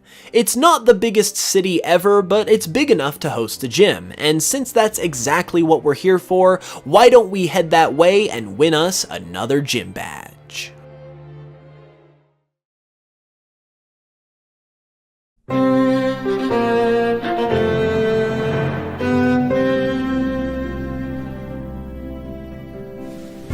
One and two and three and four and... Oh, I'm sorry. I was super into my workout and didn't notice someone had come in. I'm Belle, and I'm the leader of the gym here in Vilbrook, which is also a gym if you hadn't noticed yet.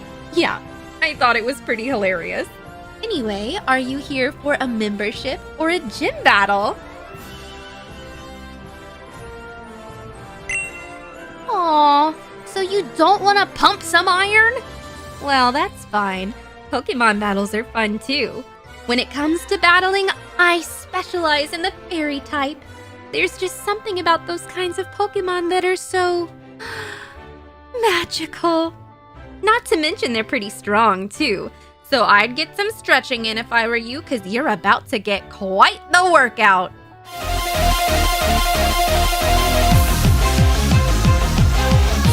You may be tough, but you're no match for my Pokemon. Go, Tree-Trup!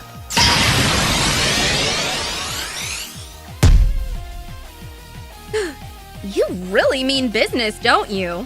Well, I mean business too. Go, Woolo!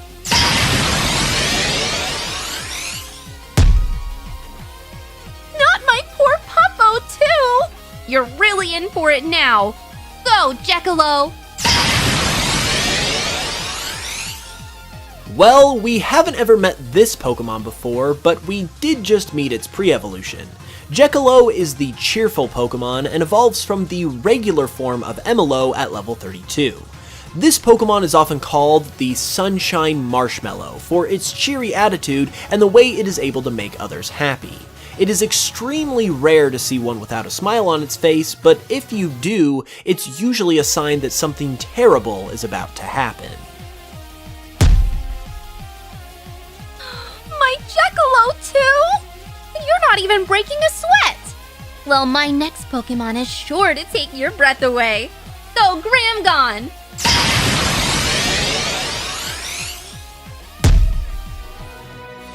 I'm pretty out of shape when it comes to battling, aren't I?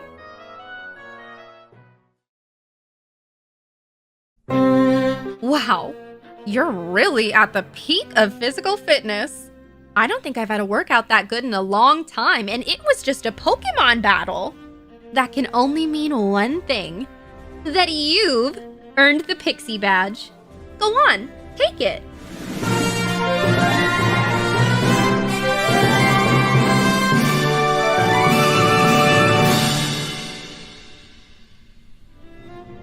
You now only have one badge left to earn before you'll qualify to take on Norclow's Elite Four. That's pretty exciting! The final gym you need to face is in Turonum City, which is slightly north of Vilbrook. I'm sure you'll have that 8th badge before you know it. I'm rooting for you!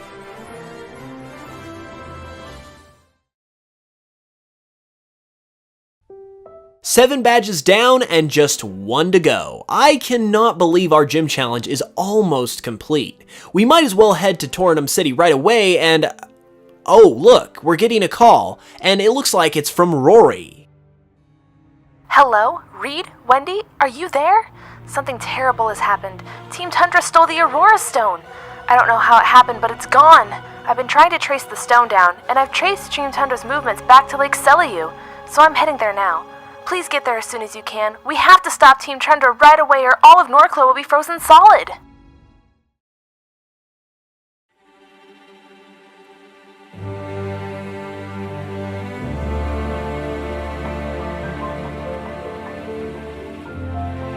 Oi, look who it is, a couple of guppies. What brings you two back this way? I see, so Rory called you, did she? She was actually just here. She laid the unfortunate news about the Aurora Stone on me a little bit ago. I'm actually here because I was helping her make her way into Team Tundra's secret base. Yeah, us gym leaders have been keeping an eye on Team Tundra lately, and recently confirmed the existence of a secret base they've been operating out of for some time. It's so secret, in fact, that it sits within a cave that lies within Mount Norclow, and the only way to access this cave is by following an underwater tunnel that runs through Lake Seliu. You can only get there with the help of a water-type Pokemon, so I was just running through all the proper procedures with Rory before she dived in to head after them.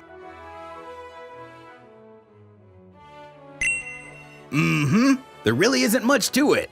Here in Norclow, we don't regulate the use of Pokemon moves outside of battle with HMs like they do in other regions. So all you need is a Pokemon that's capable of learning the move Dive and you're good to go. Whoa, look at the time. I gotta get back to my gym in case any landlubbers show up. Reed, Wendy, please help Rory get the Aurora Stone back. There's no telling what could happen if Team Tundra is allowed to do what they're planning. You two are amazing trainers though, and I have no doubt that you'll have that stone back in safe hands in no time. Good luck, and I'll see you guppies later.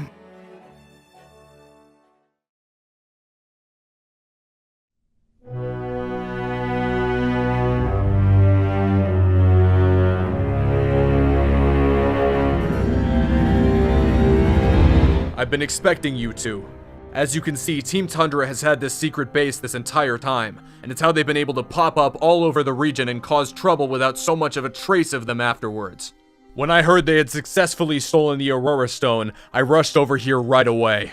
In the past, I was only ever able to be present after you had already taken care of Team Tundra, but they now have everything they need to completely freeze all of Norclow and everyone and everything in it, so that's not going to cut it this time. That's why I'm here to help you take them on. It's gonna take us all giving everything we've got to put a stop to their plans. Are you sure you're ready for this? Great. Let's go find that Aurora Stone and take them down.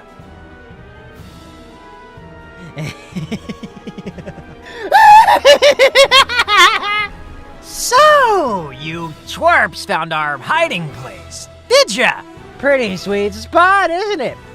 I figured you barred your way in here eventually, after we so magnificently secured the Aurora Stone. I imagined you'd want to come beg for mercy before we freeze you all solid! Oh? That's not why you're here, you say? You say you're here to take back the Aurora Stone and stop us once and for all? Don't make me laugh, you pipsqueaks. If you're not here to beg for your life, that means you're trespassing. And I've only got one thing to say to trespassers like you. Scram!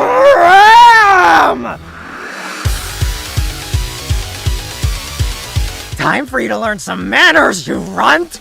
Go Beartick and Finipine! Go, starter!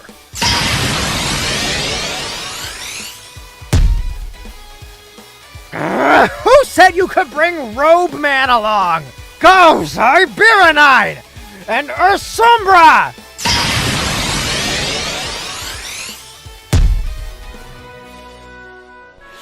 Why can't you kids just scram?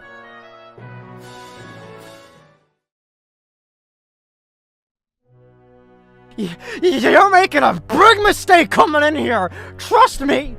I wouldn't be surprised if the boss freezes you first once the amplification machine is ready. Too bad he won't get the chance, though. 'Cause I will have already pounded you to a pulp. Let's go!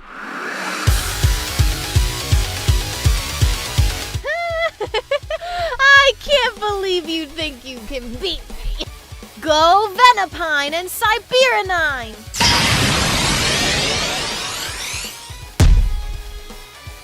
You think I'd actually battle you without at least giving you a chance first? That wouldn't be very ladylike of me now, would it?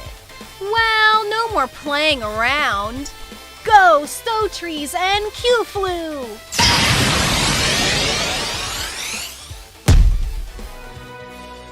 Ugh! You're in for it once the boss gets a hold of you. You'll be sorry!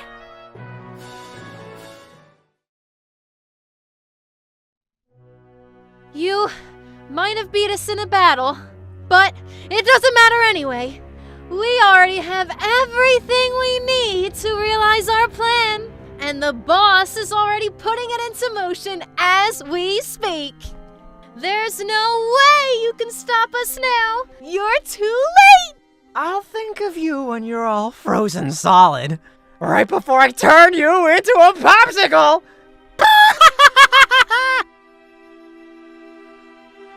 Well, I'm glad we got the grunts out of the way, but that's not really much of an accomplishment. Huh? You're wondering where I got my starter Pokemon from? I used to be a Pokemon trainer just like you, if you can believe it, back when I was a lot younger. That was a long time ago, though, and a lot has changed since then. Maybe I'll tell you about it sometime if we manage to stop Team Tundra. Speaking of Team Tundra, it looks like we're getting some help in stopping them. Some of your Pokemon are evolving. Let's take a look and see who you'll be adding to your team.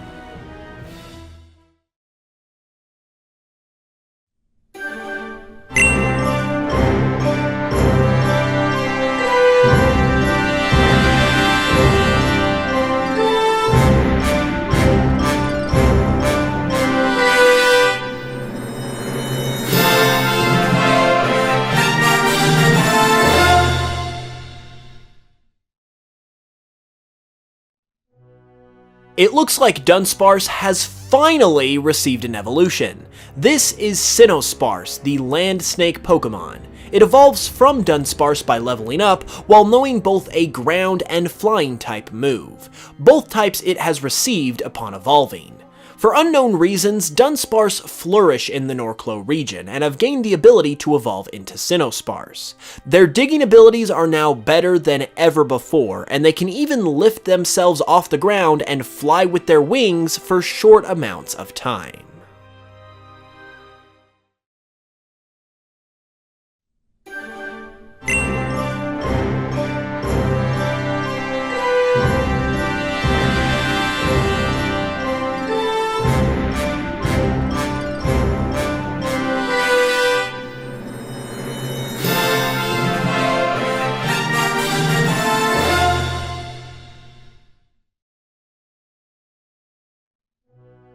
Congratulations, your Raikonid has evolved into Kakudra.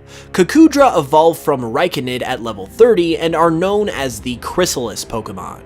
Most of its body lies within its hard-as-steel shell. On record, this shell has never been broken, even when attempted to be for research purposes. Many have wondered what this Pokemon looks like on the inside of its shell, and rumors and speculation concerning this have persisted in Norclo for decades.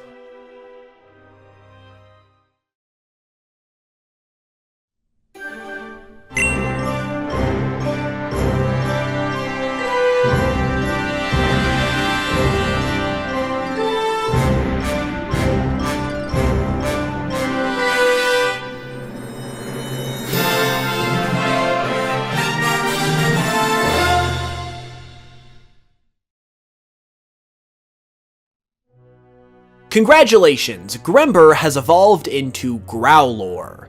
Just like Grember, Growlor is the Wolverine Pokemon and evolves from Grember at level 35.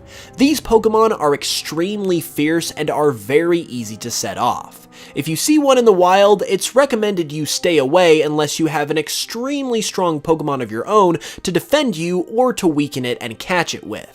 If you don't respect the amount of strength it has, it could easily overwhelm and overpower you.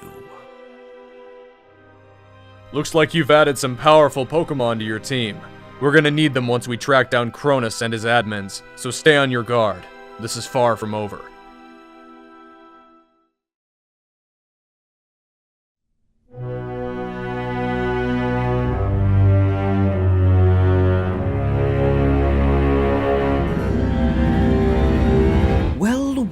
Well. Look who it is. I haven't seen you since we were back at the research lab. How is your Tundra form doing? We're not here to chat, Thatcher. We're here for the Aurora Stone. Where is it? Well, mister... who are you exactly? Clearly someone who doesn't know how to dress, that's who. Anyway, I'm afraid I can't tell you where the Aurora Stone is. That is top secret information. I guess we're gonna have to beat it out of you then. I like your style. If it's a battle you want, it's a battle you'll get. Just remember, you asked for it. I'm afraid you don't stand a chance. Go, Siberianine and her Sombra.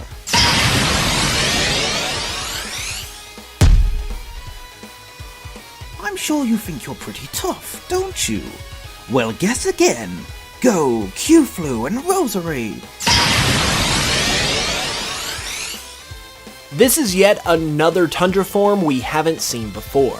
Tundra form Roserade is Ice Poison type, and as a Tundra form is exceptionally strong.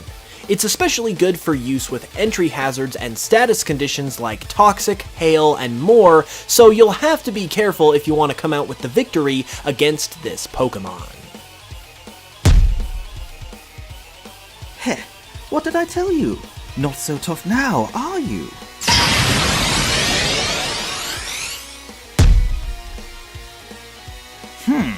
Don't get too cocky. You have yet to see my strongest Pokemon. Go for Alligator! So, we finally get to see what the Tundra form of a fully evolved Johto starter looks like. In its final stage, Tundra form Feraligatr gains the Steel type in addition to Ice, and is extremely powerful, so don't take it lightly. Its one major weakness, however, is the Fire type, as it's now 4 times weak to Fire type attacks, so if you've got any Fire type Pokemon on your team, you should be in pretty good shape. What? How did you beat my precious Tundra forms?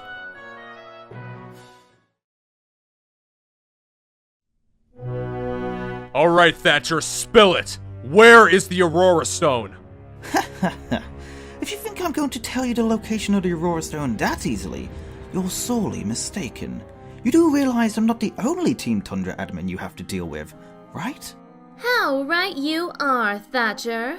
Don't you think it was a little rude of you two to just come waltzing into our secret base like you have? And what's more, demanding something that is rightfully ours? Seems downright disgraceful if you ask me. Which is why I think I'll give you the honor of being taught a lesson in manners by yours truly. I'll have you thanking me for beating you down when I'm through with you. I'd be ready to take some notes if I were you. Go, Venipine and Stowtrees!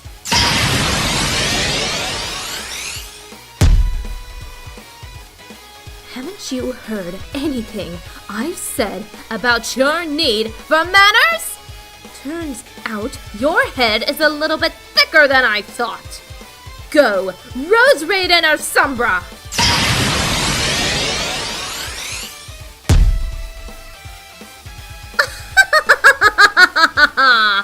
You can say thank you for that one, darling.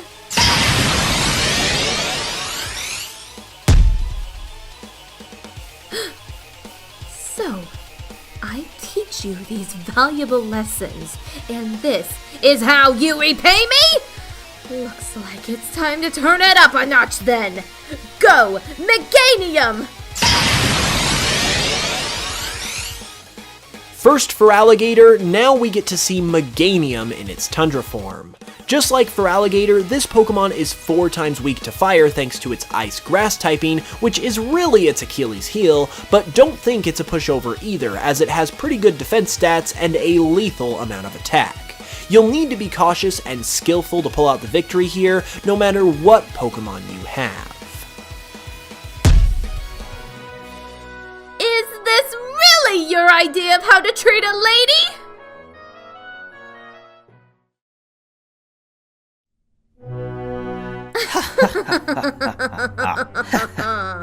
What are you laughing at? We defeated you both and you have nothing else to defend yourselves with.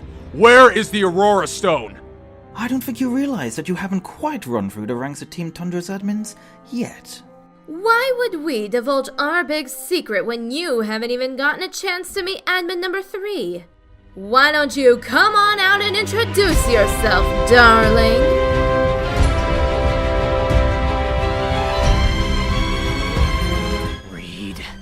Wendy, I am going to beat you down! I'm actually glad you two found your way to this base. I've been dreaming of the day when I'd get to see you again and get the chance to utterly annihilate you. But frankly, you're not worth the effort to go out and track down.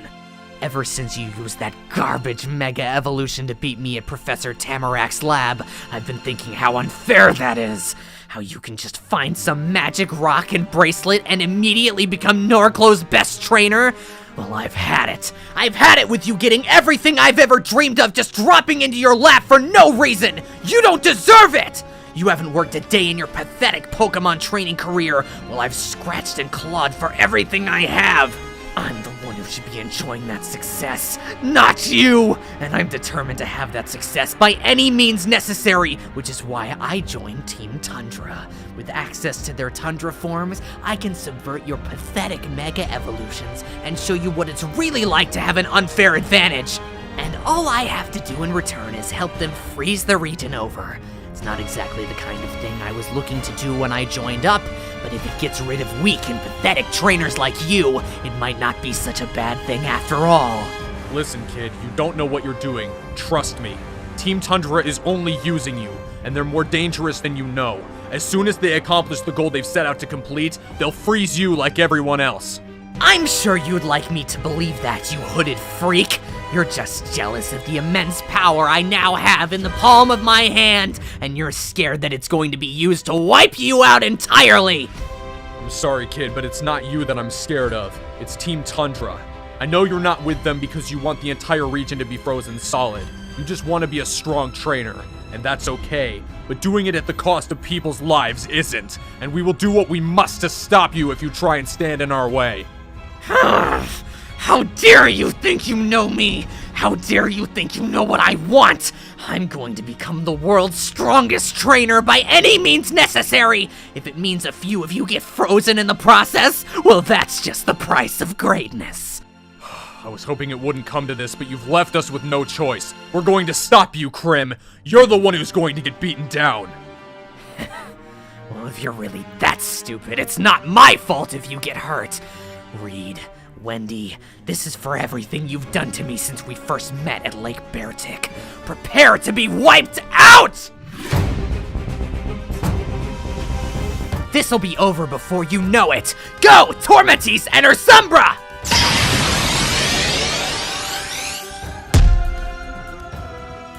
I told you you were going to get beaten down! Too bad it's too late to back out now!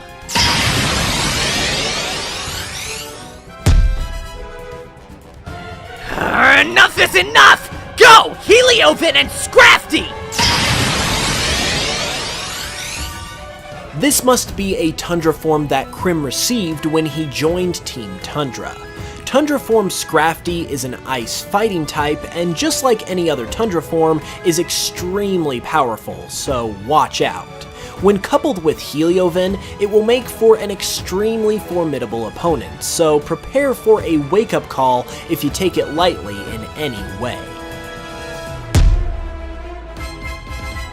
Just give up now! You don't have what it takes!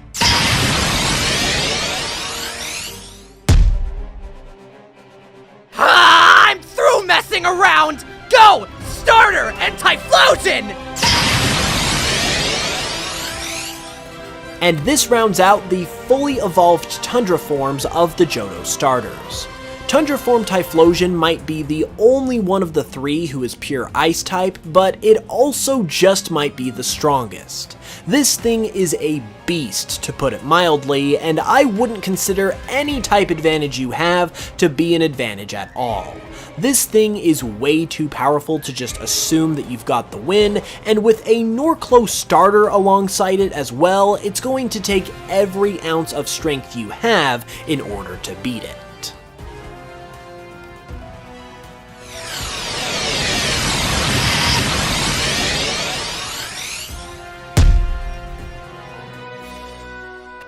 Understand it. I've done everything possible to be the strongest trainer ever, and I still lose to you! Is there something else I'm not doing?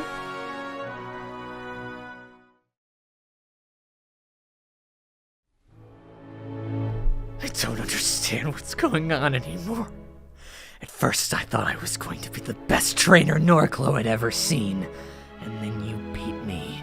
Then I thought I had you figured out, and then you Mega Evolved your Pokemon and beat me. Now, even after I joined Team Tundra and obtained their all-powerful Tundra forms, you are still beating me! I don't know which way to go anymore. If you want to find the Aurora Stone, Cronus has taken it along with the amplification machine to the top of Mount Norclo. He's about to set it off, so I'd hurry if you want to stop him. Hey, Krim, don't be so hard on yourself. You'll figure out what you're missing and become a great trainer someday. Even better than you are now. I promise. We gotta get going though. Come on, Reed, Wendy, let's head up to that mountain and stop Cronus once and for all.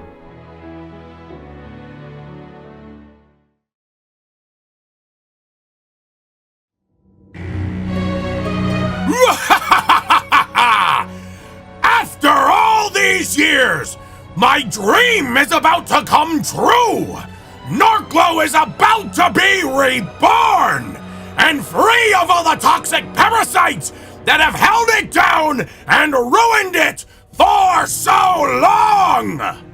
Why can't you see that you're accomplishing none of that by freezing the region? The only thing you're doing is killing all of the things that make this region so great.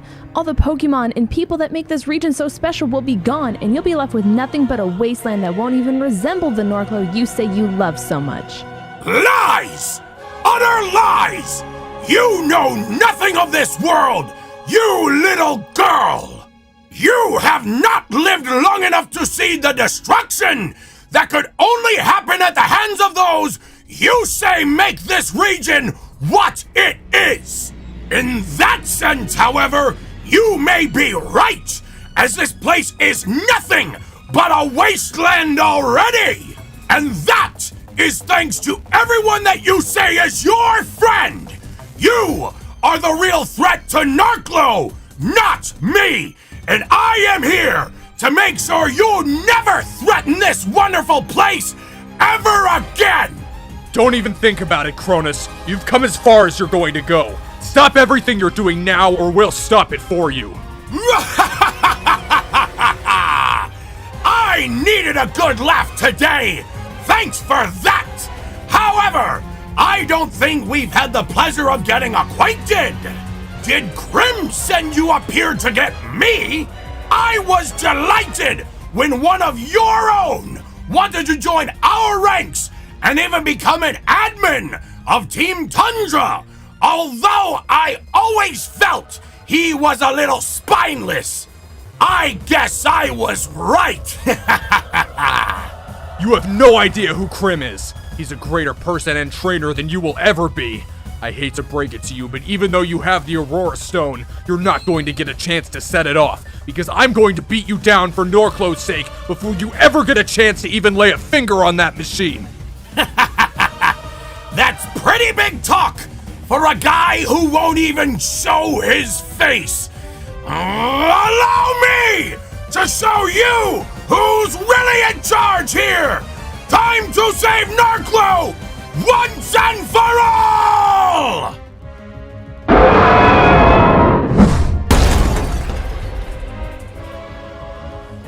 What just happened? Where did you come from, you wretched creature? Oh my gosh! It's Cardivios! It must have sensed that Norclo was truly in danger and awakened in order to save it. So this is Norclo's legendary Pokemon, eh? I thought this big red waste of space was just a myth, but it looks like it's real after all, and it's just as worthless as all the stories say. If you think you've stopped my plan for even 1 second, just because you've destroyed the amplification machine, guess again! It, along with the Aurora Stone, are now sitting at the foot of this mountain, leaving me all alone up here with the only people dumb enough to try and stop me!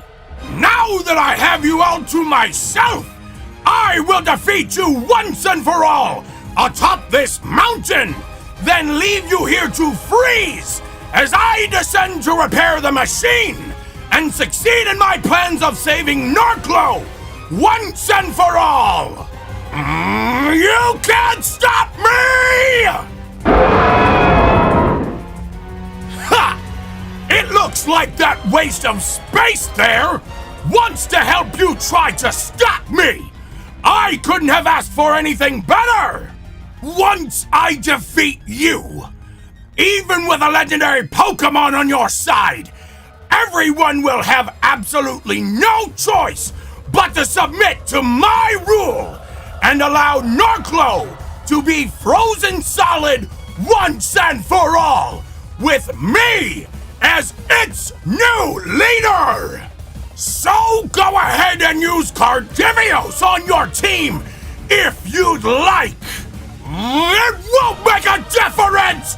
Your time ends now! Time for a new era in Norclo's history to begin! Go, Venipine and Serapent!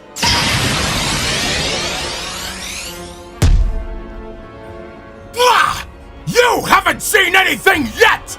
Go, Scrafty and Ursumbra!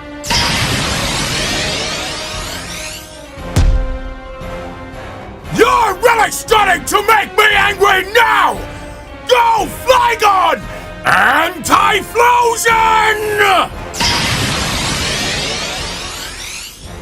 It looks like one of Cronus's aces is Tundra form Flygon. With the added Ice type, Flygon becomes particularly strong as it's now able to resist one of its only weaknesses in Ice and has a type advantage against another in Dragon. Coupled with the strength of Tundra form Typhlosion, this might be the toughest battle you have faced to this point, and you're going to really need to take advantage of Cardivios' strength if you want any hope of winning. Reed, Wendy, take this. I've been saving it for you just in case you ever had the honor of meeting Cardivios in person. It's Cardivios' Mega Stone. Don't ask where I got it, but it will allow you to tap into Cardivios' greatest power, its Mega Form. Take it and use it to wipe out Team Tundra once and for all.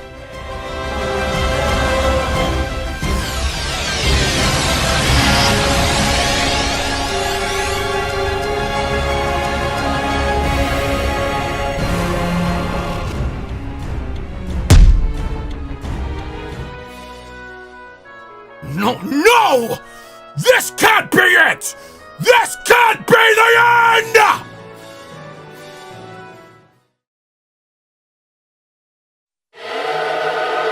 I refuse to accept defeat! But even I cannot deny the power of a Mega Evolved legendary Pokemon I will concede to you today and allow you to live in this ruined region for a little bit longer. But mark my words, there will be a day when I return Narclo to its true form. There will be a day when I freeze this place over and begin anew and bring Narclo back to the way it was always meant to be. So enjoy your small victory while you can. Oh my gosh, Reed, Wendy, we did it! We actually saved the Norclo region. We couldn't have done it though without the help of Cardivios, of course. I never thought I'd actually see you in person in my lifetime. Thank you so much for everything. Reed, Wendy, I can't believe you actually got to command Cardivios in battle. That's seriously so cool. It must think of you as a very worthy trainer if it allowed you to use it. I'm sure it's going to be headed to its resting place now, the Cardinal Grove. But who knows, maybe you two will see each other again someday, and it'll actually let you catch it. Wouldn't that be crazy? Anyways, I'm gonna go head down the mountain to pick up the Aurora Stone. I'm sure you guys are gonna be off to finish your gym challenges. It's so crazy you only have one badge left. I'm sure you'll be champion before you know it. Oh, I almost forgot. I wanted to say thank you to your friend with the hood. We definitely couldn't have done it without... Huh? He's gone. Where did he go? Did he just leave? I wonder why he'd run off like that without saying anything. Who knows? I guess I'll see you around, you two. Don't be a stranger just because the region's safe now. Later!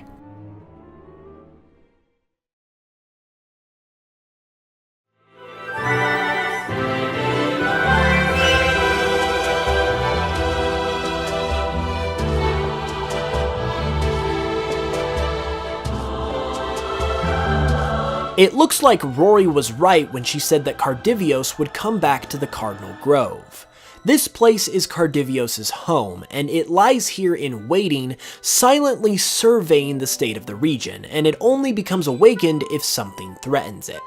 It is one of the legendary Pokemon of the Norclo region, and it's the most revered and well-respected of the legendaries here as well. When Norclo was created, it was said to have been deemed its protector immediately afterwards, and has watched over the region ever since.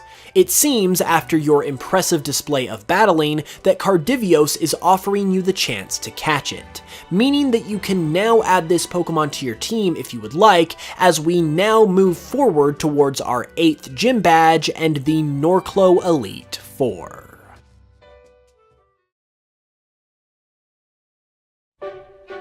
In order to get to Toronum City, the site of the final gym, from where we are now, we'll have to head out of the Cardinal Grove, through Route 15, back through Vilbrook City, and then head north through Route 16. Since the area surrounding Vilbrook City is so tight-knit, you'll find the same Pokemon on Routes 15 and 16 that we did on Route 14. And that would consist of Treetrup, Borabizu, Bubbless, Grember, Cinchino, Helioptile, Spoink, Gremlet, Etini, and Emilo. If you want to do any more team building before we hit the final stretch of the Norclo League Challenge, now would be the time, and both of these routes certainly offer a lot of good Pokemon variety. With that said, it looks like we've about made it to Toronum City, so let's head into town, shall we?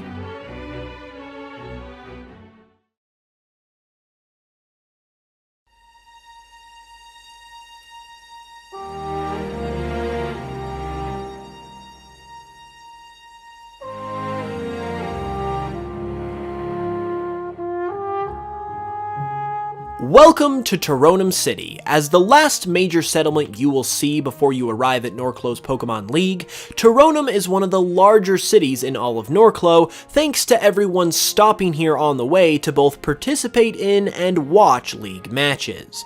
There are plenty of shops here you'll need to visit in order to stock up on supplies prior to heading to the Pokemon League, but we're getting a little bit ahead of ourselves, aren't we? We still have one more gym badge we need to win, so let's go see if we can make that happen.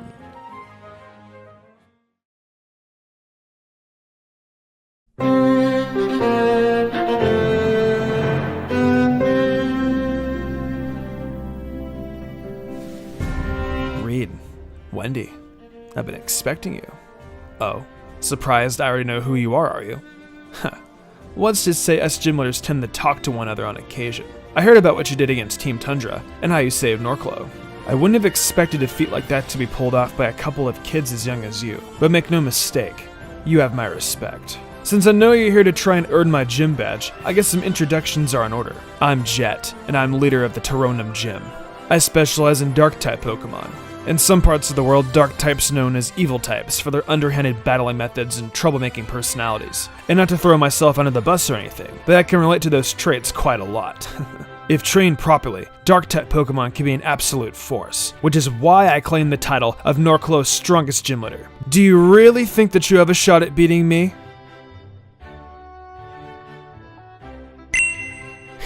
I like your attitude. Now let's see if the kid who stepped Team Tundra is really worth all the hype.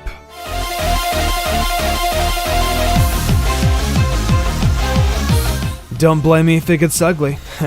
Go, Ursumbra!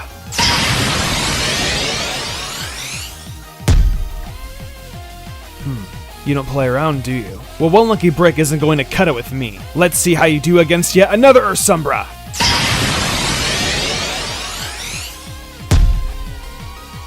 Well, maybe you've got a little bit of skill after all. You're still gonna need a lot more of that to beat me, though.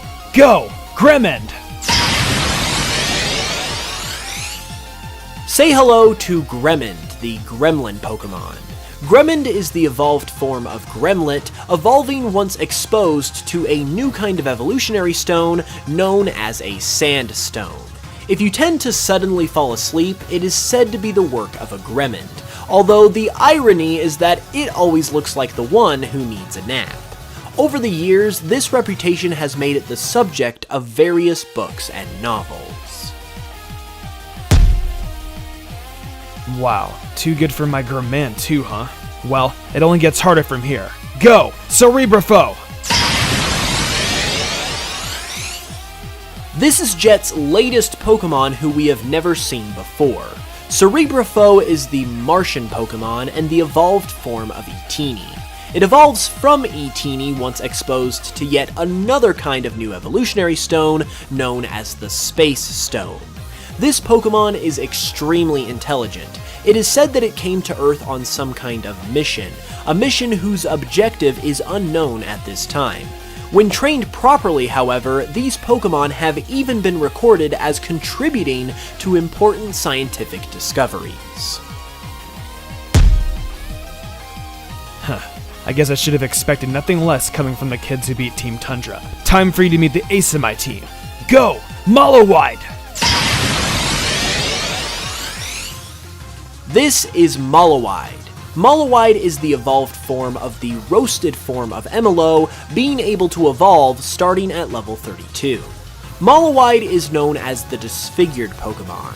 When this Pokemon evolves from Emilo, if it is not under the care and watch of a trainer, it is known to immediately begin a rampage of mischief and violence. Most people try to avoid letting any Emilo they own turn into its roasted form because of this, although some have managed to tame Mallowide successfully. Huh, not too bad, kid. Looks like you're ready for the Pokemon League.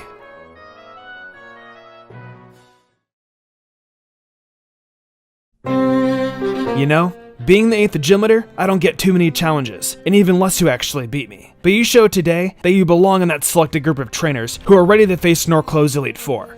Here, take the Shadow Badge. It's the final key you need to gain access to the league, and signifies that you have officially completed Norclo's Gym Challenge.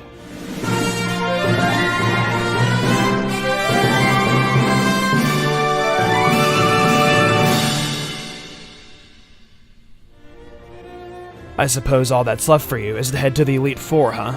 Well, to do that, you're going to have to head north and get through the Isle of Victory. It's basically one last test before you really get a chance to battle for the title of champion. And trust me, is it ever a test? The Isle is extremely cold and desolate, and the only people you'll come across are those who want to beat you down for their own chance to league. So I'd bundle up and take your strongest Pokemon with you if I were you.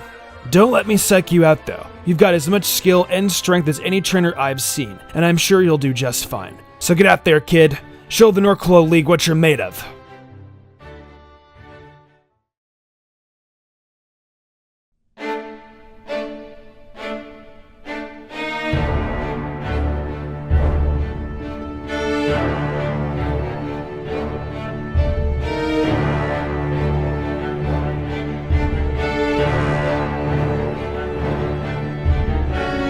Following Jet's advice, we have headed north from Toronum City and have officially arrived at the Isle of Victory.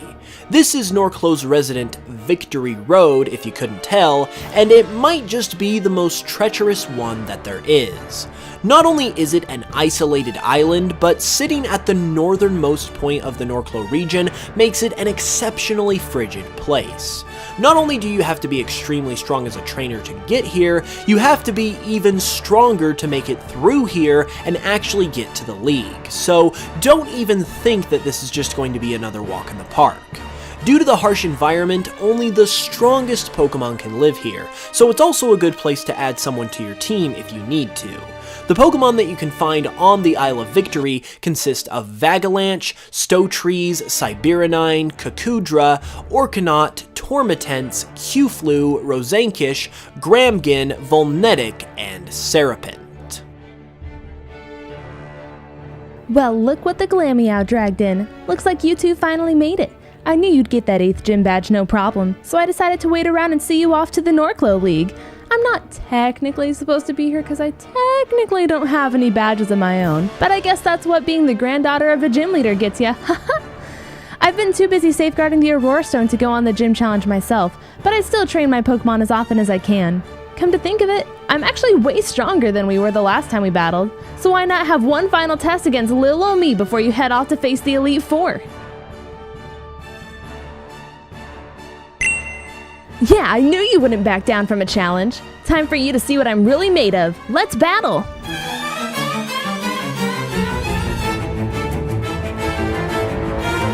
Let's see if you've really earned those gym badges. Go Stowtrees!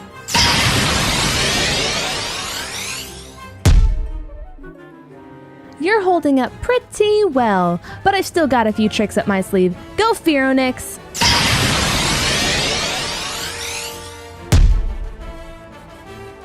Nice! I got one of your Pokemon. Not so tough now, are ya?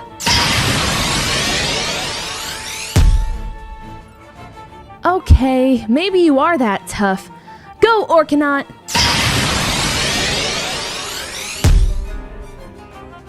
Looks like I'm down to my last Pokemon. We're gonna give it all we've got. Go, Vagalanche!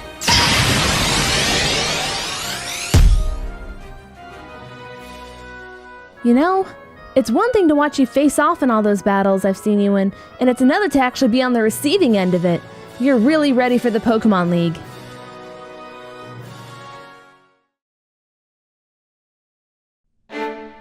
You two really are some of the strongest trainers I've ever seen.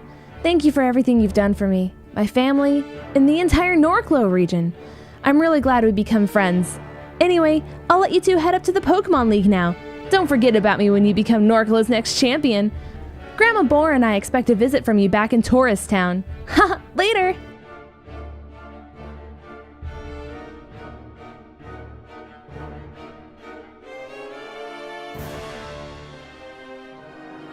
Whoa, did you guys see that?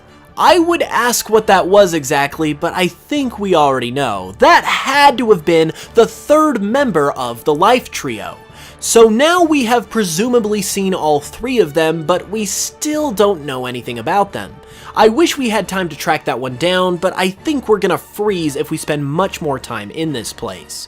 We better keep on the beaten path for now, so let's continue onward to the Pokemon League and take a shot at becoming Norclow's next champion.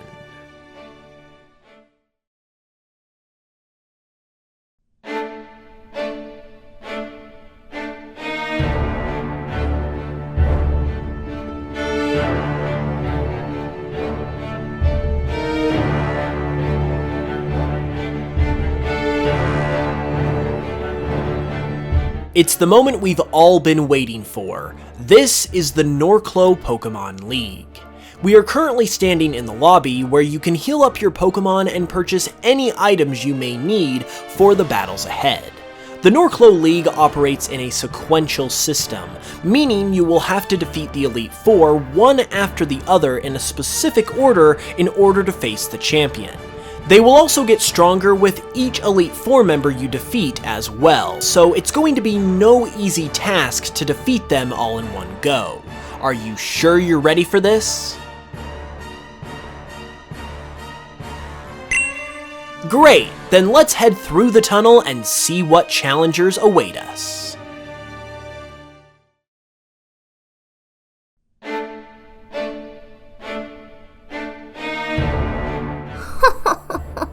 Hello, my child. I see you finally made it. The trip over here wasn't too tiring, was it? Can I get you something to eat? Or perhaps you'd like to sit down for a while? Well, if you say you're good to go, I suppose I'll take your word for it. My name is Orma, and I am the first member of Norclow's Elite Four. I've been a member of this group for a while, in fact. At one point, I was even the strongest and last member you'd face before seeing our champion. But that was a long time ago, and I can't quite get around like I used to. I've still managed to stick around, however, 'cause I just can't seem to shake the itch for Pokémon battling. I can imagine that's what you're here for, yes? Well, prepare yourself, my child. I may be a user of normal types, but there's nothing normal about this granny's skills.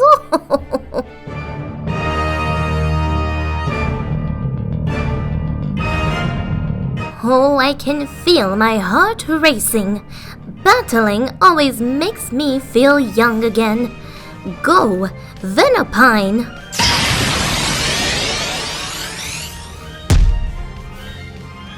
I'm sorry, child, are you alright? How about you send out another Pokémon and try again?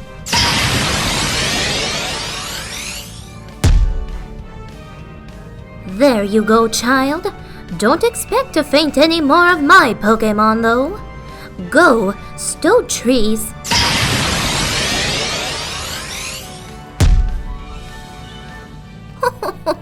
Don't feel bad, child. I've been battling longer than you've been alive.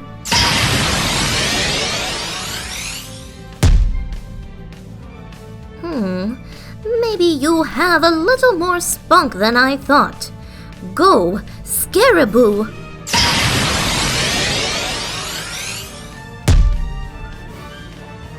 What skill you have, but I'm not finished yet. Go, Sporito!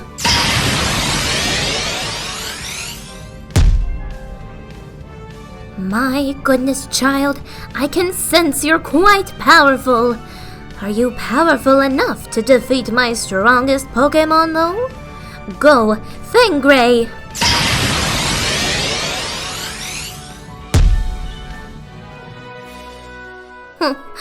Well, looks like we've got a real challenger on our hands.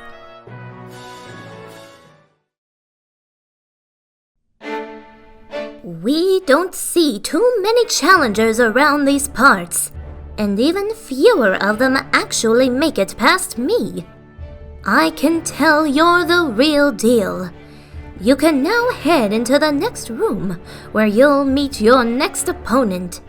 Feel free to take a snack before you leave, though. A strong, growing child like you needs their nutrition.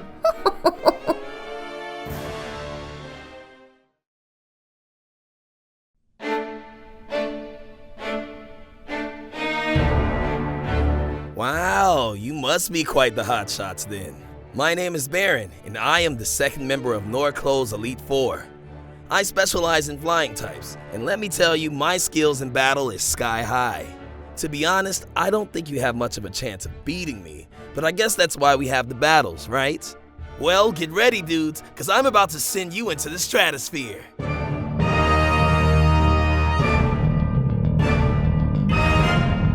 Prepare for takeoff. Go, Humblebee!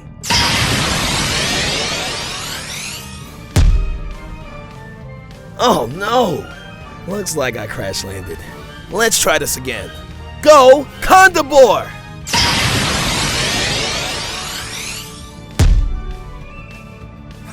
Now that's what I'm talking about! My Pokemon shot you right out of the sky.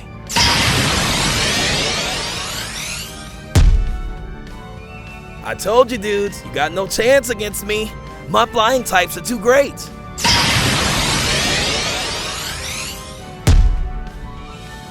Well, I would have been real concerned if you didn't knock out at least 2 of my Pokemon.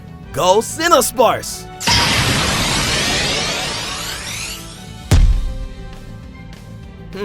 Maybe I underestimated you dudes. You have yet to see my best though. Go Blimwall!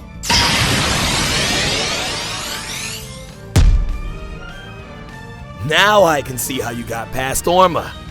Time to bust out my #1 ace pilots! Go Wolvor! It looks like Baron's signature Pokemon is one we have never seen before. This is Wolvor. It is known as the Wolf Pokemon and is the evolved form of Wolo and the final evolution of Pupuff. This Pokemon is extremely skillful and has become a master of the element of air.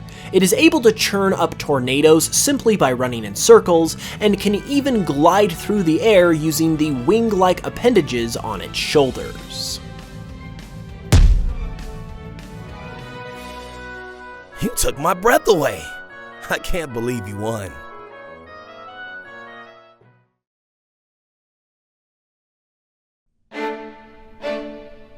It looks like you got some real skill, my dudes. You're officially good to head to the next room and face your next opponent. It only gets tougher from here though, so don't take them lightly.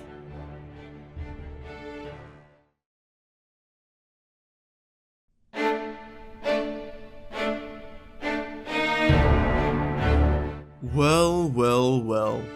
What do we have here? You must be the young phenoms I've been hearing about from Vikinu Town.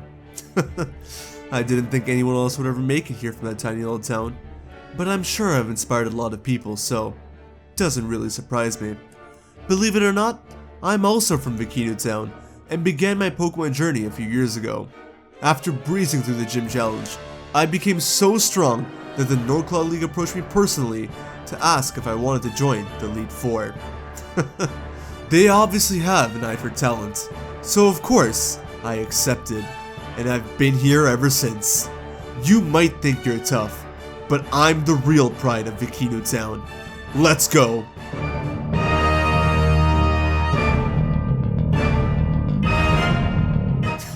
You're pretty lucky. A lot of my fans don't usually get to see my battling skills in person. Go! Rocket Air!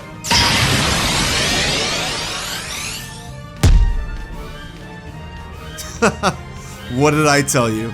My skill has no equal.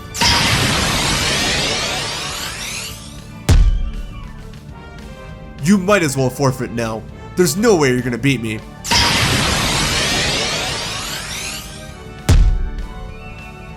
Alright. Fair enough. You've come all this way. It'd be a shame if I didn't give you at least one hit on me. Go, Phoenix!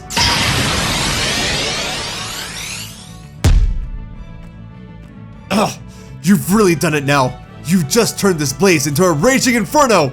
Go, Growlor!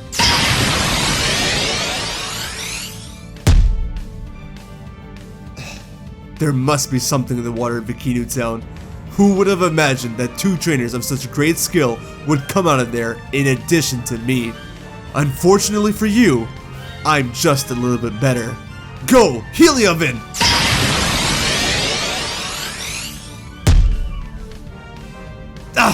You've gotta be kidding me! Well, no more joking around. Go, Grinferno! It looks like this is Cole's signature Pokemon.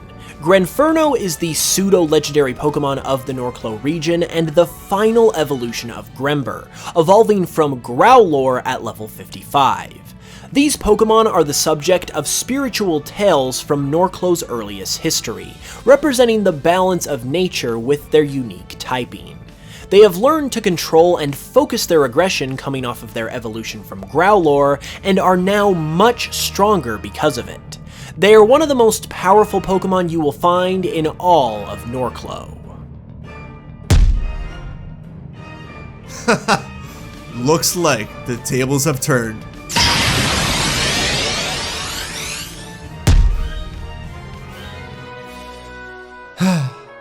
Looks like a new Vikinu Town Phenom has arrived after all.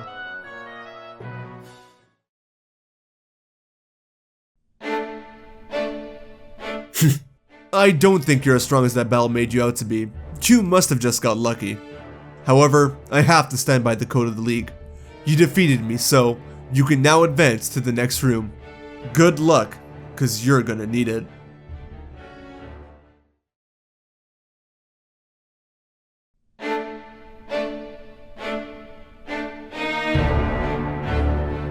Wow, I'm honestly shocked you've made it this far. I haven't seen a challenger in a really long time. My name is Lulu, and I'm an expert in Steel-type Pokemon. I have mastered the art of bringing the offensive capabilities out of the very defensive Steel-type, and that has made me near unbeatable. Just like the Steel-type's defenses, my job is to defend the champion from challengers such as yourself, and trust me, I don't let up for anybody. You may have climbed to the top of the Elite Four's ranks, but your ascent ends now.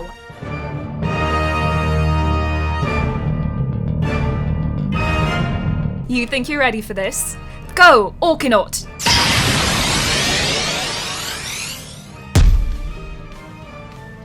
You're in for a painful defeat if you keep battling like that.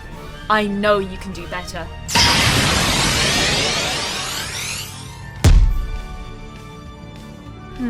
You seem to be a quick learner. Let's see if you can keep it up. Go, Tormatents!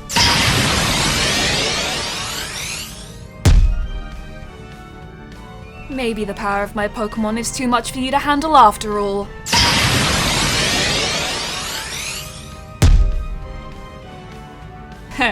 You're resilient, I'll give you that much. But at this pace, you're not going to win. Go, Kakudra!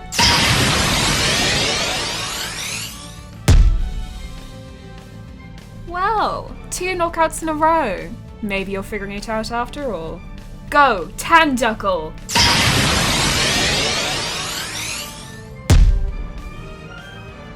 I suppose you thought you had that one in the bag. Never underestimate an angry-looking Pokemon with 2 heads, my dear.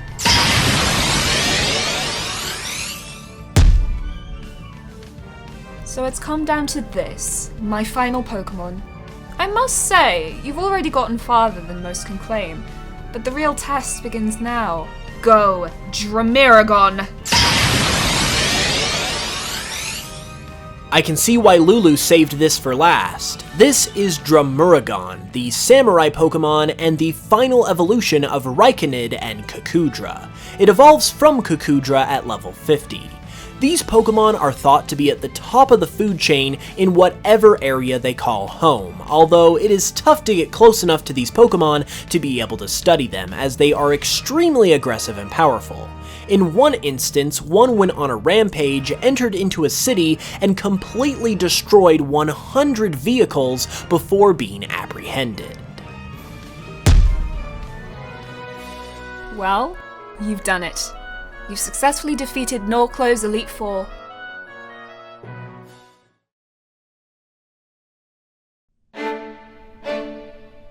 I've got to say, I doubted you when you first walked in here. I thought you'd be just another trainer in way over your head that I could easily take care of, but it's clear to me now that this is a goal you set out to accomplish, and you've put in the work to make it a reality. I guess even the most unsuspecting of people can make their dreams come true if they put in the effort. Go on. The champion is waiting.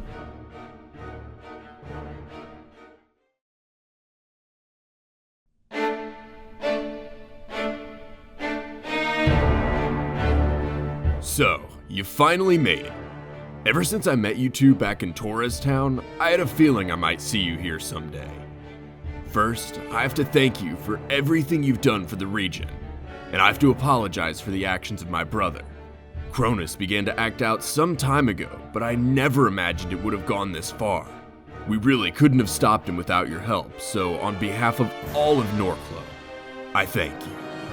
I imagine if you were able to stop Cronus and his entire organization, you must have grown into quite the trainer. And indeed, you've proved that by defeating the Elite Four and making it into this room. I've been champion for a good while, and I've only ever seen a small handful of people make it here, and none of them have been able to beat me to this point. While I may be in your deepest debt of gratitude, those feelings end once our battle begins. If you're here to challenge me for my title, I'm here to make sure I keep it, and that you never know what it's like to be the best trainer in the region. So get ready, because I, Eris, champion of Norclo, accept your challenge.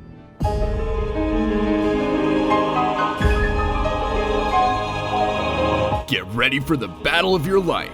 Go, Fangray!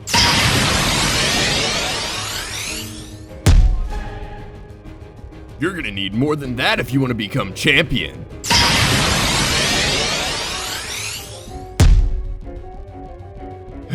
Not bad, but this is far from over. Go, Wolvor!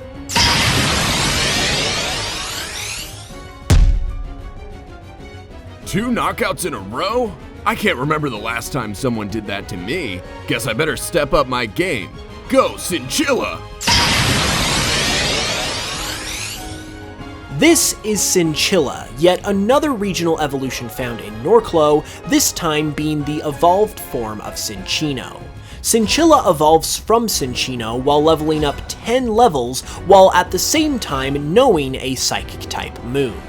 Cinchilla gained the Psychic type evolving from Cinccino, and this is due entirely to evolutionary survival, although it is quite the astounding example. Minccino and Cinccino that find their way to Norclo simply cannot withstand the cold temperatures in many parts of the region, so much so that it completely stops them from being able to move at all. Somehow, however, these Pokemon were able to adapt and gain the ability to evolve into Cinchilla, where they use their newfound psychic abilities to move themselves around in order to fight the cold. Looks like it's all tied up now. This might just come down to the wire after all.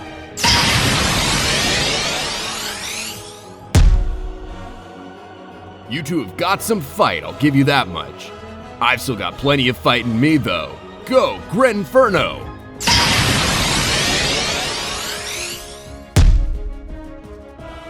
That's what I'm talking about. Nice job, Grenferno!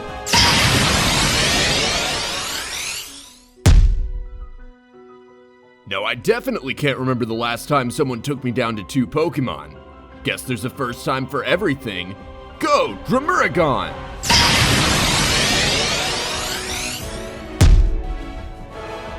So, it all comes down to this. I'm shocked I'm even in this position, but I've got to give credit where it's due. You two have come a long way, but now it's time for you to face the strongest Pokemon I have. Go, Karadeon!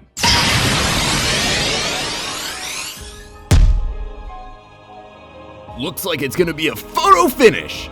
Give us all you've got, you two!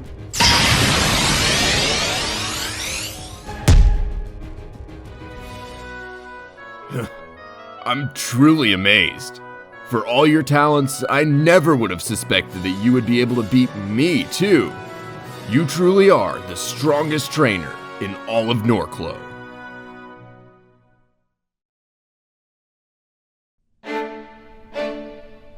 I never imagined that I'd be giving up my title of champion anytime soon, and to tell you the truth, I'm a little bit frustrated.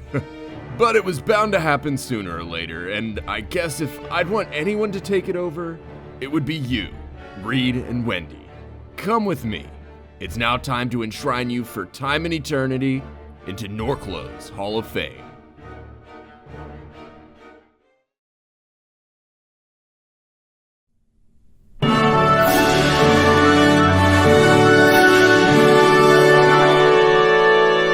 This room only ever gets entered into when a new champion is crowned, so forgive me if things are a little dusty. I hope you know just how big of an accomplishment this truly is. You are now a part of Norclo's history, and no matter where you go or what you do next, you'll always be able to carry that with you. You should be proud. You should be proud of everything you've done on your adventure. You truly are a special trainer. Now, if you'll place your Pokemon onto this machine, we can record them into our archives as your very own championship team.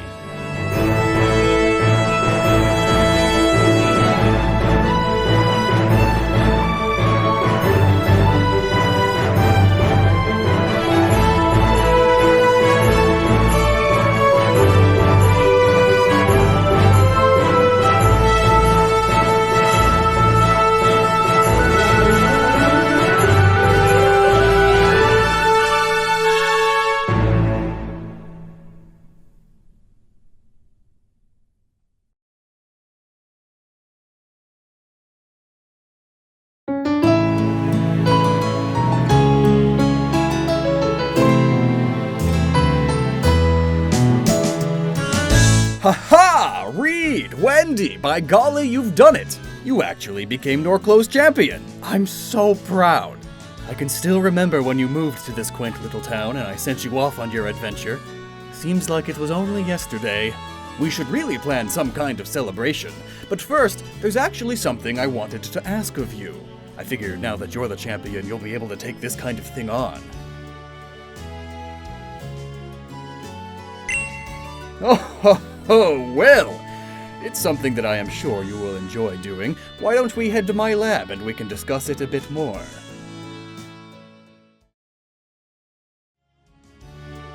I've been thinking about this for a while now, but didn't want to bother you with it while you were out on your adventure.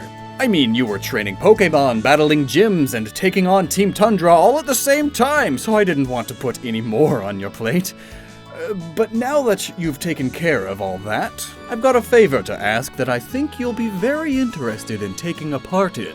As you know, I study the type combinations of Pokémon. I do so because we have many Pokémon here in Norclow with type combos you don't see anywhere else. With that in mind, when I heard that Team Tundra had created experimental Tundra form Pokémon that had their types changed to Ice, I was flabbergasted. How is such a thing even possible, I thought to myself. Well, now that the preeminent threat of Team Tundra has been stopped, I want to get a chance to look at some of their Tundra forms that I have not yet seen. I believe there are still a handful of them that have been kept under wraps. So I was wondering if you would be willing to track down the various members of Team Tundra and see if you can't get those Pokémon from them. The last I heard, they had disbanded, so their members could be anywhere in the region. Since you were the one to beat them, though, I feel you might be able to persuade them into giving you some of those Tundra forms. So, what do you say? Are you willing to track down some of these Tundra forms for me? Excellent! I knew you would be a great help. You can even keep these Pokémon for yourself once you obtain them. Just remember to bring them back to me first so I can get a look at them for research purposes. If my observations are correct, there should be 4 unseen Tundra forms out there somewhere. If you can find them all and bring them back to me, I'll share with you some top secret information I've been hiding from everybody. So get a move on. There's no time to lose.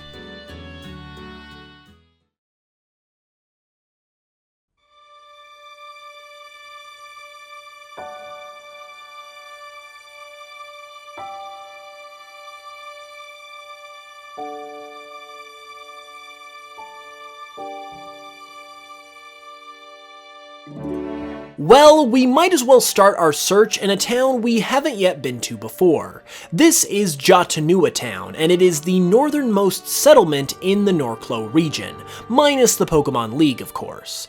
As such, it is very cold here, which causes the town to be pretty small in size. I figure if Team Tundra were going to go anywhere to live out their lives in solitude, it would be a very isolated and cold place like this. So let's take a look around and see if we can't find any of their members.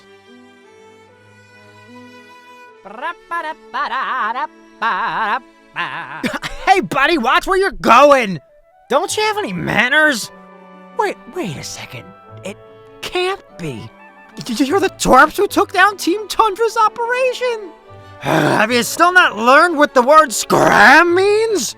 After Mr. Cronus lost you at the top of Mount Norclow, he sent out a memo to every Team Tundra member saying that, effective immediately, we are all on indefinite leave. He said he had to reassess how to make Team Tundra's vision a reality before we could reconvene. So, if we couldn't freeze the whole region over like we wanted, I figured I'd go for the next best thing and live in the coldest place I could find, which is why I'm here in Jatanua. So there, you've learned my life story. Is there anything else you wanted to bug me about? Oh, it seems like you've got a good eye then, you twerp. Yeah, it's true. There's a few Tundra forms out there that you didn't get to see. And you know what? I might just have one of them. Cronus only ever let admins use Tundra forms, so before we left the base for good, I snagged one for myself. I mean, our whole plan was pretty much kaput, so it doesn't really matter anyway, right?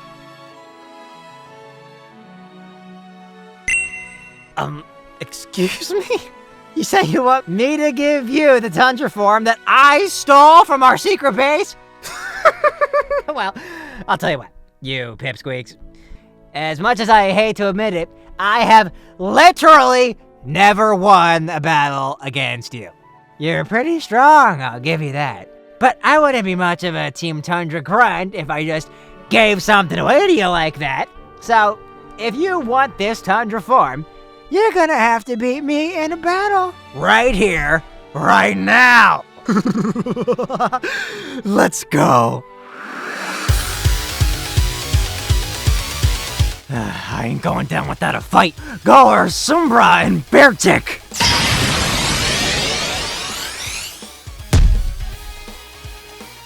You little runt. Go, Venipine and Cyberanine!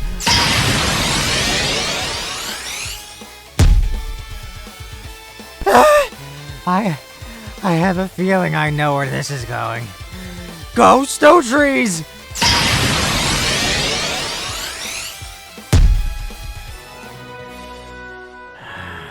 Foiled again. What a surprise!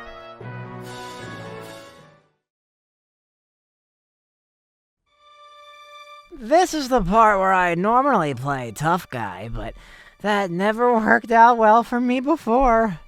I guess I can extend an olive branch just this once and hand over the Tundra form I have. But don't think this makes us friends.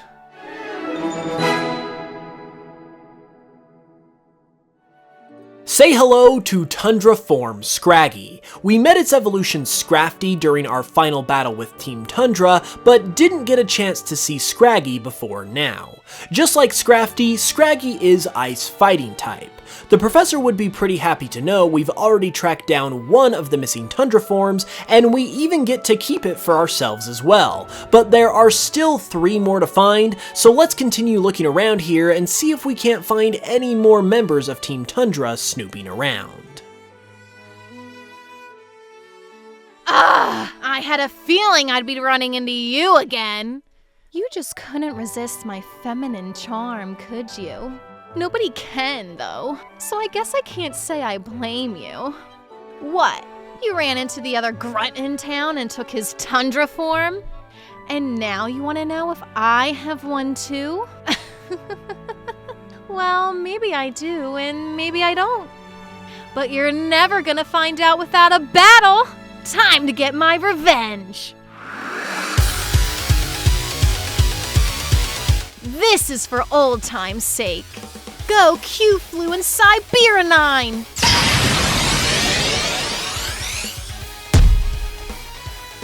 Ugh, you little... Go, Stowtrees and Venopine!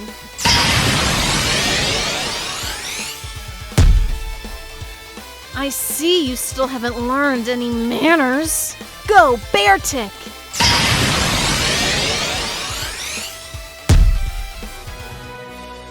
You really don't know how to treat a lady.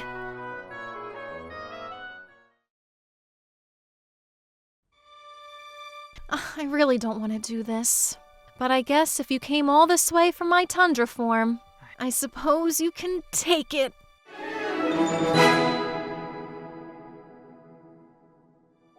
We've seen Vibrava and Flygon, now we get to see what Trapinch looks like in its Tundra form. We now have 2 of the 4 missing Tundra forms that we need to find for Professor Tamarack, so let's keep it up and find those remaining 2. We are probably good to search somewhere else now as well, so let's head to the next town.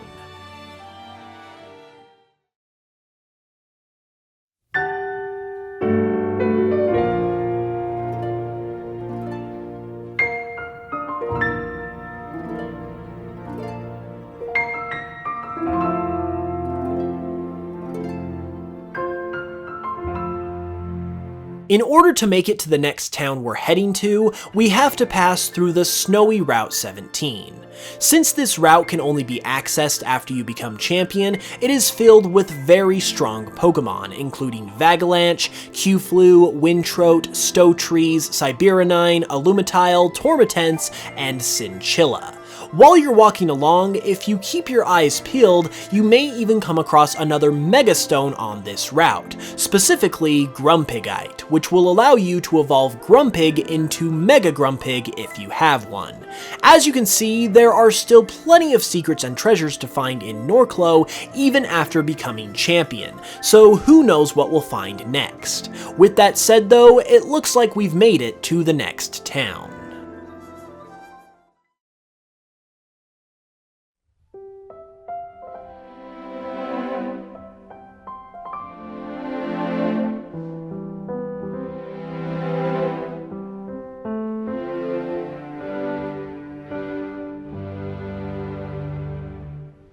Welcome to Artavi Town. While significantly more south compared to Jatanua, Artavi still enjoys plenty of snow and frigid temperatures, which makes it a likely landing spot for some more Team Tundra personnel who may have the Tundra forms we're looking for. Let's take a look around and see what we can find. My, these are a couple of faces I thought I'd never see again. How are you two doing? I must say, I'm quite peeved at you both for ruining our plans, but I'm nothing if not a gentleman. Oh? You say you're looking for some missing Tundra forms? Well, I'd say you came to the right person, since I did create them after all, and I might just have what you're looking for. Although I'm not so generous as to just give it away. If you want this Pokemon, you're going to have to battle me for it. Let's see if you've still got it. Go! Q-Flu and Cyberanine!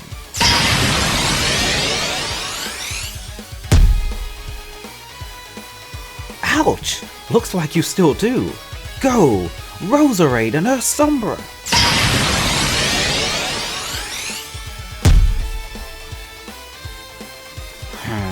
Yeah, I'm still quite peeved. Go! Feraligatr!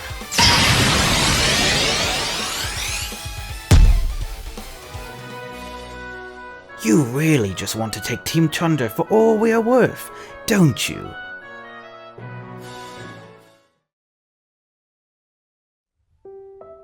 You're honestly a little miscreant, but I am a man of my word. Here you are. Take your precious Tundra form.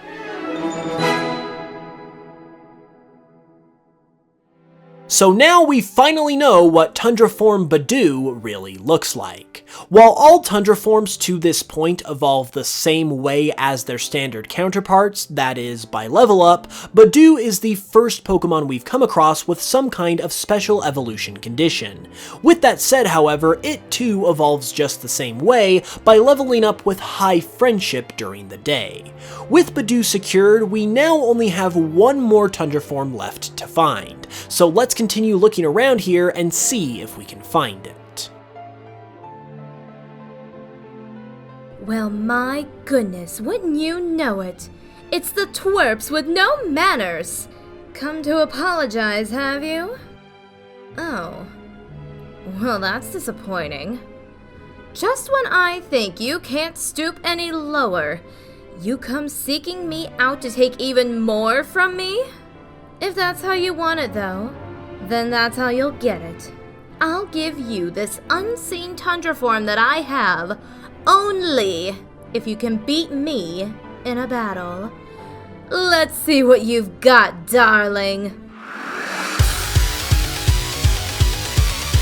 How about you try this on for size? Go, Venipine and Ursombra.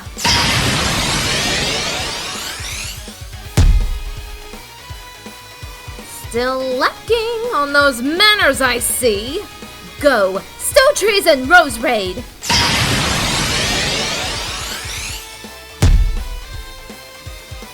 I guess you really want that Tundra form, huh? Go, Meganium.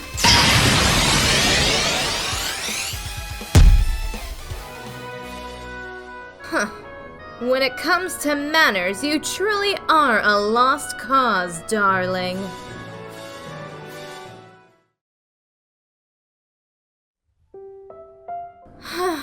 I guess if you can't beat him, or teach him how to have some respect, I guess you should join him. Go on, Take this Tundra form before I change my mind.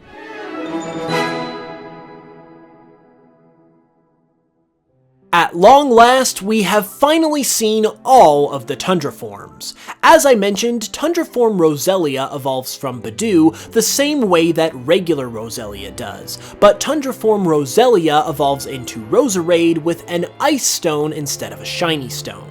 Now that we have all of the missing Tundra forms though, let's head back to Vikinu Town and show them to Professor Tamarack.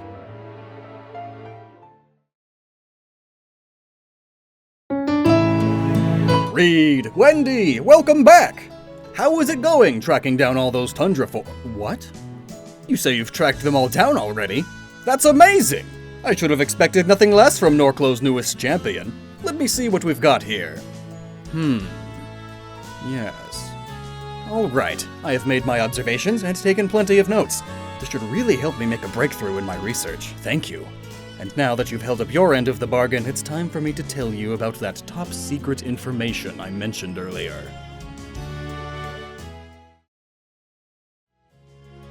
So, about that top-secret information. It's taken me a while, but I have gathered conclusive evidence of a mythical Pokémon within Norclow. As far as I'm aware, no one has ever seen this Pokémon face-to-face, which means I've had the honor of naming it myself. I've dubbed it Morvator. The reason I was doing research on this in the first place is because I suspected a connection between Morvator and the Life Trio. You do know of the Life Trio, correct? They are a trio of legendary Pokémon that are seemingly connected to the concept of life itself. Although, little more is known about them currently. I believe Morvator is what you might call a trio master of the Life Trio, and only seems to be willing to show itself when all three members of the Life Trio are together in one location. Now, I wasn't exactly planning on asking you to do this, but seeing as how you wrangled up those Tundra forms so quickly, I suppose it's worth a shot. Would you be willing to try and track down and catch all three members of the Life Trio so that we may actually get a chance to see Morvator for ourselves? Wonderful! Simply wonderful! I knew I could depend on Norclow's newest champion. To get you started, I'll let you in on where you can find each member of the Life Trio. They are known to inhabit Mount Norclow, the Abandoned Manor, and the Isle of Victory, respectively.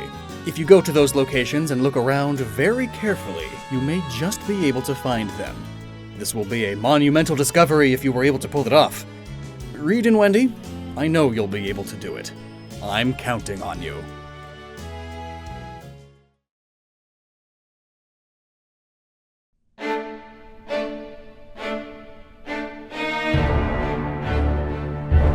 Alright, looks like we're on the hunt for some legendary Pokemon.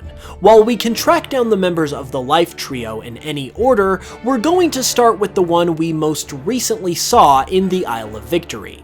Now, the way these Pokemon work, or would work if this were an actual game, is that they are confined to the area that they are located in, however they are also roaming legendaries at the same time. This means that they can be found anywhere within their respective areas, and you've just got to look around and encounter wild Pokemon until you can find them. If you stick to it though, I think they'll start to pop up before too long.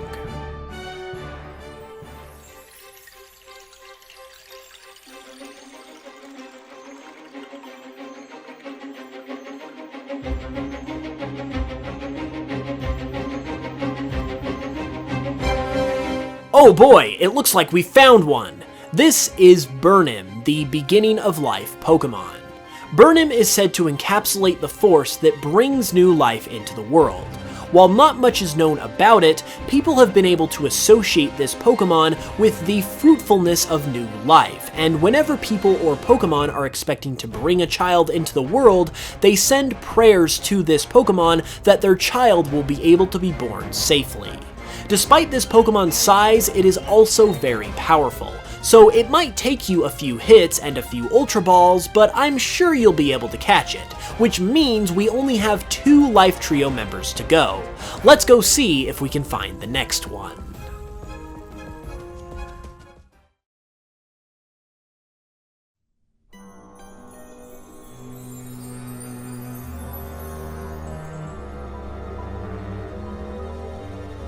Here we are at Mount Norclo. This is where we saw the first of what we would later find out is a member of the Life Trio, and the process is going to be the same as before. We know it's around here somewhere, and if we keep searching and encountering Pokemon long enough, I know we'll find it.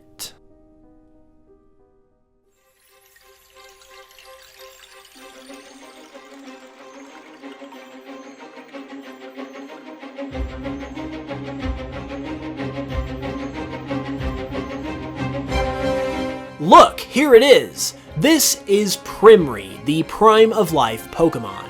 Primree is always on top of its game, as it embodies the vigor that comes with being at the prime of your life. This Pokemon is thought to be able to imbue others with that same level of vigor and make those who are older feel young again. That has made this Pokemon extremely sought after, but no one has been able to track it down until now. Just like with Burnim, Primree is tough and isn't going to let you catch it without a fight, but as the champion of Norclo, I'm sure you'll get it caught before too long, and with that, we only have one more to find. Let's head to the abandoned manor and track it down.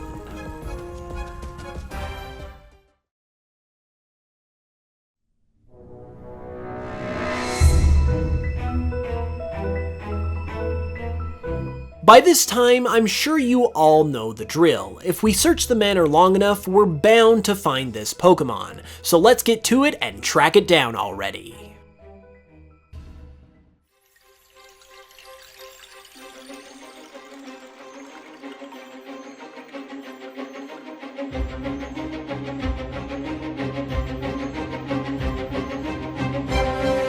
And wouldn't you know it, here it is. This is Finrit, the end-of-life Pokemon. This Pokemon isn't as sought after by the locals because it seems to only bring one thing with it: death. Whenever this Pokemon has been sighted, a death has always followed shortly after, so it is believed that this Pokemon knows when others are going to die. While it might be a master of death, we can still give it a couple hits, and between that and a few Ultra Balls, we should be able to catch it no problem. Wow, I cannot believe it. We actually caught all 3 members of the Life Trio. We better take them back to Professor Tamarack right away and see if he can give us any more information on what to do next.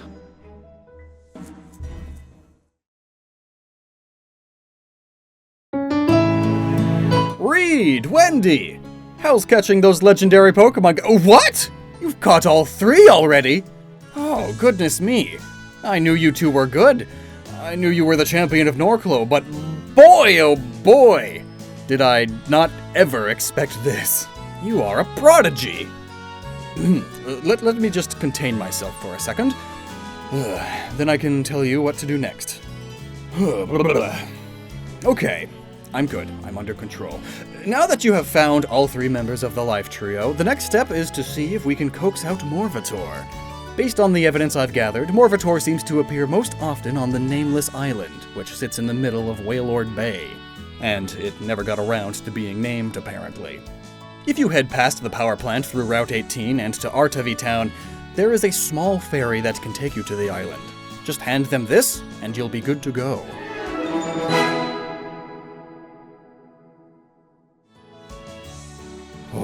This could be the discovery of a generation. So head out, you 2. We have a new Pokemon to discover.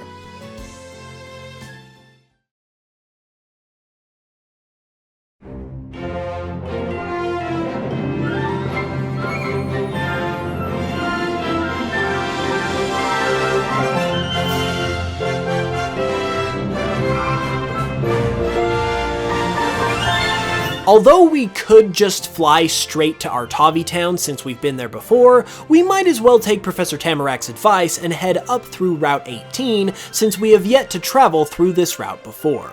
This is another route that you have to become champion to be able to access, but once you do, you'll find a plethora of powerful Pokemon here, including Volnetic, Bulboa, Serapint, Tormitents, Ursumbra, Condibore, and Pheronix, along with Terrectrifly and Resembra. If you're the type of person who likes to turn over every rock they come across, you'll also be able to find Yanmegaite, which will allow you to evolve any Yanmega you have into Mega Yanmega. Mega Yanmega finally becomes part Dragon type at this stage in addition to Bug, and is extremely ferocious and powerful. Come to think of it, this might just come in handy depending on how strong this mythical Pokemon we're looking for really is. So let's take it with us and head on to our Tavi town so we can catch the ferry to the Nameless Island.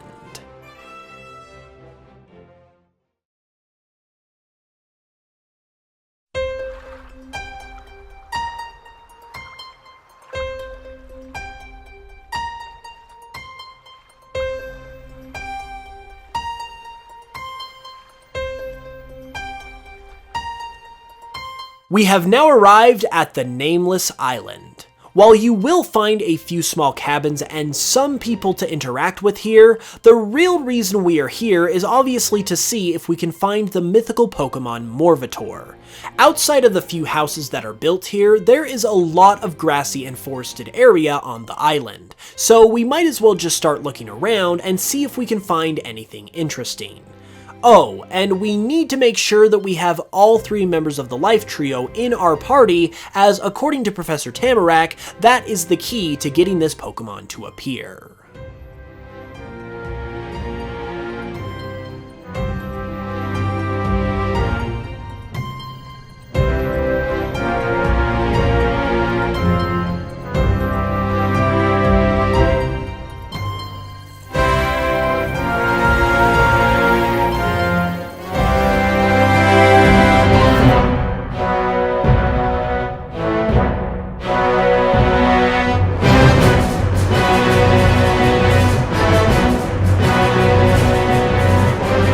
Oh my gosh. Professor Tamarack was right! Morvator does exist and it's connected to the Life Trio after all. Morvator is known as the Afterlife Pokemon. As the master of the Life Trio, this Pokemon has dominion over the afterlife.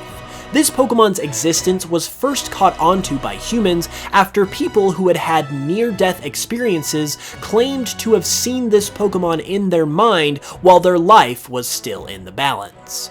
This is going to be the strongest Pokemon you have faced, wild or not, in Pokemon Cardinal to this point, so you better have come prepared. Since you have the Life Trio in your party at the moment, you can use their strength to your advantage, but if you intend to catch this Pokemon, prepare for a long fight. You're going to want to stack up on Pokeballs as Morvator's catch rate is extremely low. If you are able to stick it out though, you might just be able to catch it.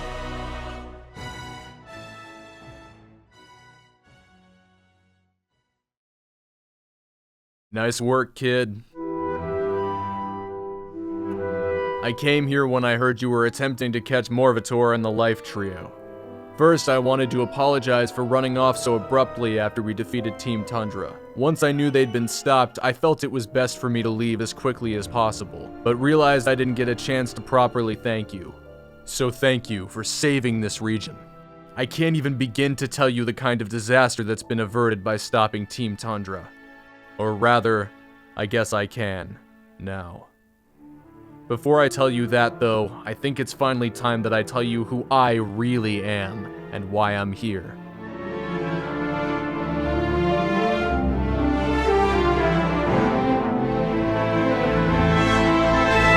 Do you recognize me? I wouldn't blame you if you didn't. I'm pretty old now, but I'm your rival, Krim. The same one you just defeated in order to stop Team Tundra, just from a different time. I'm from an alternate future where Team Tundra actually succeeded in freezing all of Norclo. Thanks in part to me. Just as you experienced, I was so angry that you kept defeating me that I joined Team Tundra in order to become stronger. Except in my reality, there was nothing to stop us at that point. We defeated you, and Cronus set off the amplification machine which began freezing all of Norclo unceasingly. Cardivios awakened just as it did in this reality to try and stop us, but it was past the point of no return. With our combined might, we were able to subdue Cardivios, leaving Norclo to our mercy as everything was frozen solid. It was only when the job was done, however, that I realized what a grave mistake I had made in being part of this. Norclo had become a wasteland. Nearly all Pokemon, human, and even plant life had been eradicated, and I immediately knew I was wrong. At that point, I began searching, begging and pleading that there could be some way to reverse all of this, when I remembered something I had learned around this time period. There is a legend that states if all 3 members of the Life Trio are brought together, they are able to give the person that brings them together the ability to revisit any other point in their life that they choose.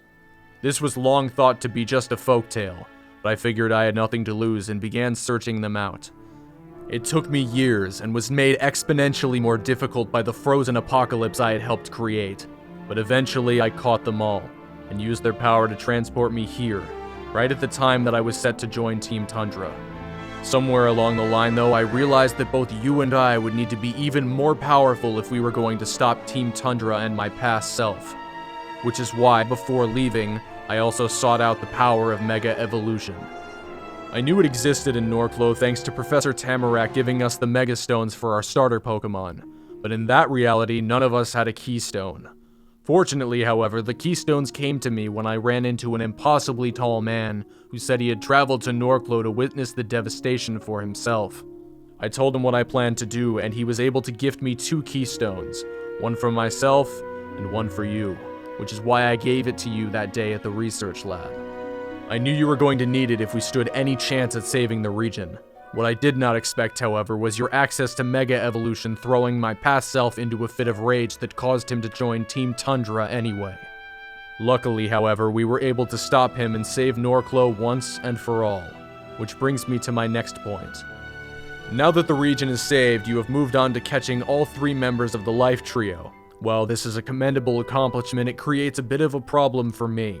You see, if you have all 3 members of this trio in your possession, that eliminates the ability of my past self to catch them, which in turn eliminates the possibility of me existing at all.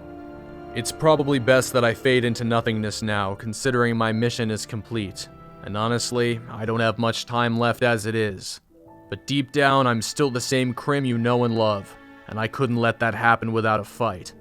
So Reed, Wendy, I'm here to battle you one last time, and try and stop you if I may.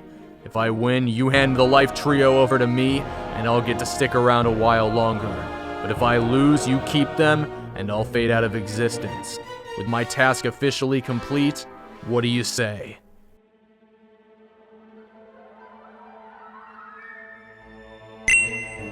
Ha! I knew you'd never turn down a challenge from me. Looks like it's time to battle for one last time, for all the marbles.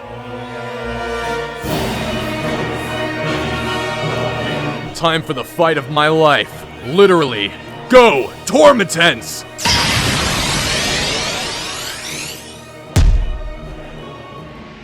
Ha! Still as strong as ever, I see. Go! Burn him!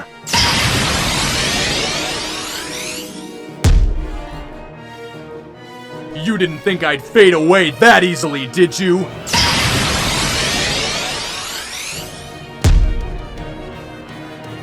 You're really going for it, but I wouldn't have it any other way. Go, Heliovin!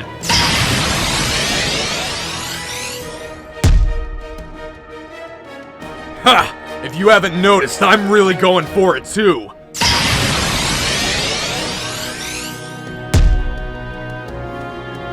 Half of my Pokemon down. This is the moment of truth. Go, Primree!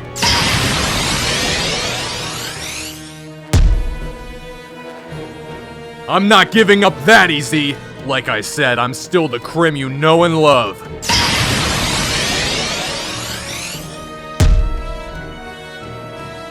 Nice response, kid. Allow me to respond back. Go, Finrit!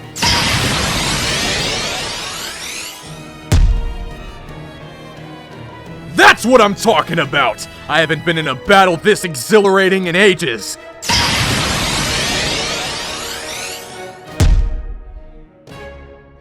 This is it, down to my last Pokemon, and I think you know him well. Go, Starter!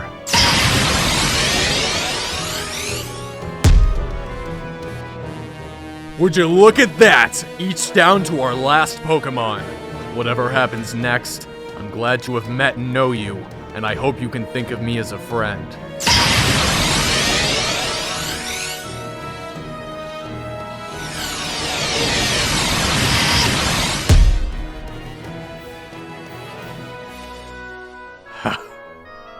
Looks like my time is up.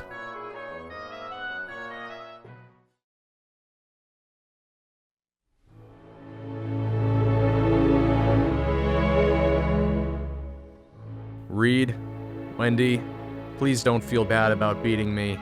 It was bound to happen one way or another. I mostly just wanted to get one more battle in for the fun of it. With your help, I succeeded in accomplishing what I came here to do. And now, it's time for me to move on, and for you to enjoy the fruits of that labor. I'm sorry for all the trouble I've caused, and I hope, in your mind, I've made it right. I'll see ya, and thank you for everything.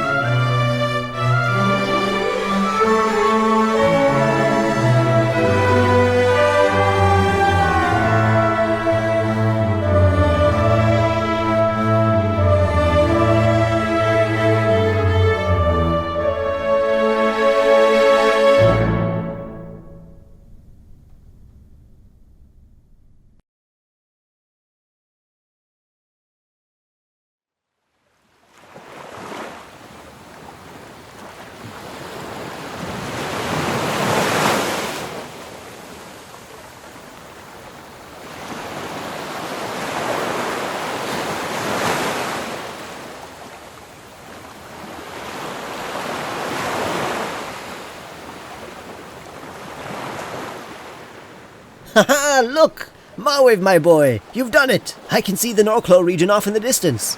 Gnarly! See, Professor, I told you we had nothing to worry about. I know how to travel the ocean like the back of my hand. Shouldn't be too long before we hit dry land and we can finally explore Norclo for ourselves. Now, remember what we've come here for, Marwave. We're not here to explore. We're here to try and save our region from destruction.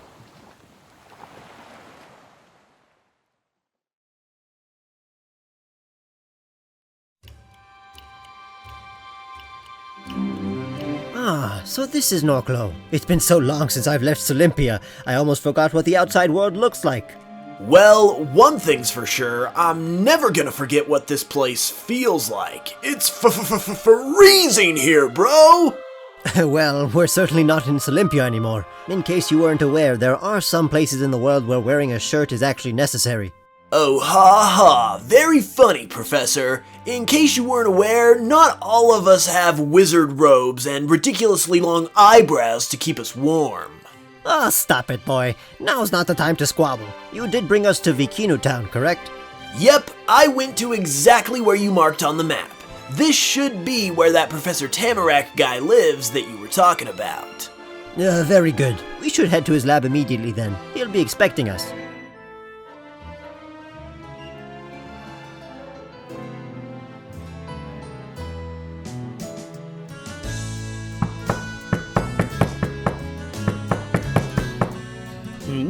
Who's there? Oh yes, that must be our visitors from Solympia. Come on in, the door's open. Professor Dodona, how lovely to see you. I'm so glad you made it here safely. Lawrence, I'd like you to meet Professor Dodona. He is the leading expert on Pokémon research in the Solympia region. And Dodona, I'd like you to meet Lawrence. He's one of Norclow's experts on Pokémon fossils and also one of our gym leaders. It's a pleasure to meet you, Lawrence. The pleasure's all mine, good sir. Welcome to the Norclow region. Don't you think you guys are, like, forgetting something? Oh yes, of course. My apologies. Tamarack, Lawrence, this shirtless fellow is Mawave. He's the one who sailed us both over here, and is also one of Solympia's gym leaders. Absolutely smashing. It's always wonderful to meet a fellow gym leader. So Mawave, my boy, why don't you tell us a little more about this Solympia region you come from?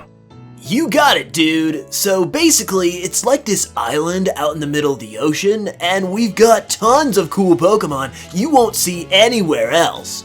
The Pokemon are also super unique because the island is almost never disturbed by outsiders. It's a pretty cool hangout, bro. Unique Pokemon, you say? That sounds brilliant. If I may inquire further, however, what might these Pokemon look like? Well, we brought a couple along with us for the ride. Why don't I show you? Go! Temphin and Koink!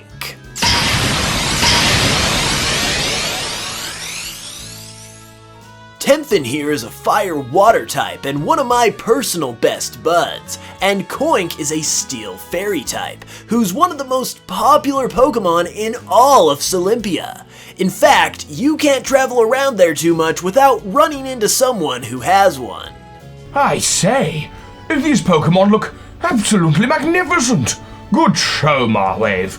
You know, I'd be lying if I said I wasn't interested in traveling to Solympia myself now. As a matter of fact, maybe I'll come pay you a visit sometime soon. Ho ho ho ho. Indeed, these Pokemon look fascinating. Certainly nothing like what we have here in Norclow.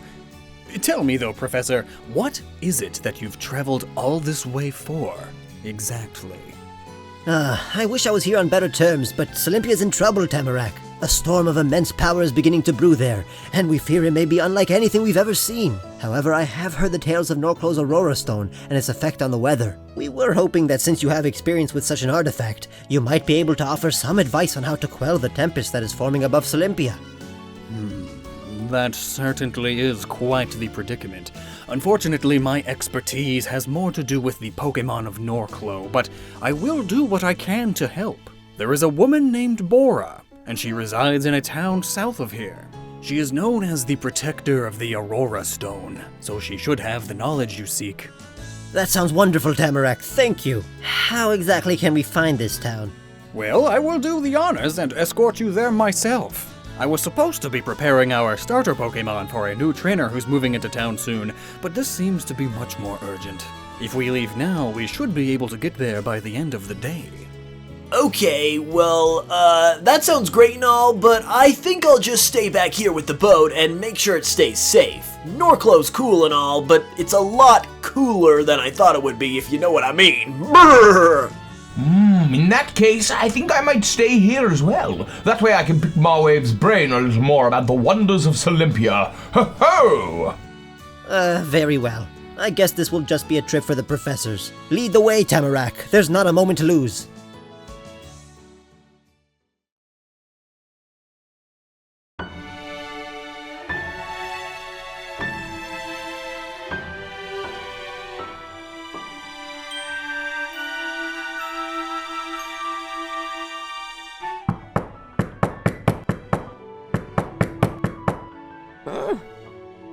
sounds like there's someone at the door.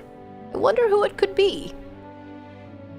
Well, if it isn't Professor Tamarack. Come in, come in. It's so lovely to see you. It looks like you've brought a friend along with you, too. Hello, Bora. It's lovely to see you as well. And yes, this is Professor Dodona. He's from the Solympia region, and he's traveled all this way because he'd like to ask you some questions about the Aurora Stone. Well, it's great to meet you, Professor. As Tamarack said, my name is Bora, and it sounds like he's already told you that I watch over the Aurora Stone for our beloved Norclo region. What is it that you wanted to know? It's actually kind of funny that you've arrived when you have, because some other fellows got here not too long ago to ask some similar questions. They're in the other room. Professor Tamarack, Professor Dodona, I'd like you to meet Professor Fur of the Cascade region and Professor Cedar of the Assone region. My goodness, so many bright minds in one place. This must be important. Tamarack, Dodona, good to meet you both. As Bora mentioned, I am... Hang on, wait a minute. You actually sound a lot like me. Have we met somewhere before or something? I don't think so. Must be a professor thing. Anyway, as I was saying, I am Professor Fur. I hail from the Cascade region just south of Norclo, and I study the unique weather phenomena that occurs here. Since Norclo has some weather phenomena itself, I came to ask Bora questions, considering the troubling events back in Cascade. What? The weather is acting up for you too?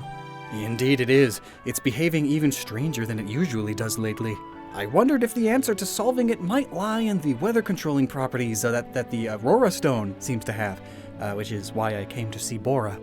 Well, Miss Bora, I came to see you because of some weather problems of my own.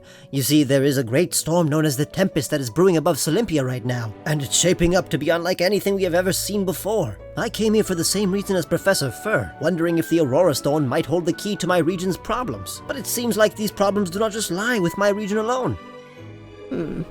Yes, it seems that would be the case. As the two of you mentioned, the Aurora Stone acts as a control agent for the weather of the Norclo region. It is a constant, keeping everything in check, which is probably why Norclo hasn't experienced any strange phenomena itself. I suspect, however, that maybe if this tempest is truly as bad as Professor Dodona says it is, that its effects might be pouring out into neighboring regions and could be causing these adverse effects that Professor Fur is experiencing in Cascade. Which is exactly why I'm here. As Bora so graciously mentioned earlier, I'm Professor Cedar, and I traveled here from the far-off Assone region. While Assone has not been plagued with any kind of weather phenomena, it is easy for a man like myself to see that something is amiss. As a Pokemon expert, I suspected that the power of a Pokemon could be behind this, and as a specialist on Pokemon intelligence, I am aware of Cardivios and its unique trait of convening directly with humans as part of a joint effort to protect the Aurora Stone. So naturally that brought me here to see if I could stop whatever's happening before it reaches the shores of Assone. After all, I did just buy a house overlooking the beach, and I kinda don't want it underwater. You know, you kinda sound like... never mind. I think it's clear to see that our troubles have a common source, and I fear that the source is Solympia. Our region is already well known for its storms, so I don't think it's any coincidence that other regions are experiencing trouble at the same time that this unusual tempest is beginning to form. I think you may be right, which means that stopping the tempest should be of the utmost importance. Since you came all the way for advice, though, let me suggest something, if I may. With this storm being of such malicious origin based on how you've described it, it is clear that the origin itself is also unnatural. Something in Solympia is out of balance with regards to the storm, and it needs to be put back in balance in order for it to subside. So that is my advice to you. Restore balance to your region. And for the other two of you, Professor Fur, Professor Cedar, I would suggest that you keep a close eye on your regions as well, and be prepared to offer some assistance to Solympia if need be. And if I may chime in one more time, I wanted to reiterate the importance of looking for a connection between this storm and one of your local Pokemon, Professor Dodona. We've all researched Pokemon for a long time, and we all know what they're capable of, but as I've discovered myself, they're immensely intelligent creatures. They know how to respond if something is wrong, and they'll do whatever they can to bring things back to normal. That is one of the great things about Pokemon, after all. They don't really have any ulterior motives. They just want to live and let live. So it's possible that a Pokemon with the power to create such a storm is being tampered with, and that would definitely be something you want to look into. That is sound advice indeed, Professor Cedar. Well, I think we all know what we need to do now. Go and take care of your home regions. The rest of the world is counting on you. And if you should ever need any more assistance in the future, remember, we're all just a phone call away. Thank you. It's good to know that we can all converse like this when we need to. By the way, what will you be doing here in Norclo? Things are peaceful right now. Is there anything you're doing with all that extra time? Well, my boy, as you get older, I think you'll find that there's always something that's keeping you occupied. If you're anything like me, you'll never truly get a rest. However, I am soon going to be passing on the title of Protector of the Aurora Stone to my granddaughter, as my time in that position is coming to a close and she is just about ready to accept the role herself. Other than making me feel really old, it's actually exciting. That certainly is exciting, but I best be getting back to Cascade now. Thank you for everything, Bora. Indeed, thank you very much. It's been great to see you, Bora. Thank you for your help. My pleasure, everyone. My pleasure. Have a safe trip home.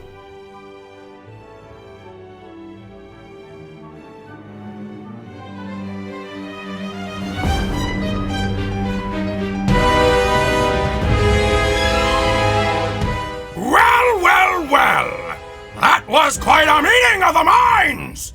I knew that old woman had something up her sleeve! Although even I never could have expected it to be something that controls the weather! I thought the Aurora Stone was just a myth! But it seems like it's actually legit after all! I think this will prove to be very helpful to the cause of my new organization!